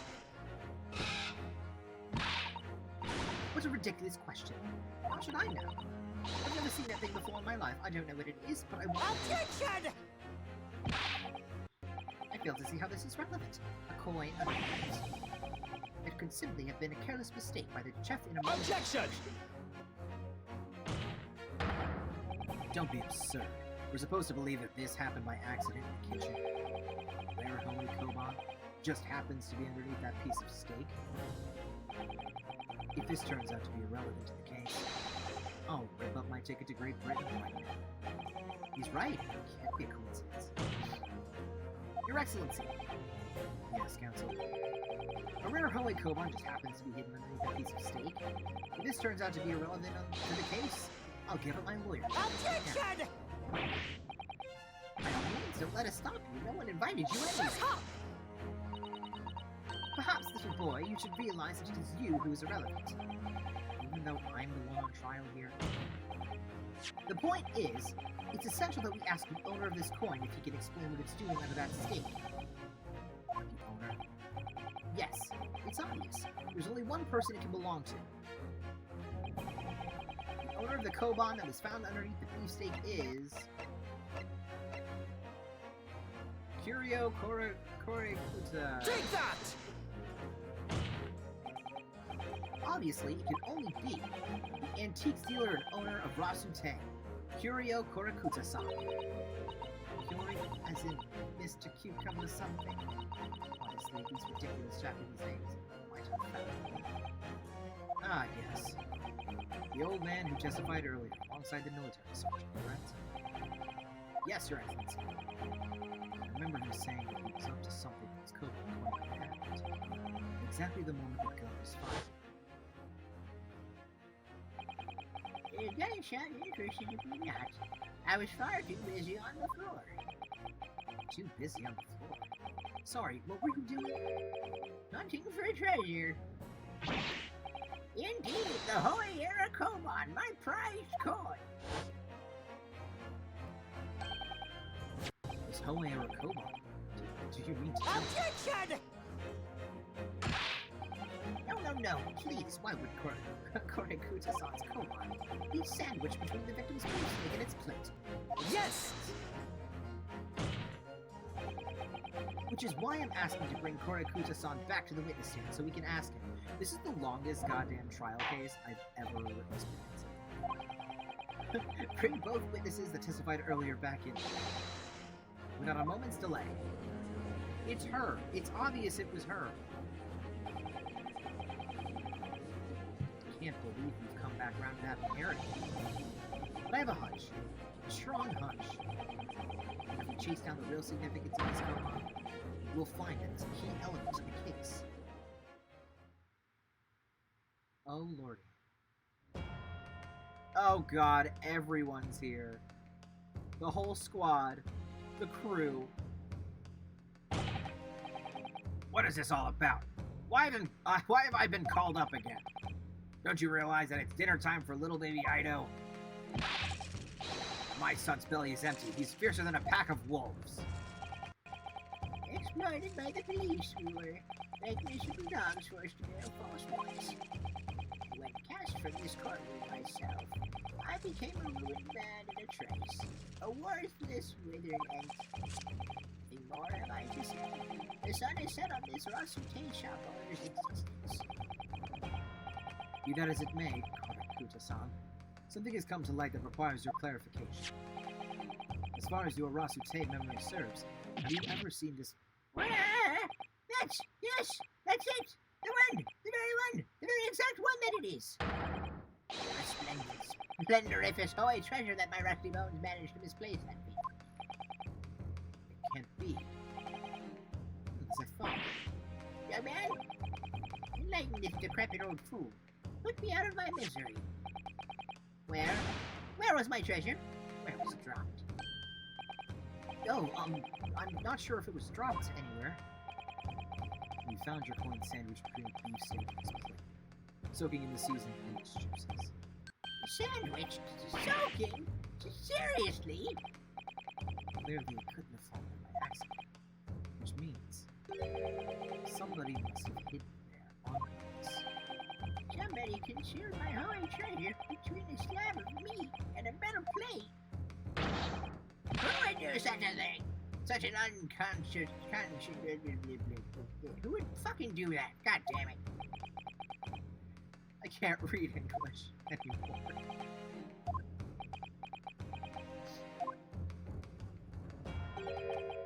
Excuse me. Could I say something? Yes, of course. Proceed, Inspector Osama. I mentioned this earlier on the trial. I was working undercover in a restaurant to investigate another case. Ah, yes, that's right, the secret undercover operation. The Carnival is a high-class Western cuisine restaurant. It attracts wealthy diners, including foreigners. Recently, there's been a run of similarly executed thefts, targeting the restaurant's rich clientele. A number of such incidents have been reported to the police. The old man is about to murder someone in the corner. He sure is. Wicked crimes indeed. We wanted to nip the case in the bud quickly, especially with so many foreigners being affected. So that's why you were sent in undercover, is it? Yes, I took on the job of waiter at the restaurant in order to flesh out the criminal. It seems like this Koban incident is the work of the same thief. So unbeknownst to us, there was a master thief at the restaurant on a regular basis.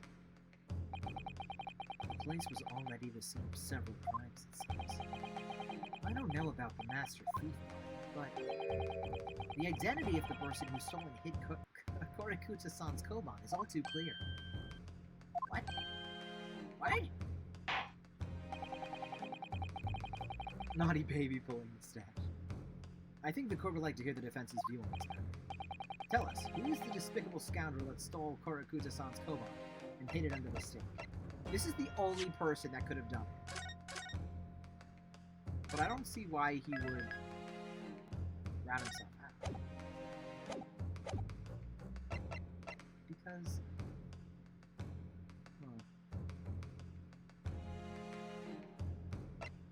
You, I guess. Wait, that doesn't make any sense. It's you or you. It's one of you two. Because he was the one having lunch with him. So maybe it was you. Take that! Obviously, it can only be you. Sergeant Yesanosa. What? How? How dare you? Look at the baby. You monster. Monster? I stole that Koban, did I? I'm the master thief of La Carnival, am I? You're seriously accusing me of these crimes, cadet. But it wasn't me. It was Ido. Ido is the mastermind behind all this. Nessa! Nessa! It's your train!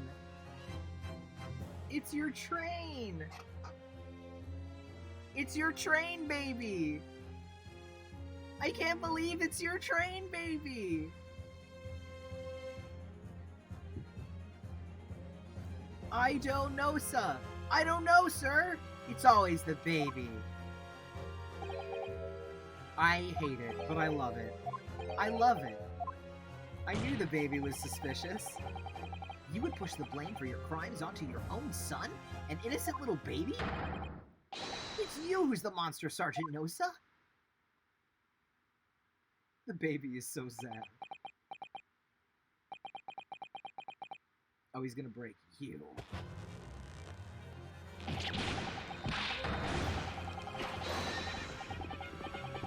What is going on?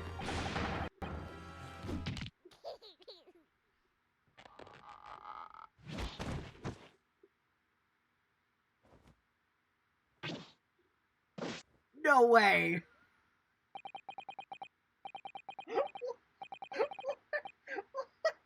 What is going on here? I knew there would be an amazing breakdown. I knew it. This is so good. Nippon Imperial Army Sergeant Iyesa Nosa, preparing to stand down in the Supreme Court, sir. Oh my god. That's so good. Oh, this baby. He's so cute. Get back there. Do any of you know the extraordinarily low wages the Nippon Imperial Army pays those it expects to keep our country safe? I understand that the temporary increase in taxation owing to the recent conflicts remains in place, and I have heard it's hard for lower-ranking soldiers to make a living, yes. All I want is to put a hot meal on the table for my son! That's why you were stealing things at the restaurant? The place is heaving with money. Every 3 days, I'd go there and do reconnaissance for a target. And I'd enjoy chomping my way through a good steak at the same time. It sounds like he doesn't bother with a knife and fork, which is worryingly believable. And your target that time was the old man who's Koban? Yes, sir. He was an easy mark. I flipped the coin into my pocket without any trouble at all. A veritable phantom thief you are. I was all set to leave the steak I was halfway through devouring, but it happened.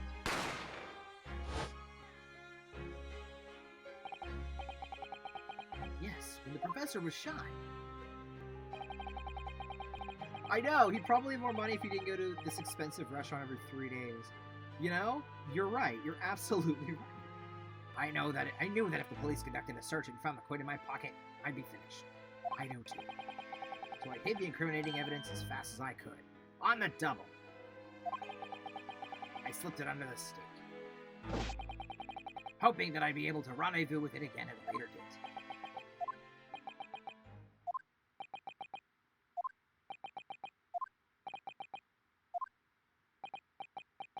No one gives a shit. Who's saying that? This is ridiculous.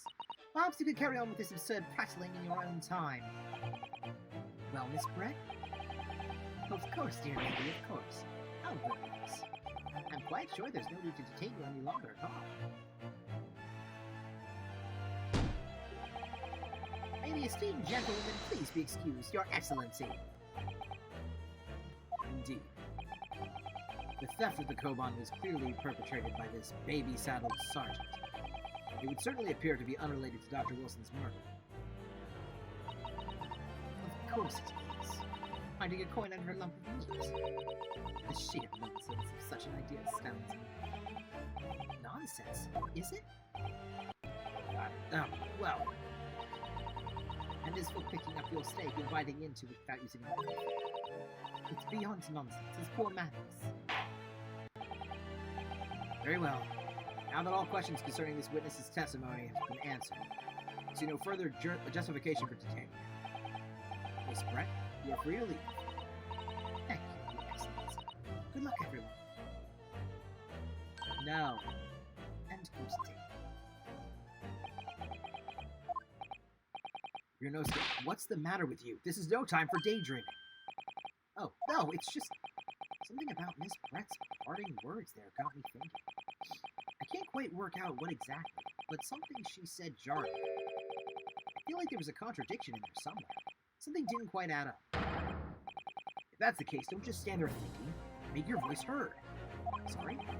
You can think later, but if you don't call out now, it'll be too late. The trial will be over. Hold it! Yeah, hold it. Wait, Miss Brett! I'm afraid, just one last time. There's something I'd like to ask you. I'd like you to explain the contradiction in your parting words from just a few moments ago. What are you talking about? What contradiction? What new student nonsense is this? What parting words are you talking about? Hiding a coin under a lump of meat. The sheer nonsense of such an idea astounds me. And as for picking up your steak and biting into it without using a knife and fork, it is beyond nonsense. It's pure madness. Yes, I'm right. What she said there exposed an undeniable contradiction.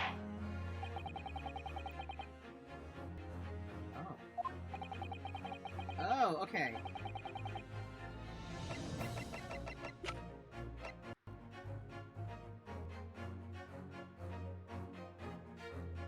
This, I guess. I'm gonna say this. Because the plate that was brought out doesn't have any silverware. So it couldn't have been from her table. Take that!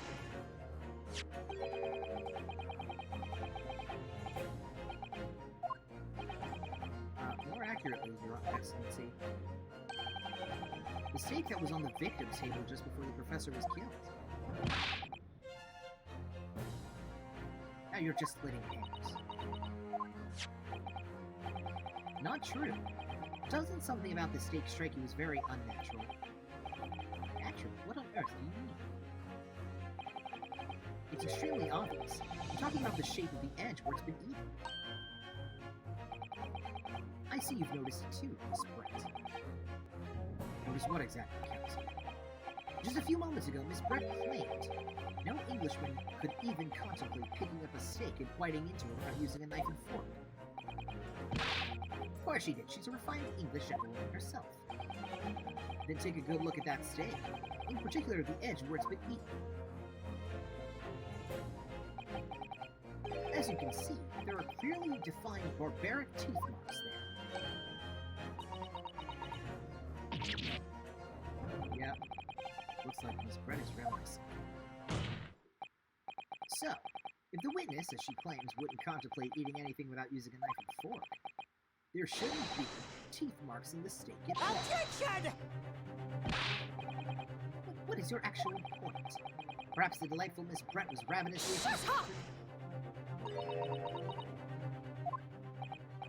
Oh, whatever you say, dear lady. As I said, I really must be leaving. Afternoon tea with the Minister of Justice cannot possibly wait any longer. Of course. This will all be over in a blink of an eye. Rest assured, I'm about to put this rookie in his place. I've heard enough. You irritating little spectacled samurai relic. Of course. Dear Lord. What's the matter, Miss Brett? Have we ruffled your feathers? Clearly, the witness knows what this means. She's realized the catastrophic implications these teeth marks in the steak have. You're no scared. Do you know where you're going with this? It's not her plate. Yes. Now at last, it's all come together. The mysterious teeth marks in the steak that had allegedly been eaten with cup. The reason why the bloodstain I know I saw somehow seems to have disappeared. And more importantly, the evidence that proves once and for all who shot Dr. Wilson. Except that these teeth marks in the steak are a little unnatural, as you put it. But what exactly are you suggesting this tells us? Everything, Your Excellency. Everything? Yes, I believe that these barbaric teeth marks on the steak here amount to conclusive evidence in this case. Evidence that will prove beyond any doubt who shot Dr. Wilson. Conclusive evidence. How many times have I heard that today? You wouldn't know the meaning of the phrase. Typical Japanese empty threats. How can you be so sure? Oh, it's quite simple. If you really had such conclusive evidence, you would have presented it to the court long ago. Actually, the evidence I'm talking about hasn't been brought before the court yet. Has it been what? But just because it hasn't been shown yet, doesn't mean that the evidence does not exist. This is absurd. The trial has run several hours already, and you say there's evidence yet to be brought forward? There can't be. I don't believe Objection! I don't, but there is someone who does have it. Someone in this very courtroom. And if that person is willing to submit the piece of evidence I'm referring to, it will solve every remaining mystery about this case. Very well. I have a feeling this will be my last request for defense in this trial. Who possesses the evidence?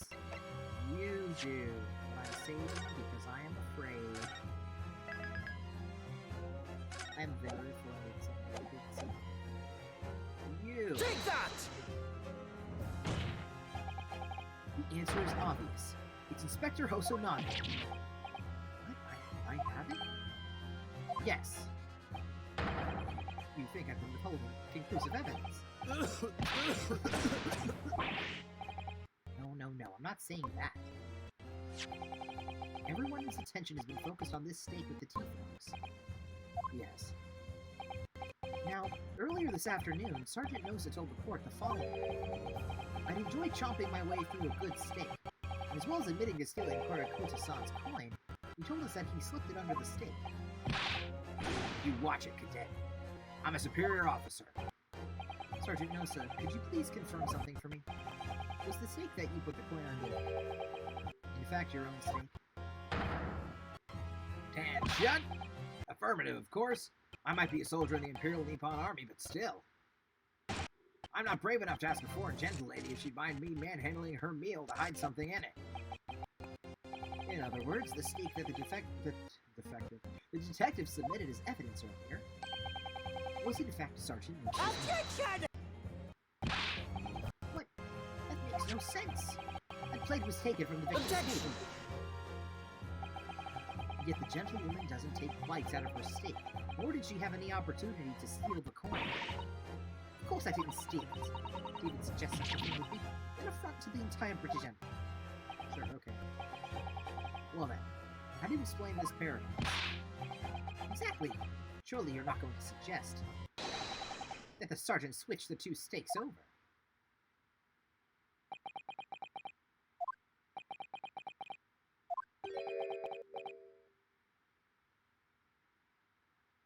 God damn it. You did switch the plates.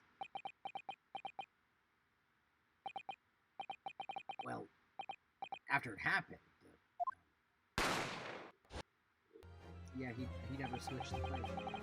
I saw the civilian had been murdered right in front of my eyes like that. I panicked. As I said, I immediately lifted my steak and hid the coin underneath it. Then, the waiter announced he was an undercover policeman. I thought I had it. If he decided to investigate my... Oh, he did so too. Investigate my slap, he'd be getting my marching orders. So when the cadet here was arrested and taken off to the kitchen, I seized my chance.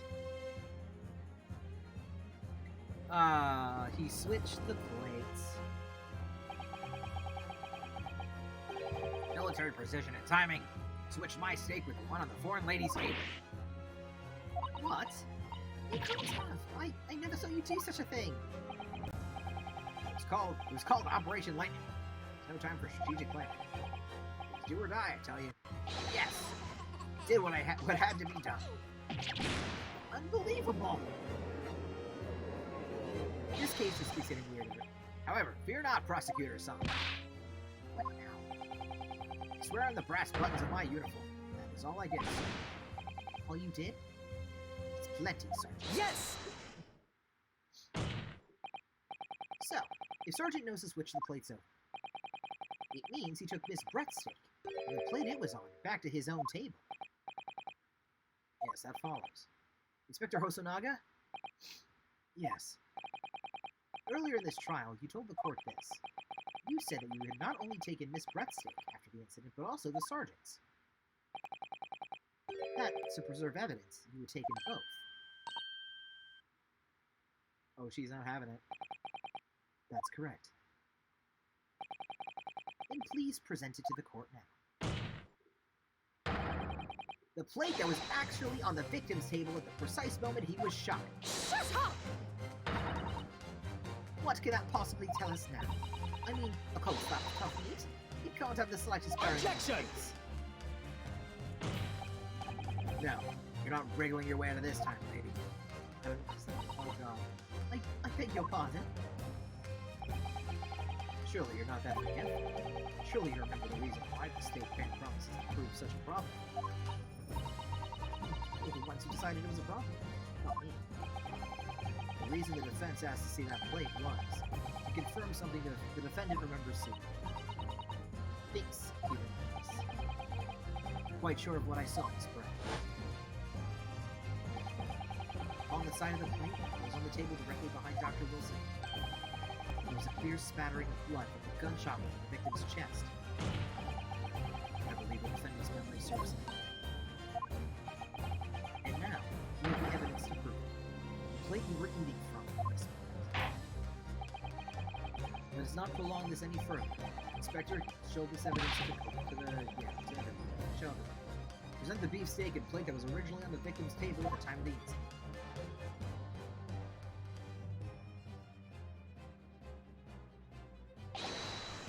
Yes, sir.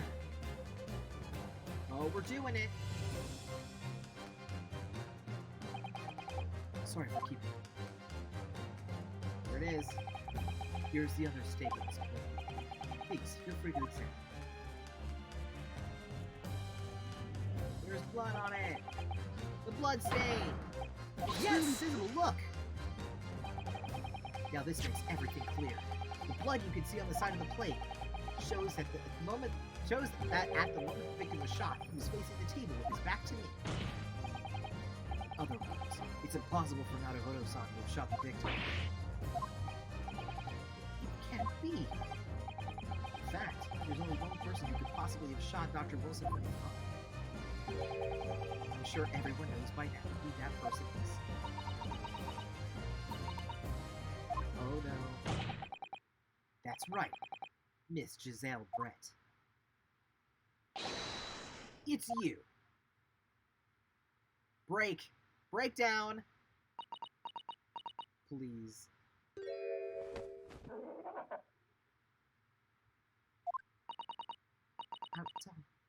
Why a Japanese? Me? Why a Japanese schoolboy? No, no, no.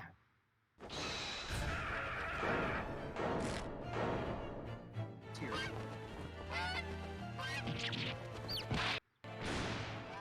Oh my lord, what? Hello?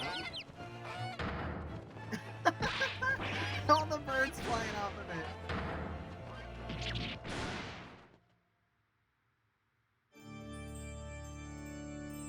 What the fuck? Wait, what the fuck? Hold on. Hold on. There are chickens everywhere. They're like little birds. Oh my god. That's so good! She ascended to the heavens. That's so good.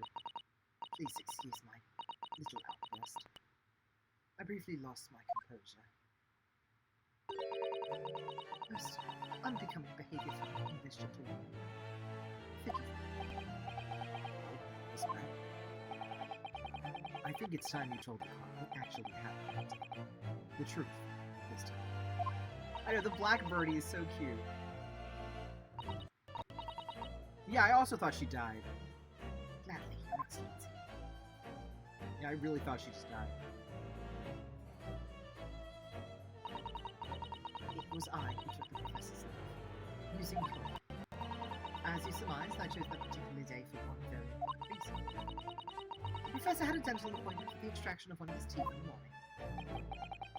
So you plan to kill the professor, knowing that no trace of poison will be found. Because Curer is unheard of here. Yes. Of course, I never intended to remove the restaurant was the deal. No one needed to see the professor take one time and sit his feet. I would place the steak in front of him, appear as though he had been dining, and leave me. However, before any of that happened, there was an unexpected visitor to the professor's team. That would be me, I suppose. Yes. Who else? Such a trifling matter, but the fact that you decide to come over to greet the professor meant that I had lost my chance to slip away unnoticed. In due course, the professor took a sip of his water and was paralyzed. I made sure he was sitting in his chair such that he wouldn't fall. There was no going back from that, so I concocted a plan on the spur of the moment. A plan to pin Dr. Wilson's murder on this innocent man. I happen to know that the professor always carried a gun. I decided to use that fact to my advantage. I had the bottle of Curer in my hand, and my own pistol concealed in my seat. Under square. So I was right. There were two guns. Yes. And then I finished my coffee and got up to leave. That's when I noticed the professor's gun, which you would presumably place on the floor. Placed where you were sure that I would notice it. Everything went according to plan. You noticed the gun, as I did. And then, just as you bent down to pick it up,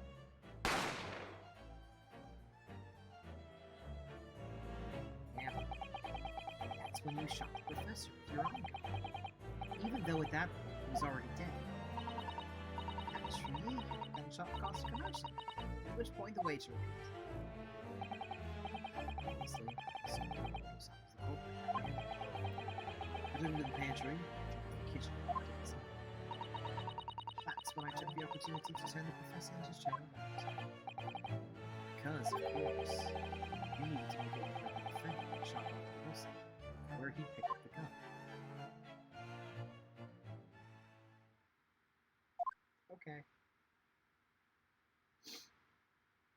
Okay. So there you have it. That is the entirety of my misdemeanor. Misdemeanor? You killed somebody. That's... What? That's... that's pretty severe.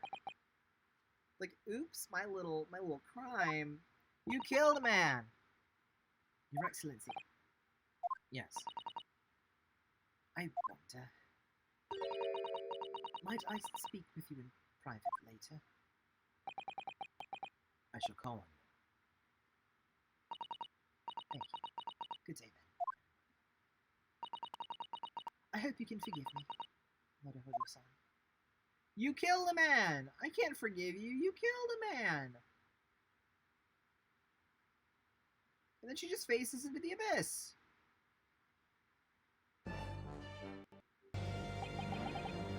See, this trial has finally run its course. I presume the prosecution is in agreement. This can't be. Taketsuchi Yachi does not lose. After the likes of this rookie student. You better start getting used to tough opposition. Ryunosuke Naruhodo? What? Yes? This insult to the Ouchi family name will never be forgotten. So you've become conceited with age, Captain. But the old have to stand aside and make way for the new. It's the way of the world. May you never forget that. Why was that necessary? Oh. It wouldn't be a pain if he didn't lose his hair at some point. 1,000 millennia may pass, and still, the Ouchi clan will never measure up to the Naruhodo clan. Of course, because every single... There's Winston, there's Gaspin, there's, I think, is there a third one? I don't remember. But Winston and Gaspin, Pain, so Ouchi. God, that's stupid. But I kind of love it. This trial in the Supreme Court of Japan will, I believe, go down in history as the start of a new chapter in our country's judicial system. Despite being summoned as the accused, you, Ryunosuke Naruhodo, presented an excellent case. I thank you, Your Excellency. The use of evidence and deduction to unravel the truth is a modern methodology. After all, it has only been a few short decades since our country opened its doors to the wider world. But the Western ideas of science are rapidly gaining acceptance. I feel sure that science will soon bring new methods of investigation, and new procedures of justice. A new future of law awaits. And what will it look like? I cannot begin to imagine. That is for the young to pursue. Kazuma Asogi. Yes. After this trial, you are set to embark on a journey of discovery to the illustrious British Empire. Learn all you can. Absorb everything of the wider world that you recommend. And do not forget to fulfill the mission imposed upon you. I understand. What was that about? Why do you look so brave all of a sudden? Got it. As for you, Ryunosuke Naruhodo. Oh, yes? In you I sense, how can I put it, unusual potential. I very much look forward to seeing how you carry it on. Thank you, Your Excellency.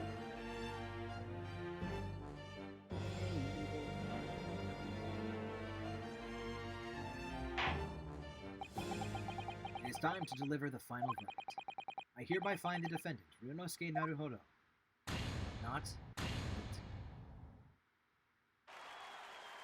Yay! And they have cherry blossom petals. This is great.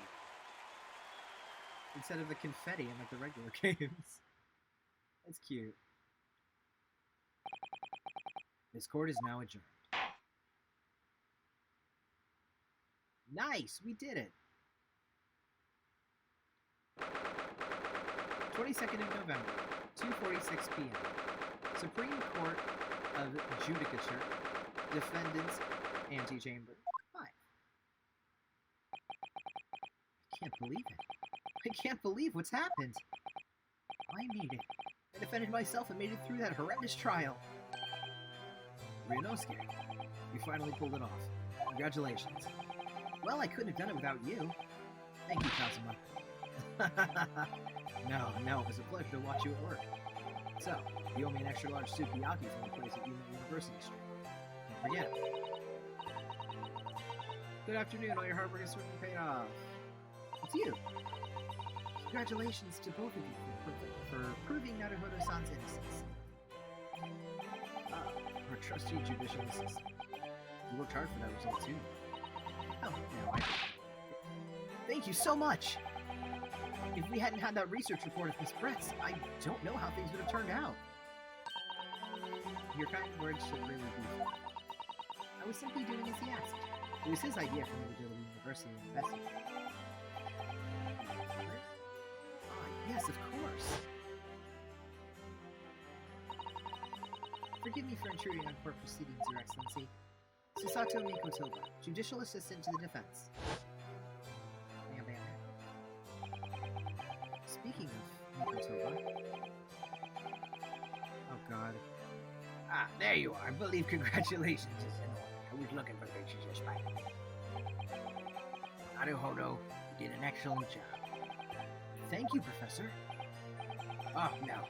It is I who should be thanking you. After all, your efforts exposed the true criminal who took the life of my good friend. Oh, yes, you mentioned that before. It was you who actually invited Dr. Wilson to Yume University, wasn't it? Yes, that's right. Professor Mikotoba studied overseas himself. He went to study forensic medicine in Great Britain. Presumably, that's when he met Dr. Wilson. Exactly.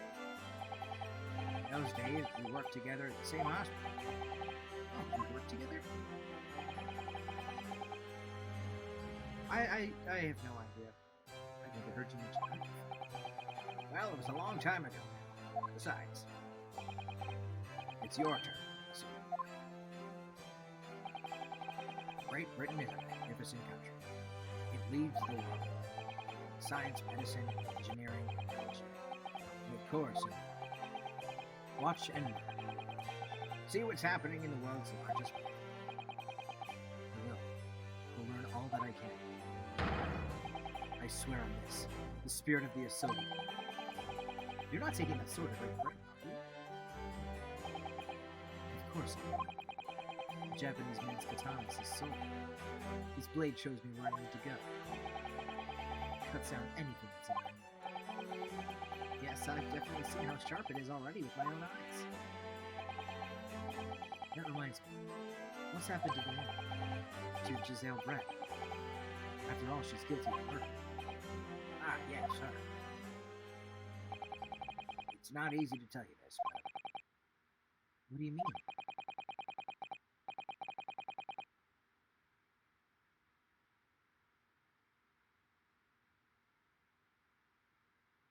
My dog might be crying again. Surely she's going to face trial herself now. She's the true culprit, after all. She will be leaving Japan in the very near future. For Shanghai. What? Shanghai? Giselle Brett will not appear in court again in this country. I'm certain of that. What? Why not? It's a matter of consular jurisdiction. Oh, it's you! Inspector Hosonaga, if I can remember your name. It was a hard-fought battle in the courtrooms today. Very impressive to watch. I must What's all this about consular jurisdiction? We cannot try this particular form for her crimes here in Japan. What? We can't try her? But then who? Who's going to bring her to justice? The British consular court will hear her case, so we're far away. Voices can't be heard. Why a consular court? Sir, I simply don't understand. I thought consular courts were a thing of the past. We've signed a friendship treaty. Yes, in normal circumstances, you're right. And, then so, as long as this is not a serious incident that can be good in nature to our respective governments, they can't invoke the consular court just like that. Oh, can they? Yes, she's a student, but it doesn't justify our government's making secret arrangements about her fate, does it? Something strange is going on. So Miss Brett can't be held accountable for her actions here in Japan. I'm afraid that for the young student, today's trial is nothing more than a game all along. There's never any danger of it will come up on this front. I don't believe it. The British government's foreign affairs ministry has demanded that we hand over custody of Miss Brett. They're obviously taking this case of a foreign student committing murder very seriously. It's all going to change from now on. We can make it change. This is a time of great turmoil. This new era heralded by the start of the 20th century. One day, I have no doubt, that woman will receive the judgment she deserves. Yes, change is coming, and we're the ones driving it.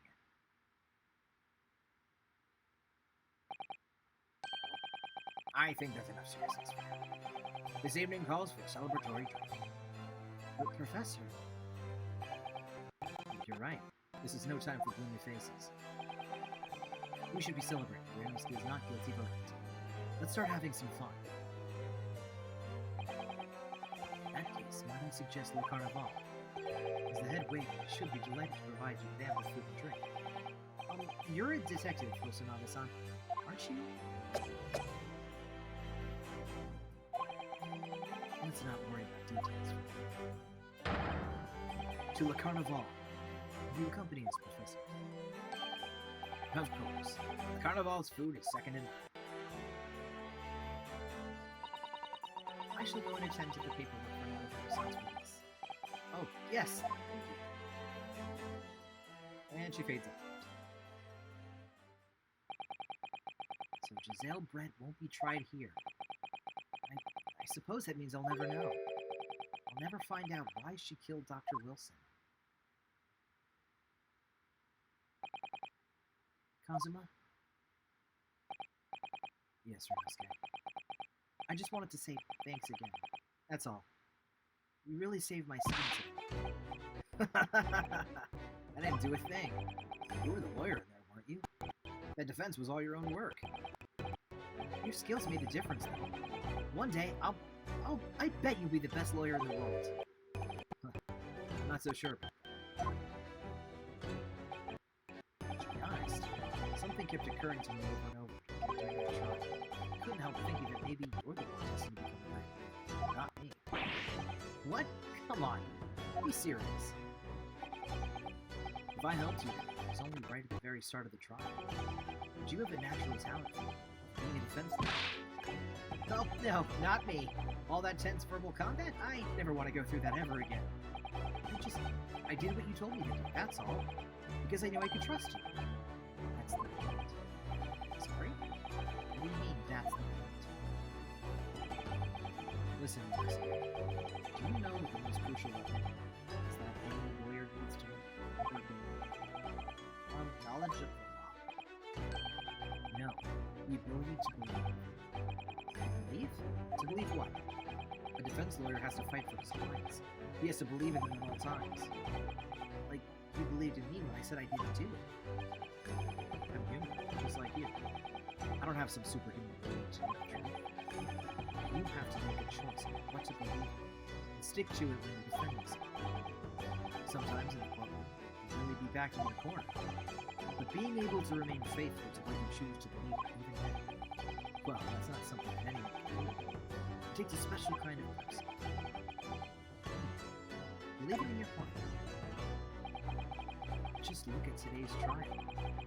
I'm a student lawyer, precious little real experience, but I never stopped believing. Well, you face seemingly hopeless situations time and time again, but you never stopped looking for the truth. In the end, you found it, through your own efforts, because you never stopped believing. Thanks, cousin.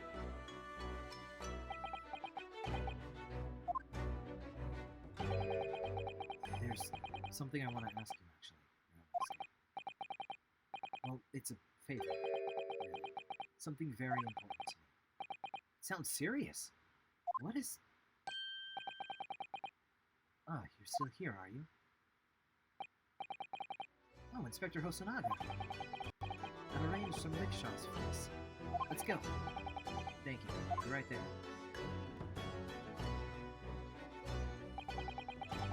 Let's pick up this conversation again. We should be celebrating your first court victory. And your study tour to Great Britain, don't forget. Yes, that's it.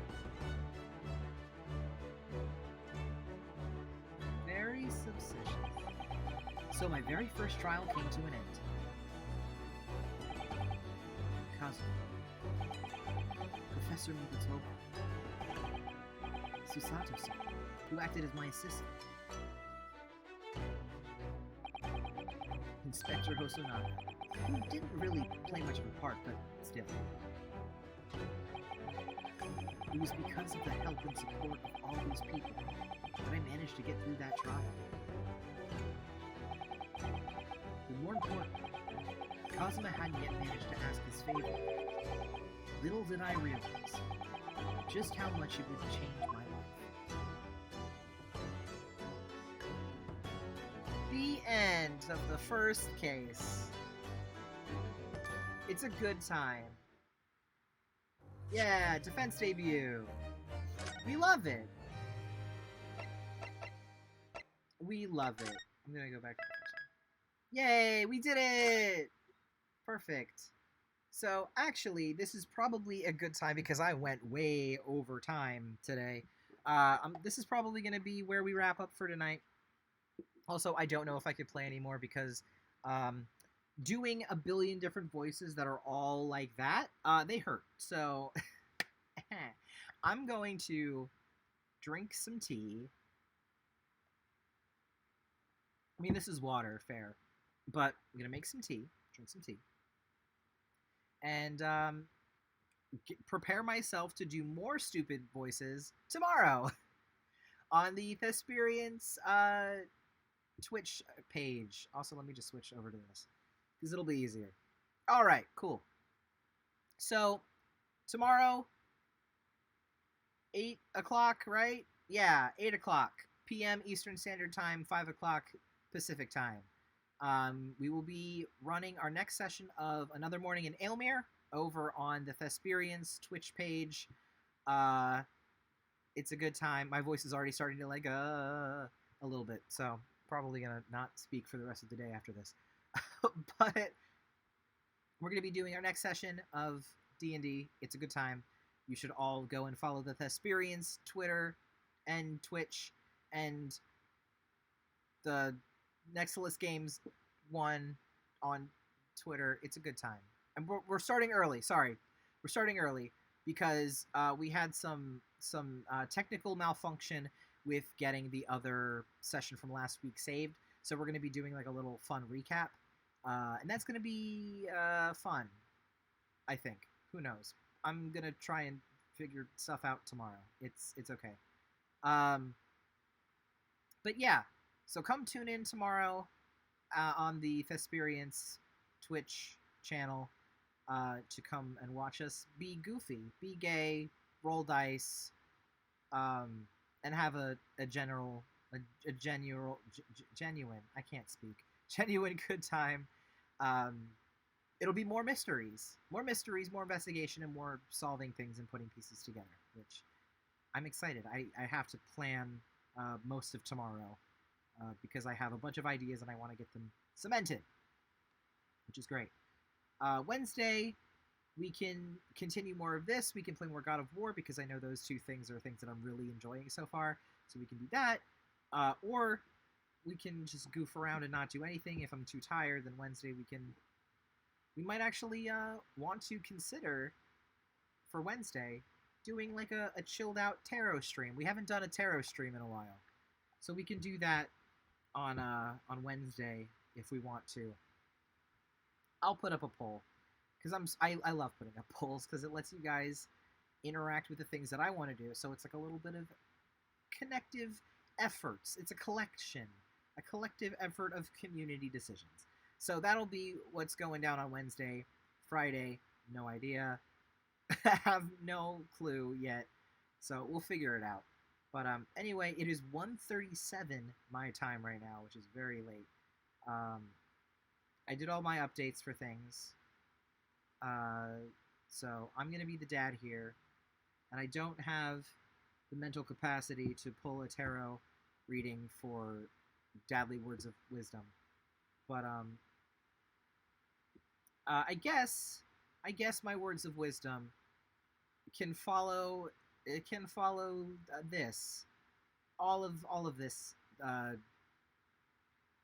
Ace Attorney stuff, which is trials are tough, trials are difficult.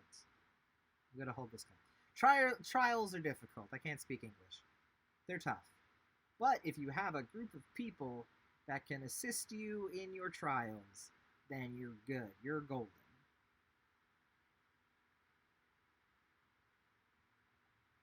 Yes. Those are my daily words of wisdom. So I will leave you with those. Yeah. So good night, everybody. I will send you over to the stream ending screen, which I think I added music to. I'm not sure. Who knows? But I shall see you all tomorrow over on the Thesperians Twitch for some D&D shenanigans. Good night, everybody. Love yourself because I do. And peace out.